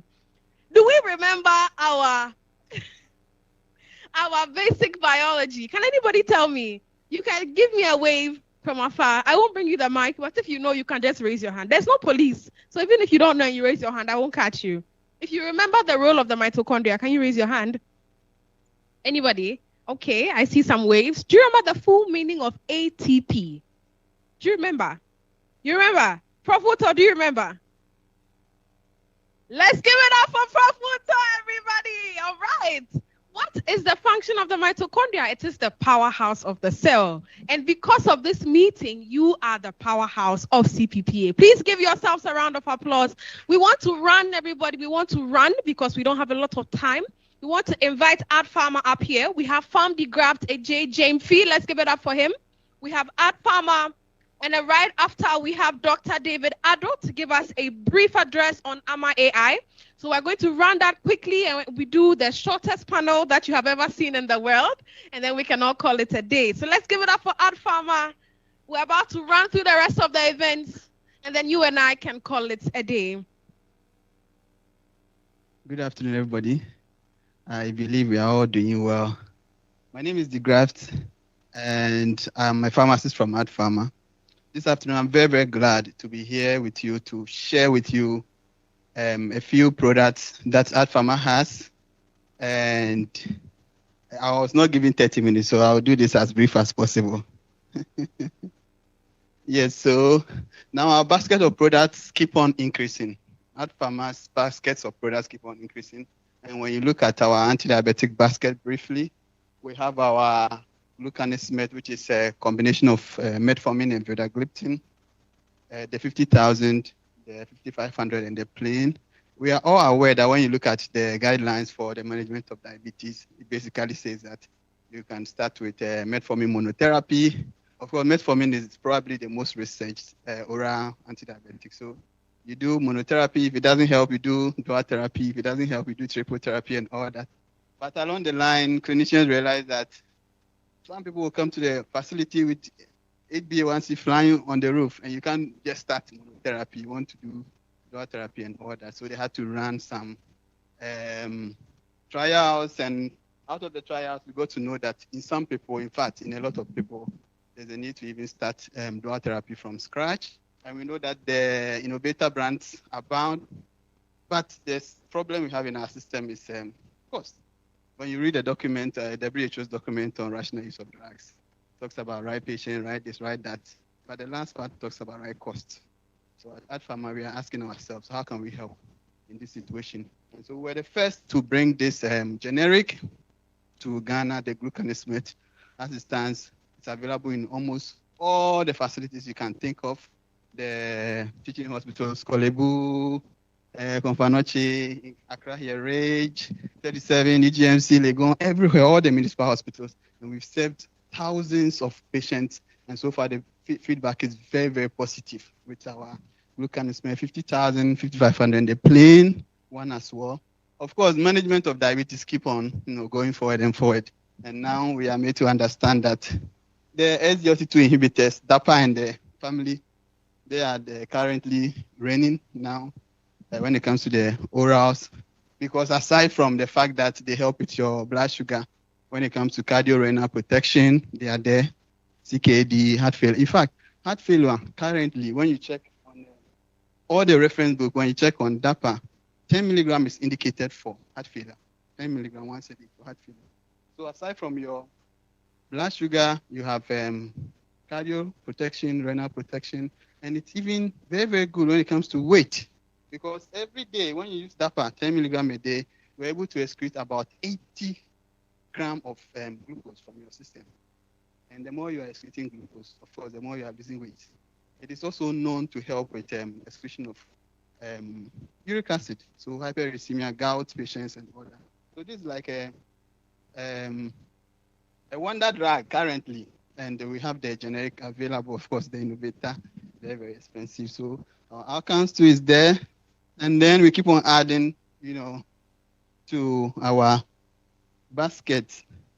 When it comes to neuropathy, which we know is one of the complications of diabetes, basically we do, some of the patients come and their neuropathies come with a lot of pain, neuralgia, that you have to do something briefly for them, for the pain to disappear. We know that the GABA is a major inhibitory neurotransmitter in the CNS, GABA. So the GABA analogs, the gabapentin, gabapentin, they're able to inhibit all the painful sensations, the burning sensations that go into the brain. And so the pregabalin, metacobalamin, they are very, very, very indicated over there. When the neuropathies come with a lot of pain, you need a pregabalin to take care of that. But when it comes to the comprehensive management of neuropathies, in fact, the guidelines say you need high strength B1, B6, and B12. High strength B1, B6, and B12. B12 is basically the one that repairs and rejuvenates the outermost part of the nerve, the myelin sheath. In fact, when the nerves are being destroyed, that is the first part that gets the distraction. It's just like a wire. When your phone's charger is breaking, the back will destroy first before it gets to the main wire. So B12 is known, the metacobalamin, to be the one that rejuvenates the outermost part. B6 helps with the main function of the nerve, that is nerve transmit, impulse and pulse transmission, nerve transmission, that's B6. And B1 is a very, very powerful antioxidant. So comprehensive management, you need high strength B1, B6, and B12, and we have a product that does wonderfully on that session. But then the initial pain and neuropathies that the patients present with, you want to begin with the pregabalin, metacobalamin, and that is our neuromix. And then later you can switch to our high strength B1, B6, and B12. We have our cardiometabolic ranges. In fact, this is not exhaustive. We have the carvedilol, we have the clopidogrels, we have, in fact, the atorvastatins. These days, our products keep on increasing and increasing. When it comes to the urologics too, we have our tamsulosin, we have our finasteride. We know that finasteride comes with a whole lot of side effects of erectile dysfunctions and all that. And so when you check the current guidelines, in fact, tadalafil is very, very key when it comes to management of benign prostatic hyperplasia and all that. And a lot of patients like the fact that tadalafil is added to their medications, of course, for obvious reasons. And so what Pharma has tadalafil 5, which moves very, very fast, and we encourage you that all those who do business with us, now we have it, you can procure them. And then also we have an antibiotic that is very, very good for UTI, the fosfomycin. Comes as a sachet, usually for uncomplicated UTI, it's 3 grams start. It's a powder, just like ORS. You just empty it into half glass of water and drink. And it tastes very, very good. It tastes like Belacqua Active. Those of you who like Belacqua Active. Very, very good. And it's very, very safe in pregnancy. It's category B. And so even pregnant women say that aside from, taking care of their UTI, it helps them with nausea and vomiting. That taste helps them with nausea and vomiting. So all our patients, especially pregnant women who easily develop UTI, now we have a class of antibiotic that is safe for them, unlike the Cipros and the fluoroquinolones that they cannot use. And it's an antibiotic in its own class.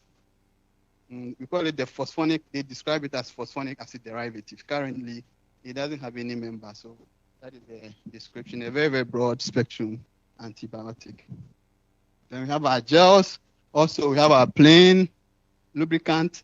And then for most of the painful procedures like catheterization and all that, you want to use our Optilube Active. It's a lubricant plus 2% lidocaine plus chlorhexidine, which is antimicrobial and all that.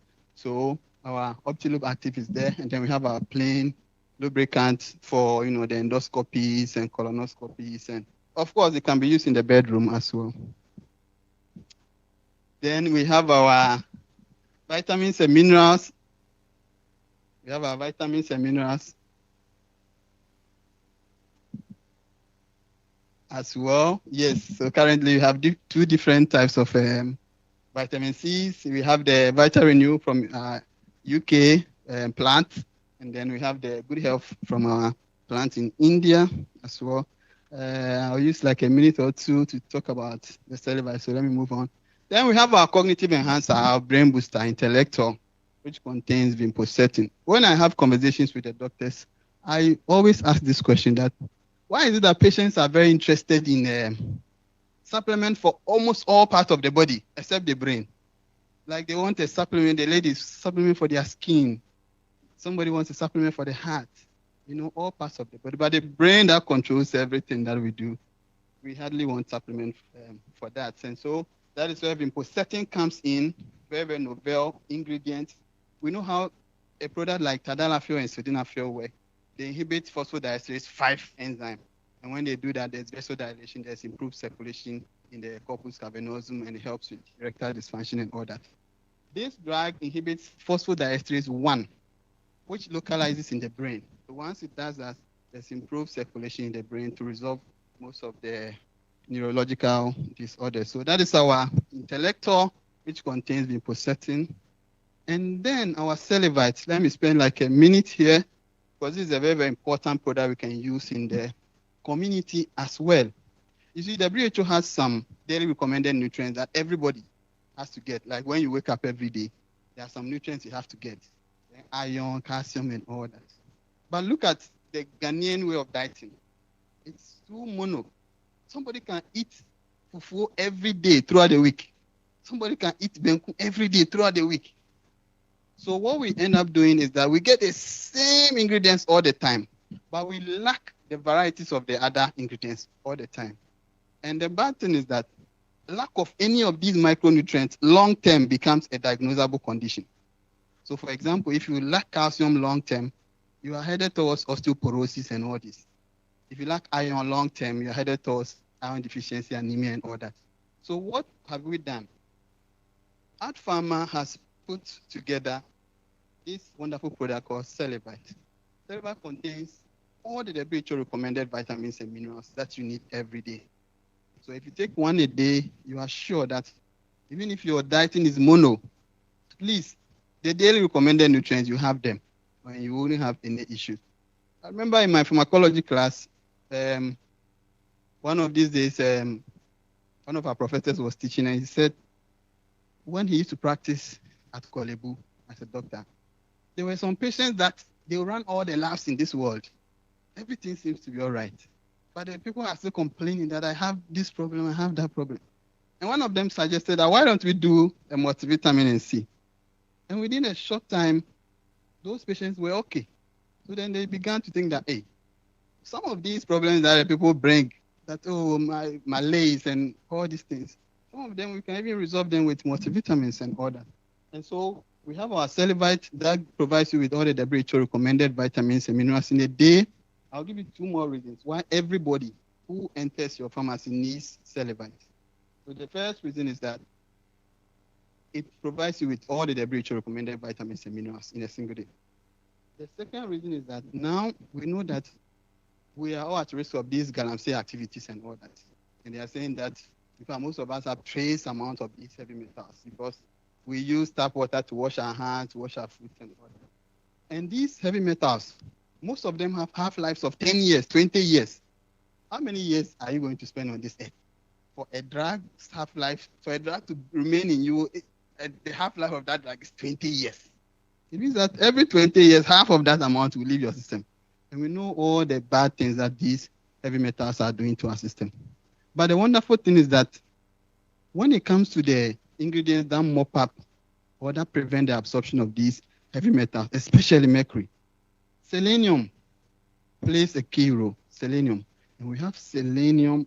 In fact, that informed the naming of our product, Celebite, in our Celebite, such that if you take one a day, you are sure that it's going to be mopping up all these heavy metals that is putting us at risk of all these conditions that we have. And one last reason I'll give you, this for the ladies, is that it has enough amount of biotin. In fact, when I started practicing as a pharmacist, first, the very, very first facility I was doing, community pharmacy, my boss went to the UK and brought some products, and some of them were going to expire because the date was very close. And he said, oh, the graft, you guys can use some of these products. You can use them because most of them are going to expire anyway. And I remember I selected biotin. In school, in pharmacy, I always thought that multivitamins are not important. You just have to eat well and, you'll be fine. But for the first time, when I started using biotin, I've always had hair and beard and all that. But for the first time, I saw hair growing around my chest when I started using biotin. And so biotin made me believe that, as a pharmacist, biotin is the ingredient that made me believe that multivitamins actually work. And so we have enough biotin here. In fact, the very expensive biotin product that we sell in the community pharmacy, that product, the amount of biotin inside 2 tablets is equal to the amount of biotin in 1 tablet of Celebite. Marketing, we cannot mention any brand's name, but you are aware of the product I'm talking about.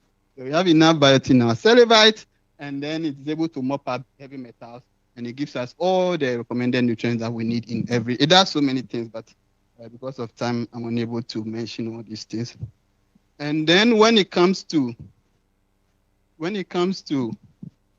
management of allergic rhinitis, which is a problem that we encounter so much in the community pharmacy. The guidelines say that the first line is intranasal corticosteroids. That's the first line in the management of allergic rhinitis. And so we have our Bitacort that contains betamethasone that is currently available in all the pharmacies around. And so if you don't have one, I'll plead that you also procure Bitacort from our end. Very, very good for allergic rhinitis and nasal polyps with swellings. That's usual. And in fact, the ENT specialists tell us that it is also very good for adenoids. Okay, so our Bitacort is also available. But some of the doctors kept on complaining that in some situations, some patients don't use the drops very well. In fact, Bitacort is a drop. They don't use the drops very well. And so they need sprays, in the nasal sprays. We know that there's one in the community that we sell. Every now and then it's out of the market and all that. Pharma considered all these situations, and we are saying that from next month, From next month, our Accredited will be available in our wholesales that every retail will be able to procure. That is Accredited that contains fluticasone, furoate, the spray version. It is a generic, the first generic on that session that every patient will be able to afford.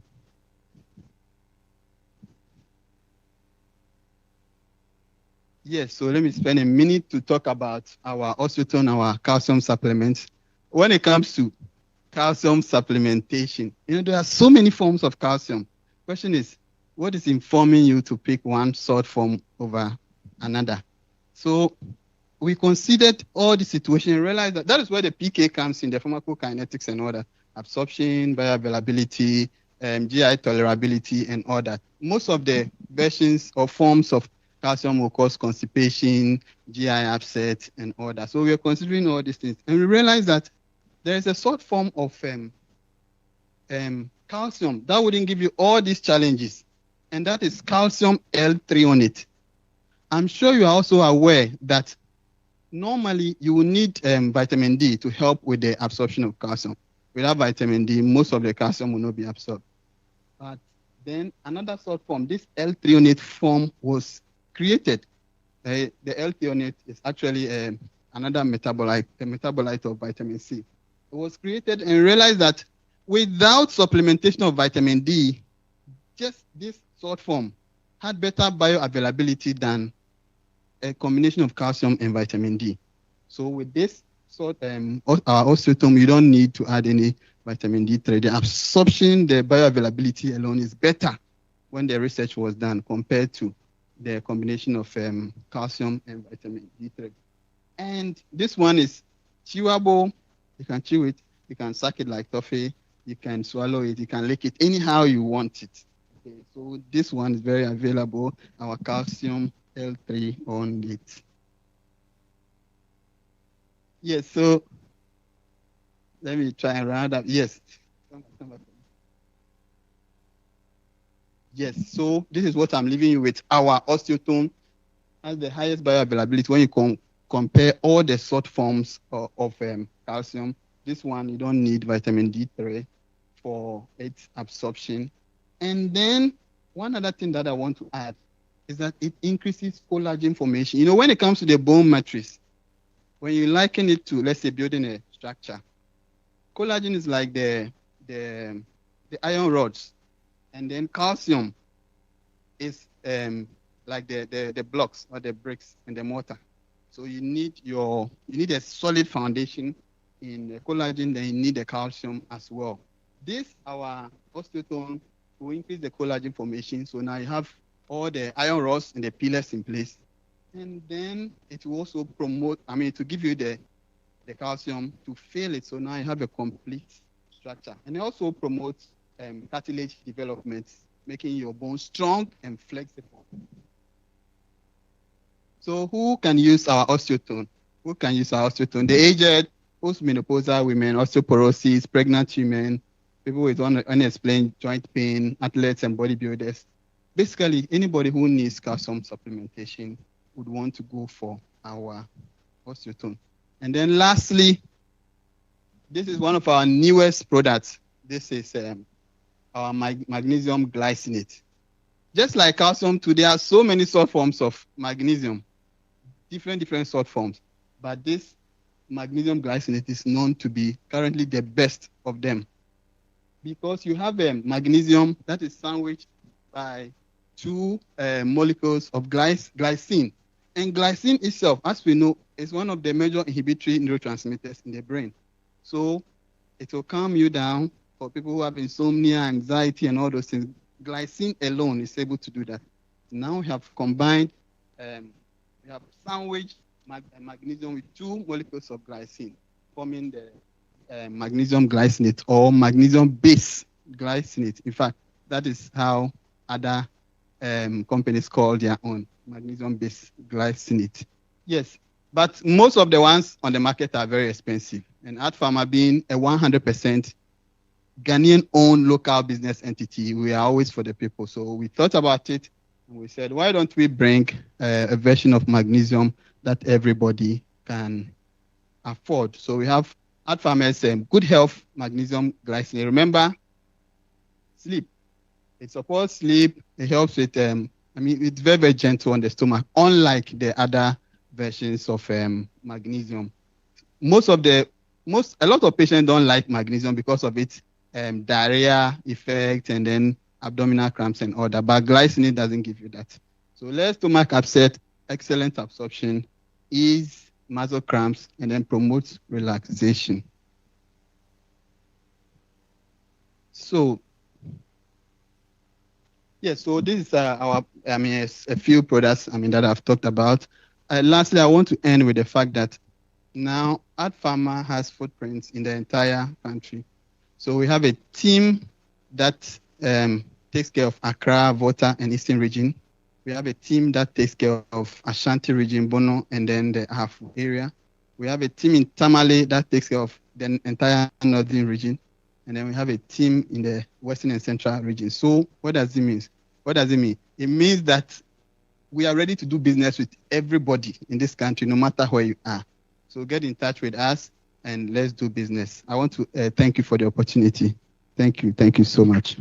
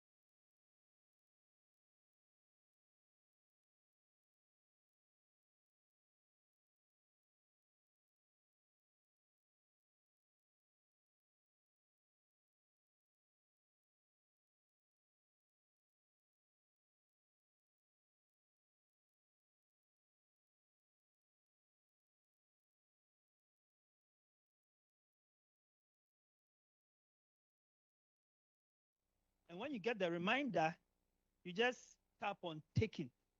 And once you do that, then it is logged in.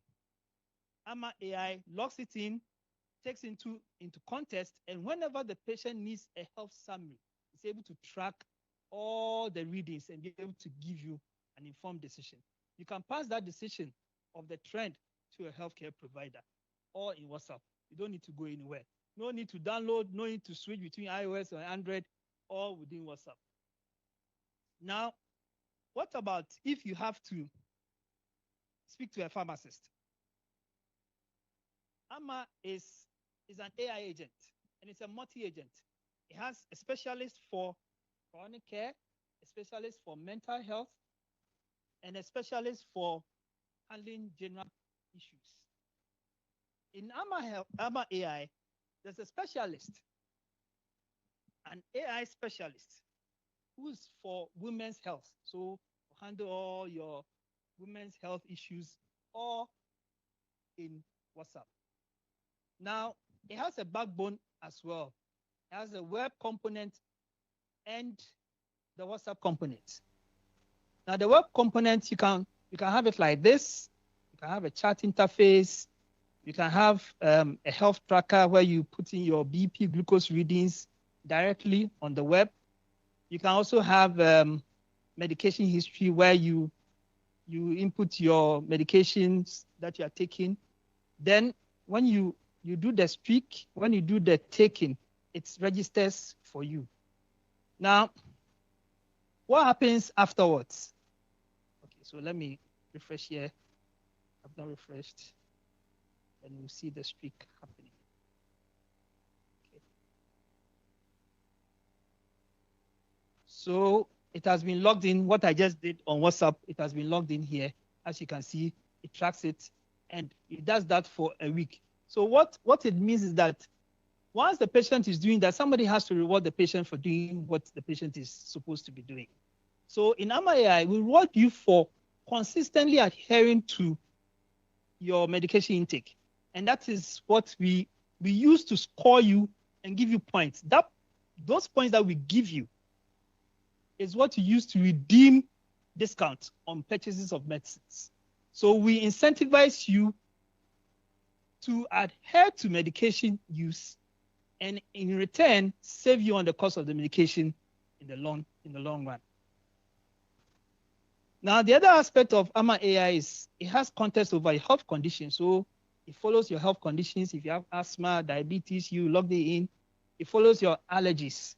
All these are things that makes you make an informed decision on the patient. And all happens in AMA AI. And the patient has control over that, as well as the clinician. Then when everything is done, and you do all the adherence and everything, we give you points for it. So the points that you get is now used to redeem for purchases. And you can order on AMA AI. Now, when you are done with this, and you want to talk to a pharmacist, maybe you have a concern.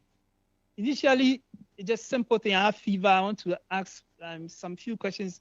Some of you will go to Google and go and Google it. You don't need to waste your time on Google. Google doesn't have a specialist for most of the things that you need. You go to AMA. You choose either a chronic care agent, mental health, women's health, for whatever issues that you want to talk about, and you message AMA. When AMA listens to your issues and realizes that the issue is beyond the agent's abilities to do that, remember, we are dealing with machine. So it will escalate. And when it does that, it will tell you, AMA will inform you to speak to a pharmacist. And at that time, in that same chat, you don't need to leave the chat, whether in WhatsApp or on the web, in that same chat, you just do what Prof said, the human in the loop. And that one makes the pharmacist very important in that service provision. So I just go to WhatsApp and I type pharmacist. Now let's see the magic happening here. I hope I spelled it right, pharmacist.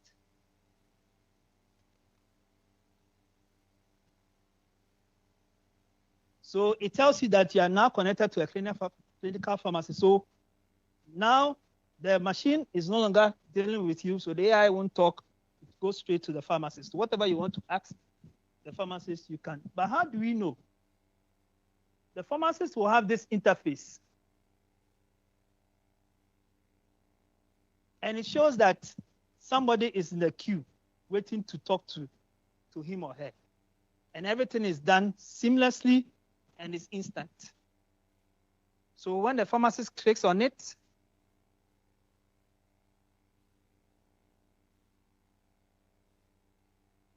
then he can respond. Let's say hi.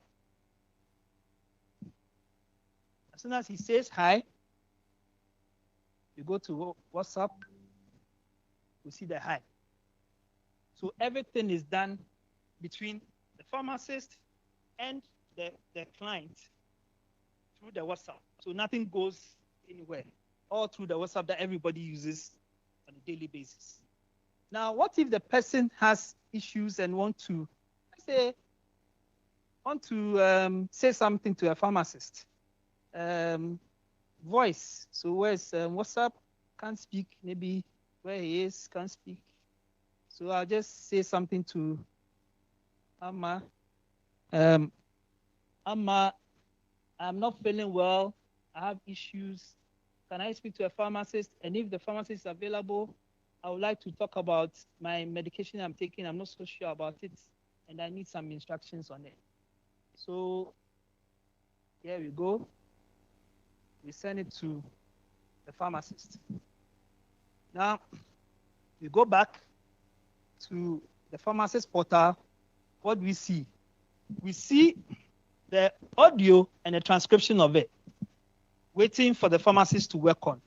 So the pharmacist just clicks on the audio and listens to the audio. I don't know if I can. I'm not feeling well. I have issues.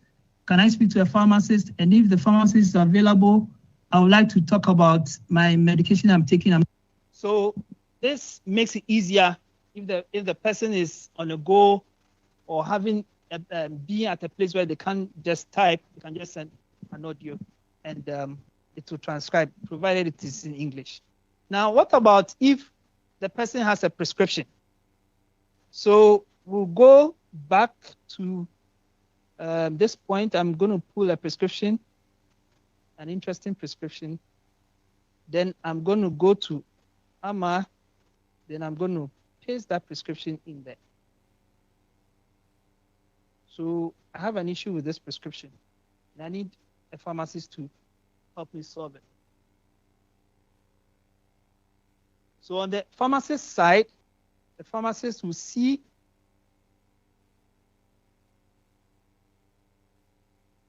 so it says I'm sending you a photo of the prescription. Then here it is. The pharmacist has visibility over the prescription and can better serve the patients. And when the pharmacist has an issue and he wants to deal with it, on this side, he has the AMA agent with all the guidelines, the pricing, and also check authorities and stuff like that here to support the decision making. So once he has an issue, when the patient comes with an issue and the pharmacist is handling the patient, the pharmacist can analyze the question and the context of all the discussions and come with a decision point support that the pharmacist can review at that same time to support the reply that he has to give to the patient. So in all this, everything is done with WhatsApp. There's no application download here. You don't need to download anything. Everything is done on the side of the pharmacist. Now, how do you get out of this? So if I want to get out, the only thing I have to do is just tell Amma resume bot, or the pharmacist will just say the issue is resolved, conclude, and resume, then the information is gone. There's no leakage of information. You don't have any, the pharmacist can't go back to look at it again. That interaction is gone. That part makes it easier for privacy to be enforced. Then you come back to WhatsApp. It tells you your session with the pharmacist has ended. AMA AI is back and ready to help you to answer questions. Now, what other things can you do in AMA AI? Apart from talking to a pharmacist, you can also order on it. And you go through a step-by-step process. If you have an OTC demand, all you have to do is to just say order, then AMA AI will handle the order for you, or within WhatsApp. So I'll say new chat, then I go here, then AMA AI will respond with a fresh conversation. Then now I want to say that I want to order. So order. Then it takes me through the whole process of making the order. So it takes you to the step. And remember, all these things is being done in WhatsApp. So you don't need to bother about application. And besides, your phone gets, it gets the space. There's no space for you to have a lot of apps. So you have plenty of apps competing on your phone. You don't have to do that with WhatsApp because that's where you talk to your family and everything in there. And you can continue from. So you can say you want to buy. Let's say I want to buy.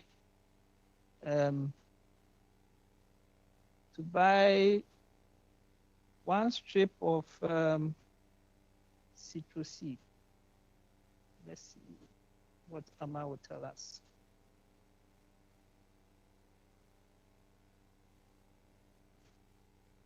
And everything is being done in WhatsApp.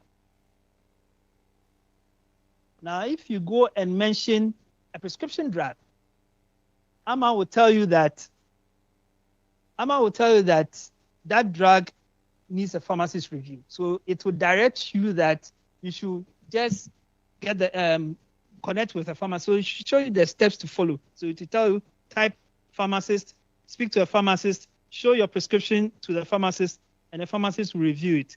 All these things is to ensure that the pharmacist is kept in the loop in your conversation. Now, you fill in the name, you do everything, then it also takes your location. So if you have GPS coordinates, you can also provide it, then AMA AI will have access to it. Now, let's go to the web. The interesting thing is that it's connected to the web. So whatever it is that you do on AMA AI is also reflective on the web. So the conversation you're having with AMA AI is also stored on the web.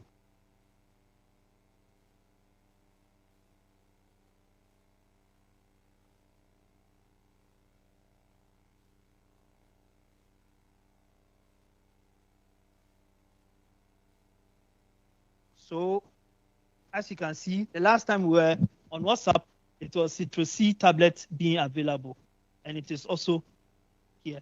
Now, the context of the whole thing is, let's go to chat, and I'll show you something that is quite remarkable. I think this one, you guys have to help me with it. If you go to Health Tracker, you see that there's glucose readings there. Then we have the BP readings also there. All these things are logged in. Now, I want us to come up with a request from AMA and see what AMA is able to provide. Any request that you'd want me to ask AMA based on your reading. So let me ask AMA, how am I doing with how am I doing with my glucose management?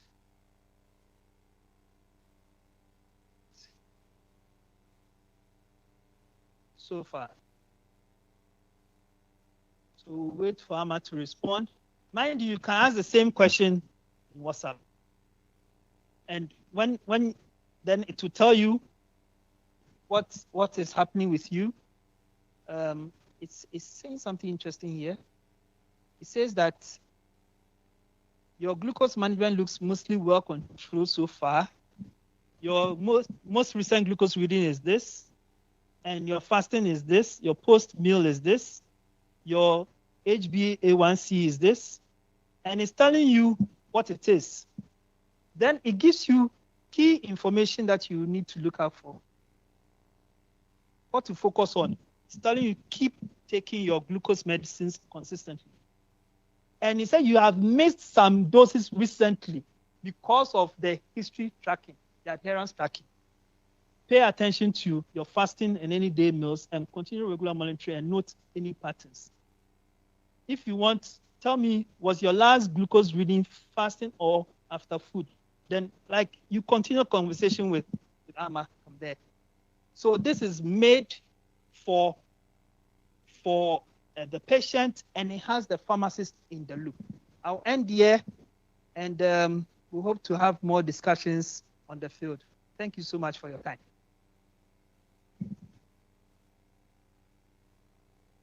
Can we give it up for Amma AI?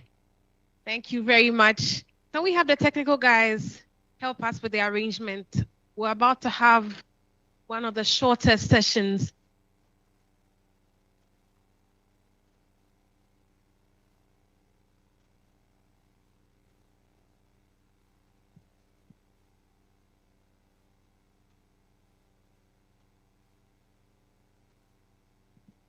Because of time, we may not be able to ask some questions on Amma AI, but Dr. David, we want to know, that prescription that you put there was very clear.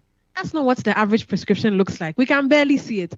So maybe Amma can do that for us later on. Thank you very much. Let's give it up for Mr. David. One more time, everybody. Thank you very much for that presentation. So ideally, we should have a panel discussion, but today we're going to have a panel Q&A. So our panelists are here with us. They are going to take very brief questions, and this is our time to pay attention to these very brief questions. Very short, all right? We have our moderator here. We have with us Dr. Pharm Vera Asante, CEO of WellCheck Pharmacy. Can you give us a wave? Let's give it up for her, everybody, and give it up for yourselves too. Now, I want to tell you something. This clap that you're giving us, this applause, is going to give us information on how much food that we'll be bringing to you after here. So once again, give yourselves a round of applause, ladies and gentlemen. All right, thank you so much. So we're going to hand it over to Ms. Vera. Very directed questions to our panelists. We're taking something brief. We have with us Prof. Wutor. He spoke earlier. Prof. Wutor, please give us a wave. Thank you very much. We have Dr. Pharm Zadosi. Let's give it up for Pharm. Where's he? All right, thank you very much. And then we have Dr. David Addo. And then we have Mr. Samuel Osai, who's also here with us online. So we'll have a very brief session with Pharm Vera. Hello. Oh, wow. It's been a long day. Prof. Wutor, would you like to sit? And, you know, they gave me the graveyard shift. Do you know what the graveyard shift is? The shift nobody wants. Because it's at the end of the day and you're all tired, right? And want to go home. And I get to deal with, you know, having to keep you awake and entertained. So unfortunately, I will do my best. And I'm going to keep this very, very short because our time is far spent. And so we're just going to, I mean, Dr. Addo, we have like a ton of questions. I'm sure you all have a ton of questions for him, right? Okay, I know I said I have the graveyard shift, but I need you guys to be interactive a little bit, right? Do you have a lot of questions for the panel? Because we didn't get a chance to ask questions. And so I am going to ask each of them a question, and we're going to keep it very, very, very short. And then after that, maybe we'll just have one or two people ask questions just so that we can just keep the conversation going. This is, after all, a CPD section, and we want to learn as much as possible, gain as much knowledge. All right. So my first question will go to Prof. Wutor. And I think I'm just gonna just keep it short. Prof. Wutor, name one innovation you will implement tomorrow if budget or regulation wasn't an issue here. That's an easy one for me. If I have the opportunity, I will make sure that all community pharmacies all are connected to a netcare system where we have access to all our patients' information at any point in time. Thank you. All right. And Ms. Dado, okay. What is the biggest threat to pharmacy innovation here in Ghana? This is quite interesting. I think the threat is that we are, because when the regulation is not in place, the guardrails are not there, and also there's no clarity for further investment in the space because investors want to have clarity. So that becomes a bottleneck for innovation to thrive. So regulation is very key. And also it's one of the other part has to do with the fact that the data that we have, currently they are in silos. We need to integrate them. As Prof said, other countries are doing it. We have it, Rwanda is doing fantastic with that. We can learn from them. And we can start with what we have right now. I think is either LIMS or games or whatever it is. LIMS. You can start with that. And we can work it so that it becomes interoperable, it becomes easy for innovators to connect into it. Then we have a full context of the patient's records and be able to have an informed position to support our patients and also ensure that the Mahama Cares program is effectively implemented. Okay, awesome. Thank you. With that said, let me just ask a follow-up question as in regards to the AMA AI. So you talk about silos, the systems being in silos. Do you have, can AMA AI integrate with other applications that we have, let's say pharmacy, any or other EHR that we have here in Ghana? Well, I mean, it's all about speaking to us. Okay. Yeah, so once we understand the frameworks that are involved, we can always develop the necessary APIs that will enable us to have the integration. Okay. Yeah, Thank so you. it is doable and it is possible. Awesome. All right. Well, thank you very much. I mean, I know our president mentioned that it's not about the way forward, but it's about the way through. And it is important as pharmacists that we tell our story. I think for the longest time, we have not been telling our story. We have not told the community, the citizen, who we are, what we do. And I think it's time for us to get through and to tell our story. And by doing that, that's the first step into bringing innovation about. With that said, thank you so much. I would like to two people, because we don't have a lot of time, two people to raise their hands, and if we can take the mics to them to ask their question. I'll go with Dr. Clement, if you can. Thank you very much, Dr. Berra. So my question is to Prof. Wutor. When it comes to the EMR having a database where every single patient's information is at a central point, I attended one CPD program organized by the Pharmacy Council and Movement Health. I raised the issue as a community pharmacist, whereby I don't have access to my patient information when dispensing. I was told point blank that that cannot happen.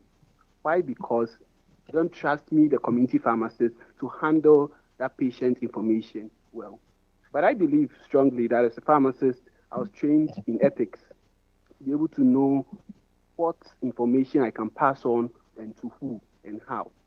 That said, as the Vice President-elect of College of Pharmacists, is there any programs that the college can put in place to ensure that that ethics aspect is covered so that the regulator or the policymakers can accept, even though I believe that as at now, we all meet that minimum requirement, so then we can be able to push to have access to patient information at the community level? That's my question. Thank you very much. I'm surprised the answer to you is that they can't trust us with patient information. I mean, for me, it was an unfortunate statement to make. But don't some hospitals have access to patient information? So what's the difference? Because we are community pharmacists and they're hospital pharmacists. Okay, I mean, look. Yeah, I think that probably is we need to have that conversation. I think that, look, our training provides of that ethical background, and if the college has to design courses to help us with that, yeah, so be it. But I think that, look, like I said, I mean, like in Alberta, I have access to every patient's information. Every patient. I'm not allowed to access my wife, my kids, and that I cannot do. All right? Yeah, for obvious reasons. You can't be snooping on your boyfriend or girlfriend's data, that kind of, So, but I think that ultimately we'll get there where we have the backbone there, and then our systems will log in and I can have access to. I think ultimately we will. If that's a challenge for them, yes, Ghana College will have to design courses to help us overcome that hurdle, so we have access to what we need to do the right job for our patient. Thank you very much. Hey, Clement. So one issue is one issue I've noticed is there's absentee pharmacists in the community pharmacies. So maybe that could have been one of the gaps they were looking at. I mean, Pharmacy Council and the Movement Health, those who helped design the program. So do you think that we can have a regime whereby we ensure that the pharmacist in the pharmacy is present, 1, 2, we can track that the information that this pharmacy is assessing is being assessed by a pharmacist. So then that issue gets solved. Yes, my position on this pharmacy absenteeism is known to everybody. And my boss is here, he knows where I stand on that, all right? But I mean, we're trying hard as a team, as a group, to make sure that this is not a problem. It is, but we are working hard, and I can tell you that we are seeing improvement. It's only going to get better, all right? But we have to make sure that community pharmacy is thriving. That's one of the biggest challenges. If majority of the community pharmacies are not doing well, they are in red every month, it becomes a challenge for them to hire, all right? That's why I believe that at the point in time, we have to sit down and say, okay, how can we make community pharmacy good business? In as much as the public health, we are providing health, it's also a business you are running. Do we come together and form associations? Do we come together and form corporations so that ultimately we can make a little bit more profit instead of just running in red every month? So there's a lot of thinking, that there's a lot of discussion going on behind the scene. And I can tell you, I mean, he doesn't sleep. I was telling him that he should make sure that he gets enough sleep. A lot of discussions going on, and ultimately, community pharmacy is going to be a good avenue where we provide the healthcare that is needed, and also the proprietors and the people who invest in it will also make some money back. Thank you. Thank you. There was one more, and I think if we can get one question from the online, just so that they also feel involved. Go ahead, sir. Yes. So my question is to Prof. Wutor. My name is Eugene Boafo. So, Prof, you mentioned that Alberta has one of the largest when it comes to the expanded scope of practice for pharmacists. I wanted to ask a question about how the Pharmacists Association there went about it. Was it maybe through research and evidence generation, then it goes through advocacy, then maybe legislative? And how can Pharmacists Association in Ghana go, or which the route to use if you want to also expand to get some of the clinical services being done in the pharmacy? I think you're pushing me to say something that may not be good for our profession, Look, most of those policies we have in Ghana have been in existence for so many years, and we know who developed them, all right? And they are trying to protect their territory. Now, for us, what we need to do now is to provide the data to show the regulator that this is exactly what we are doing, this is what we can do. Without data, there isn't much you can do about it. You have to prove it. If you are saying that you are saving lives, how many lives have you saved? Where is the information? Where is the data to show that you're actually saving lives? All right? And advocacy for me is very, very important. And some may call it lobbying. If that is it, so maybe. And I said something which probably a lot of people thought I was just being crazy, but I said that even if it means postponing or suspending an annual general meeting, and we spend all that money we get in a year to lobby to get some of those things done, I'm more than happy for it. All right. So there's a lot of advocacy that has to go on, a lot of lobbying has to go on. You can't sit here and say that you're a pharmacist, you don't want to get into politics. You are joking. At the end of the day, the decisions come from there. If you think that you are just going to sit in your office and just sell your drugs and be happy and that somebody will make the decision for you, I'm sorry. We have to make that conscious effort, get into it so that we are at the table when decisions are made about us. You can't make decisions about pharmacists when pharmacists are not sitting at the table. It doesn't work. Who will even think about you? So we have to make sure that whatever it takes, we are at the table when decisions are being made about us. Thank you. Okay. Okay. Okay. Thank you very much. So the question goes to the PSGH president.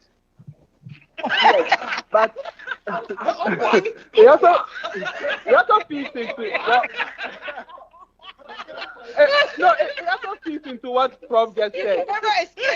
It has to be do with pharmacists getting involved in politics, even at our level. Definitely, I agree with you. So the question was, why then don't we bring about people through town hall meetings so that we can discuss some of these issues? It can stir up the enthusiasm in others to be able to take up the mantle to solve this problem. So the question was to the PSGH president that what is he doing in his next 1.5 years to ensure that we can meet often as an association at the national level, discuss some of these issues so that these burning issues we are to discuss get stirred up in people, then they can move up and make these things work and fight for positions. Thank you.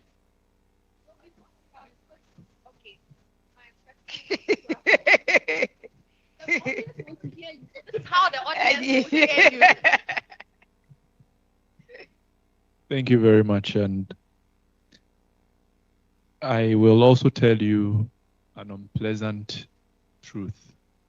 And it is the fact that, I think let me use the word that I have added to my vocabulary now, informed complainants. Take this year alone.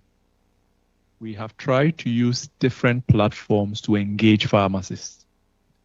When I took office, one of the things I was keen about was that we continue to have engagements. I made it a point that every quarter we will have time with the president, every quarter without fail. Colleagues, we make adverts for this event. We actually outline, we didn't want to overload the things we want to talk about. So it was always just 5 themes that we want to talk about. You make the adverts, invest so much into holding the event, and you have less than 100 people showing up. We are having PSGH at 90. We are using all efforts to drive our numbers there so that we talk amongst ourselves. We provide buses to take people even to Accredited because we were worried about the numbers that would show up. We don't show up.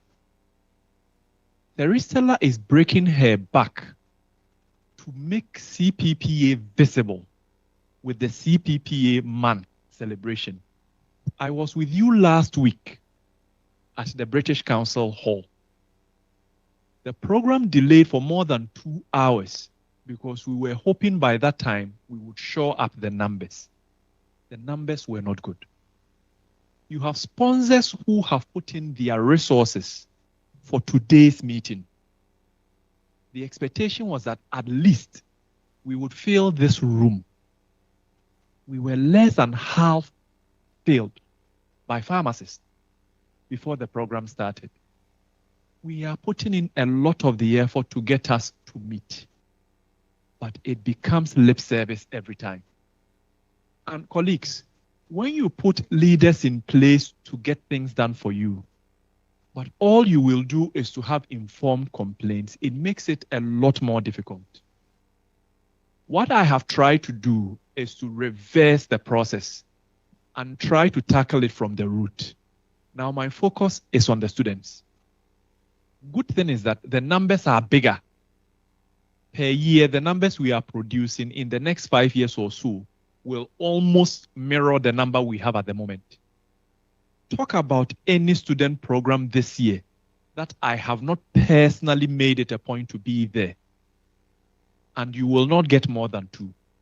And these are usually because there's a conflict. And so I'm unable to be in that event. I go there not because I enjoy and just moving around, just the locomotion.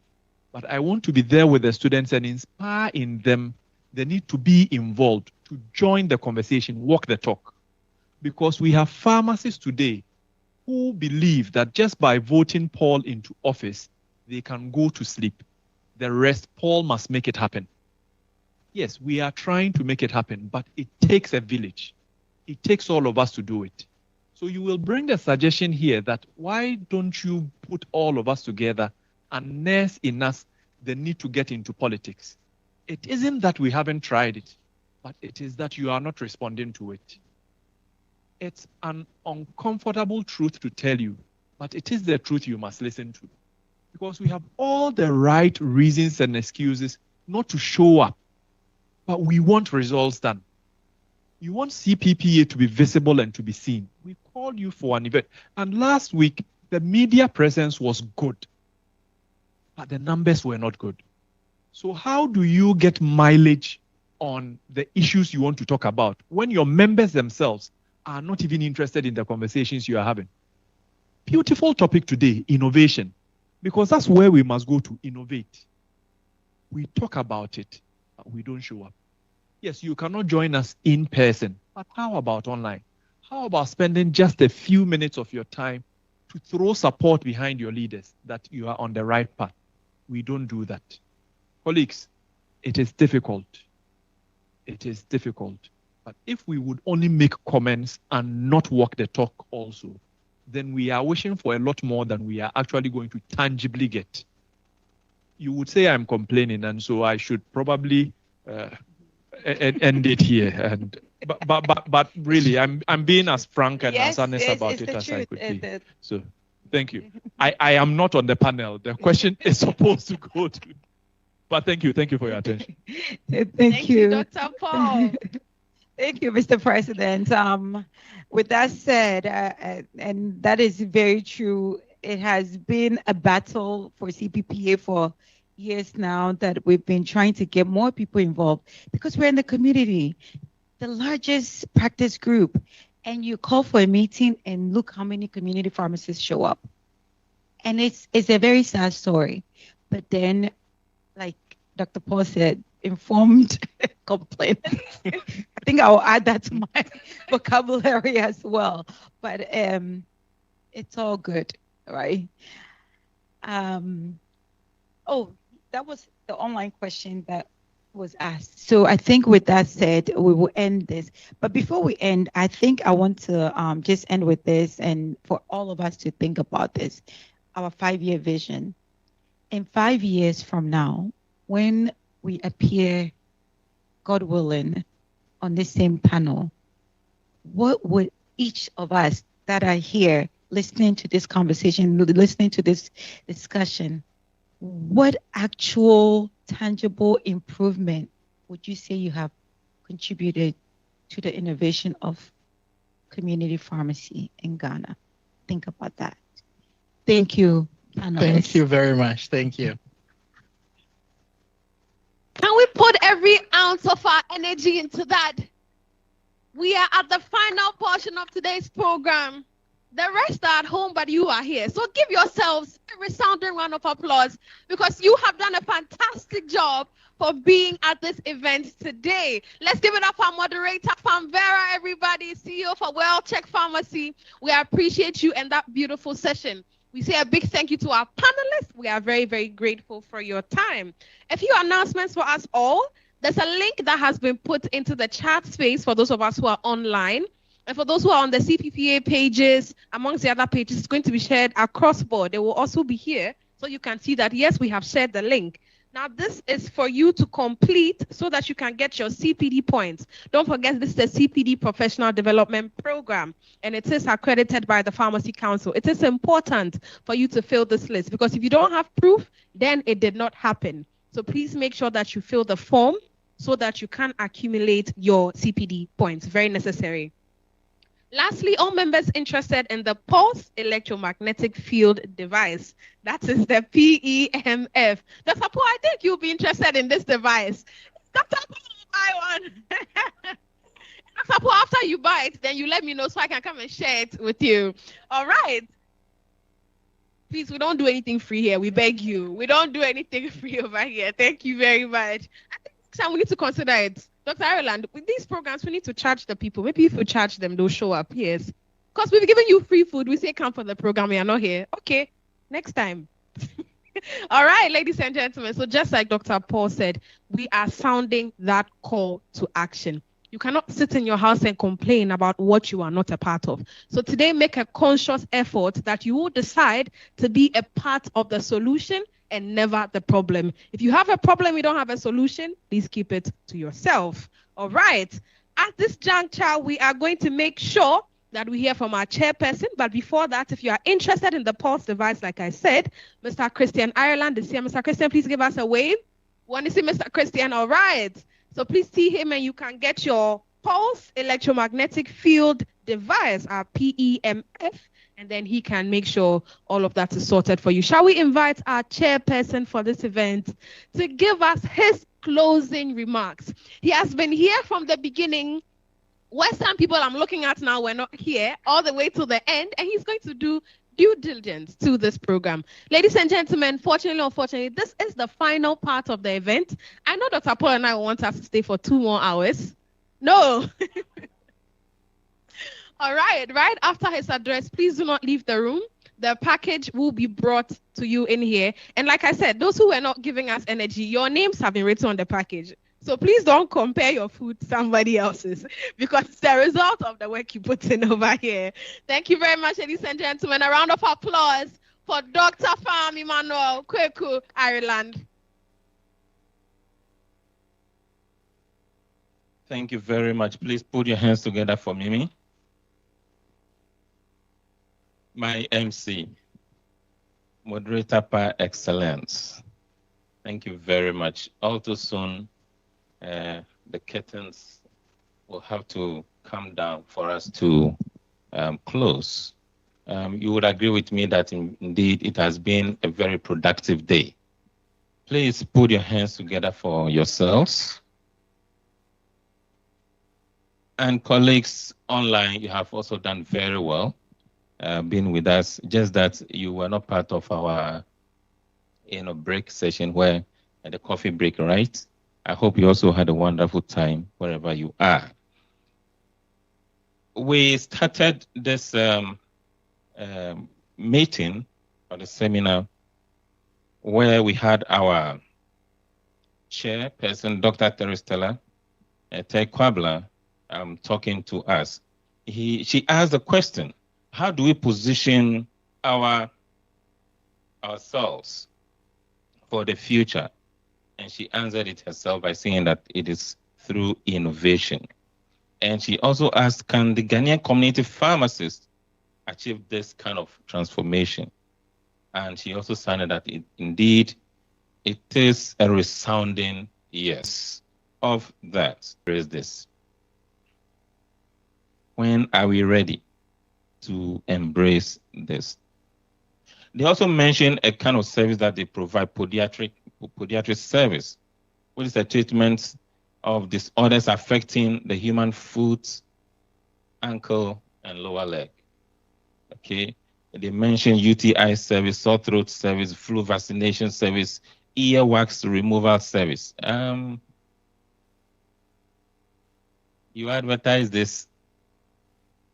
All they tell you that they need cotton bud to remove the earwax from their ears, right? Can we position ourselves for this? Travel clinic and weight management clinic with Monjaro. Let's think about these things and try to infuse them into our professional service we may be doing our community very good service. And there came our main speaker, Professor Victor C. Wutor. He was phenomenal, very phenomenal. He said innovation means weaponizing for proximity to close the gap. Weaponizing the proximity to close the gap towards primary healthcare. And he mentioned some of the services that were provided in Alberta that we could also take advantage of and provide here, just to make the community pharmacy more viable, well positioned to serve the needs of our people.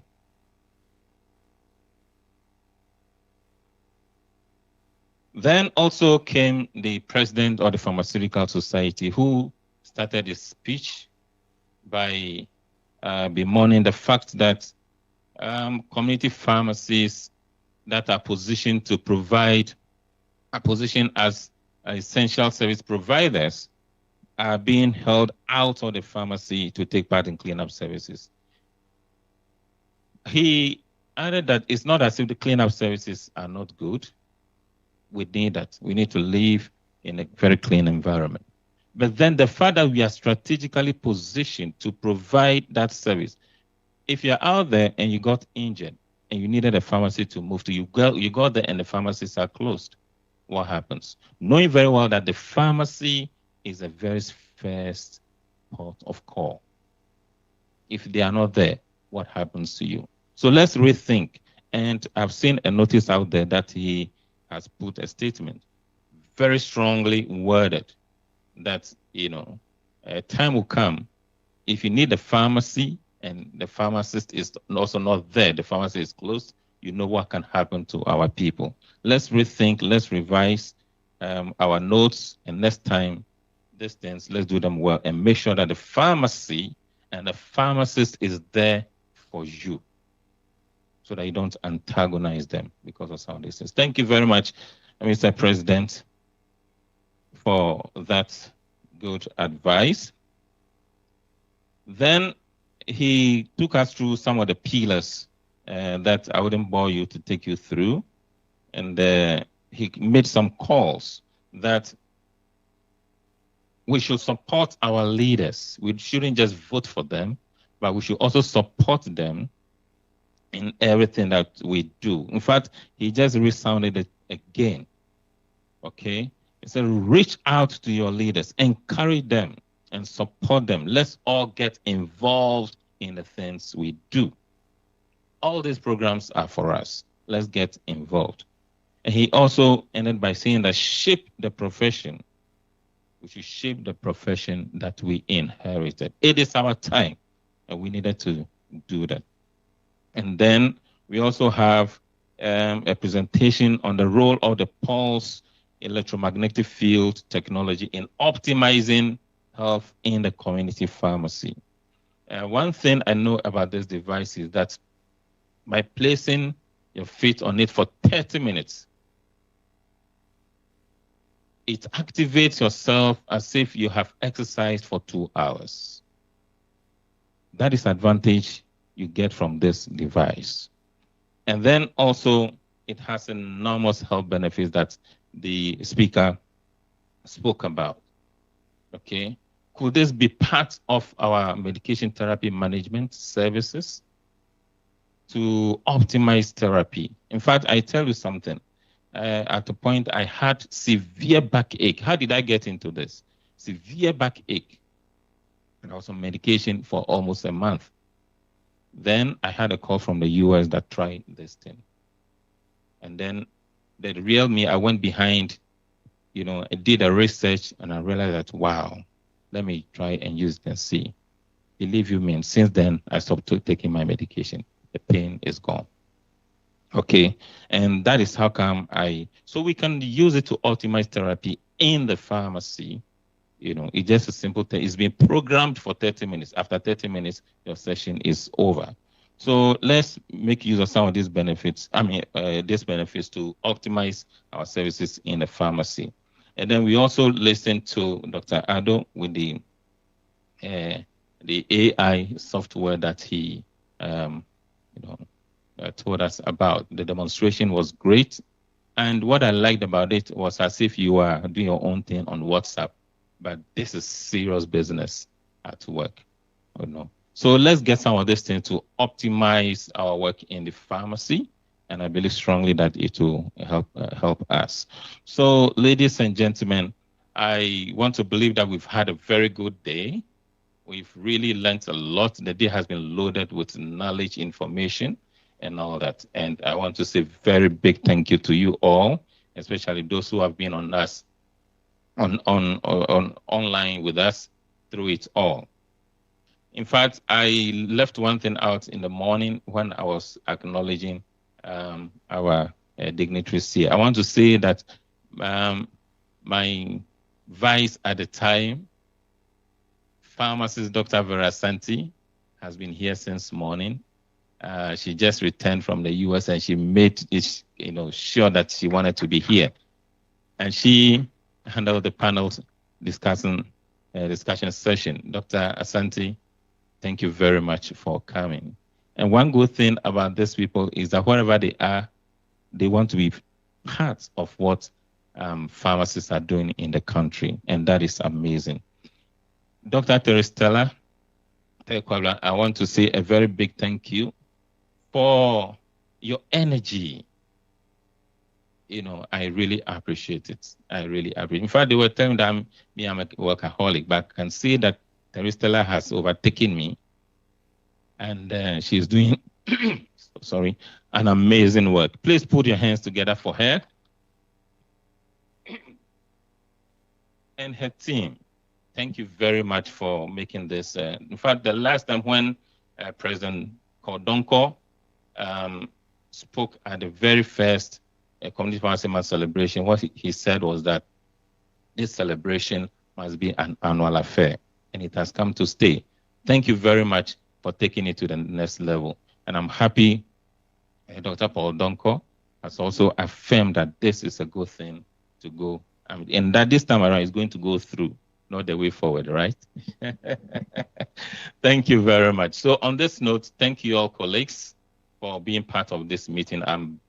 I believe strongly that you've learned a lot from this, and let it stay with us, and let's use it to improve our practice. Thank you very much.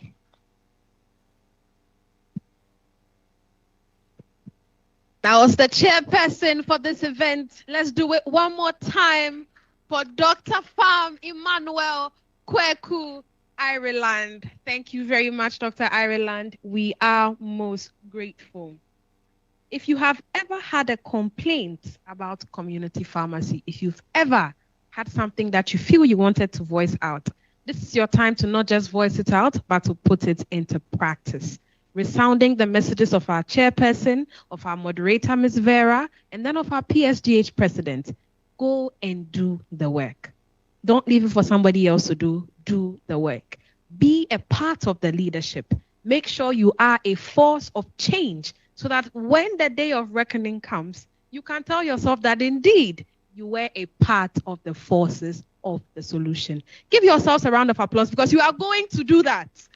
And you are going to share the good word to others as well so that they can also do that. Ladies and gentlemen, no program like this goes on without the work of a lot of members, seen and unseen. So to do that, that is to do the justice of making sure that we can see everything that has gone into the success of this program. I want to invite Mr. Isaac Boabing to give us the vote of thanks for the day, and then we take our closing prayer. Right after we do that, please do not leave the room. We have packages put together for you. They will be brought here to you so that you can take them on your way. Right after we are done, please don't be in a hurry to leave. Say hello to somebody. Take some pictures. Those of you who have forgotten how to smile, this is your time to shine. You can do that right before you take the pictures, and then you have something good to look forward to right after you leave here. Mr. Isaac, please take over. Let's have the vote of thanks, and then we take our closing prayer. And then you and I can call it a day with a big smile behind the camera. Thank you very much. I think we've all done so marvelous. Can we give it up to ourselves? it's been over 2 hours, I think 3 or 4 hours here.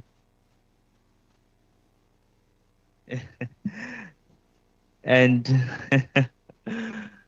and I think it's enough for us to thank you all. I think I would like to thank the chairperson first for being here to grace the occasion for us. I think I've worked with Ireland for a long time, and he is a very formidable man, very quiet, even when things are hard and people are just confused. Ireland will remain calm, and his calmness is very it can influence you to also be calm. So before you realize, we forget about the storm. So Dr. Ireland, thank you very much for being here. We also like to thank the PHH president. I can feel the pulse. I think I'm feeling it. My watch is recording it. So thank you very much for coming also.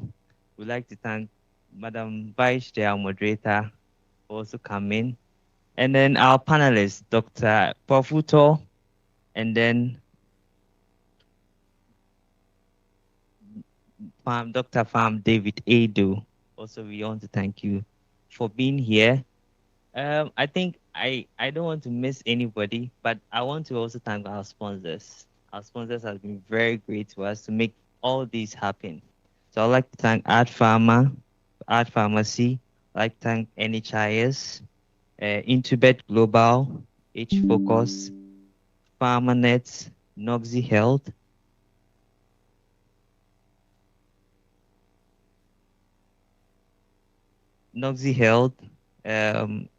and then Phytorica. We'd like to thank you all for your support. And then also you can see that there are some people who were, and also I want to thank World Bank too for giving us this space to have this program. We'd like to thank you very much. And then we see some people in t-shirts and we're wondering, we are all here feeling comfortable, but when we go out to eat, we get the food.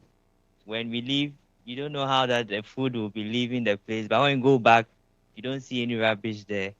I think we'd like to thank all the volunteers. We are so much grateful. I think we have to clap for them. If you see anybody in t-shirt when you walk outside, just give them a handshake for me and tell them that CPPA thanks them a lot. They've been so instrumental. Some are students, some are even pharmacists, and they've been so helpful to us. I want to thank Ace Media for the streaming.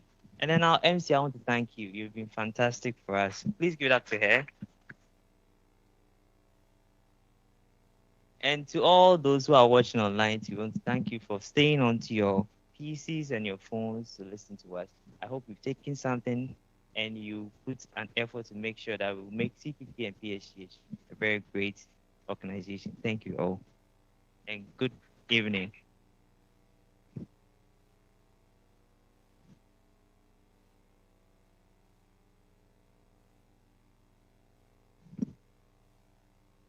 Thank you. It's been a day well spent.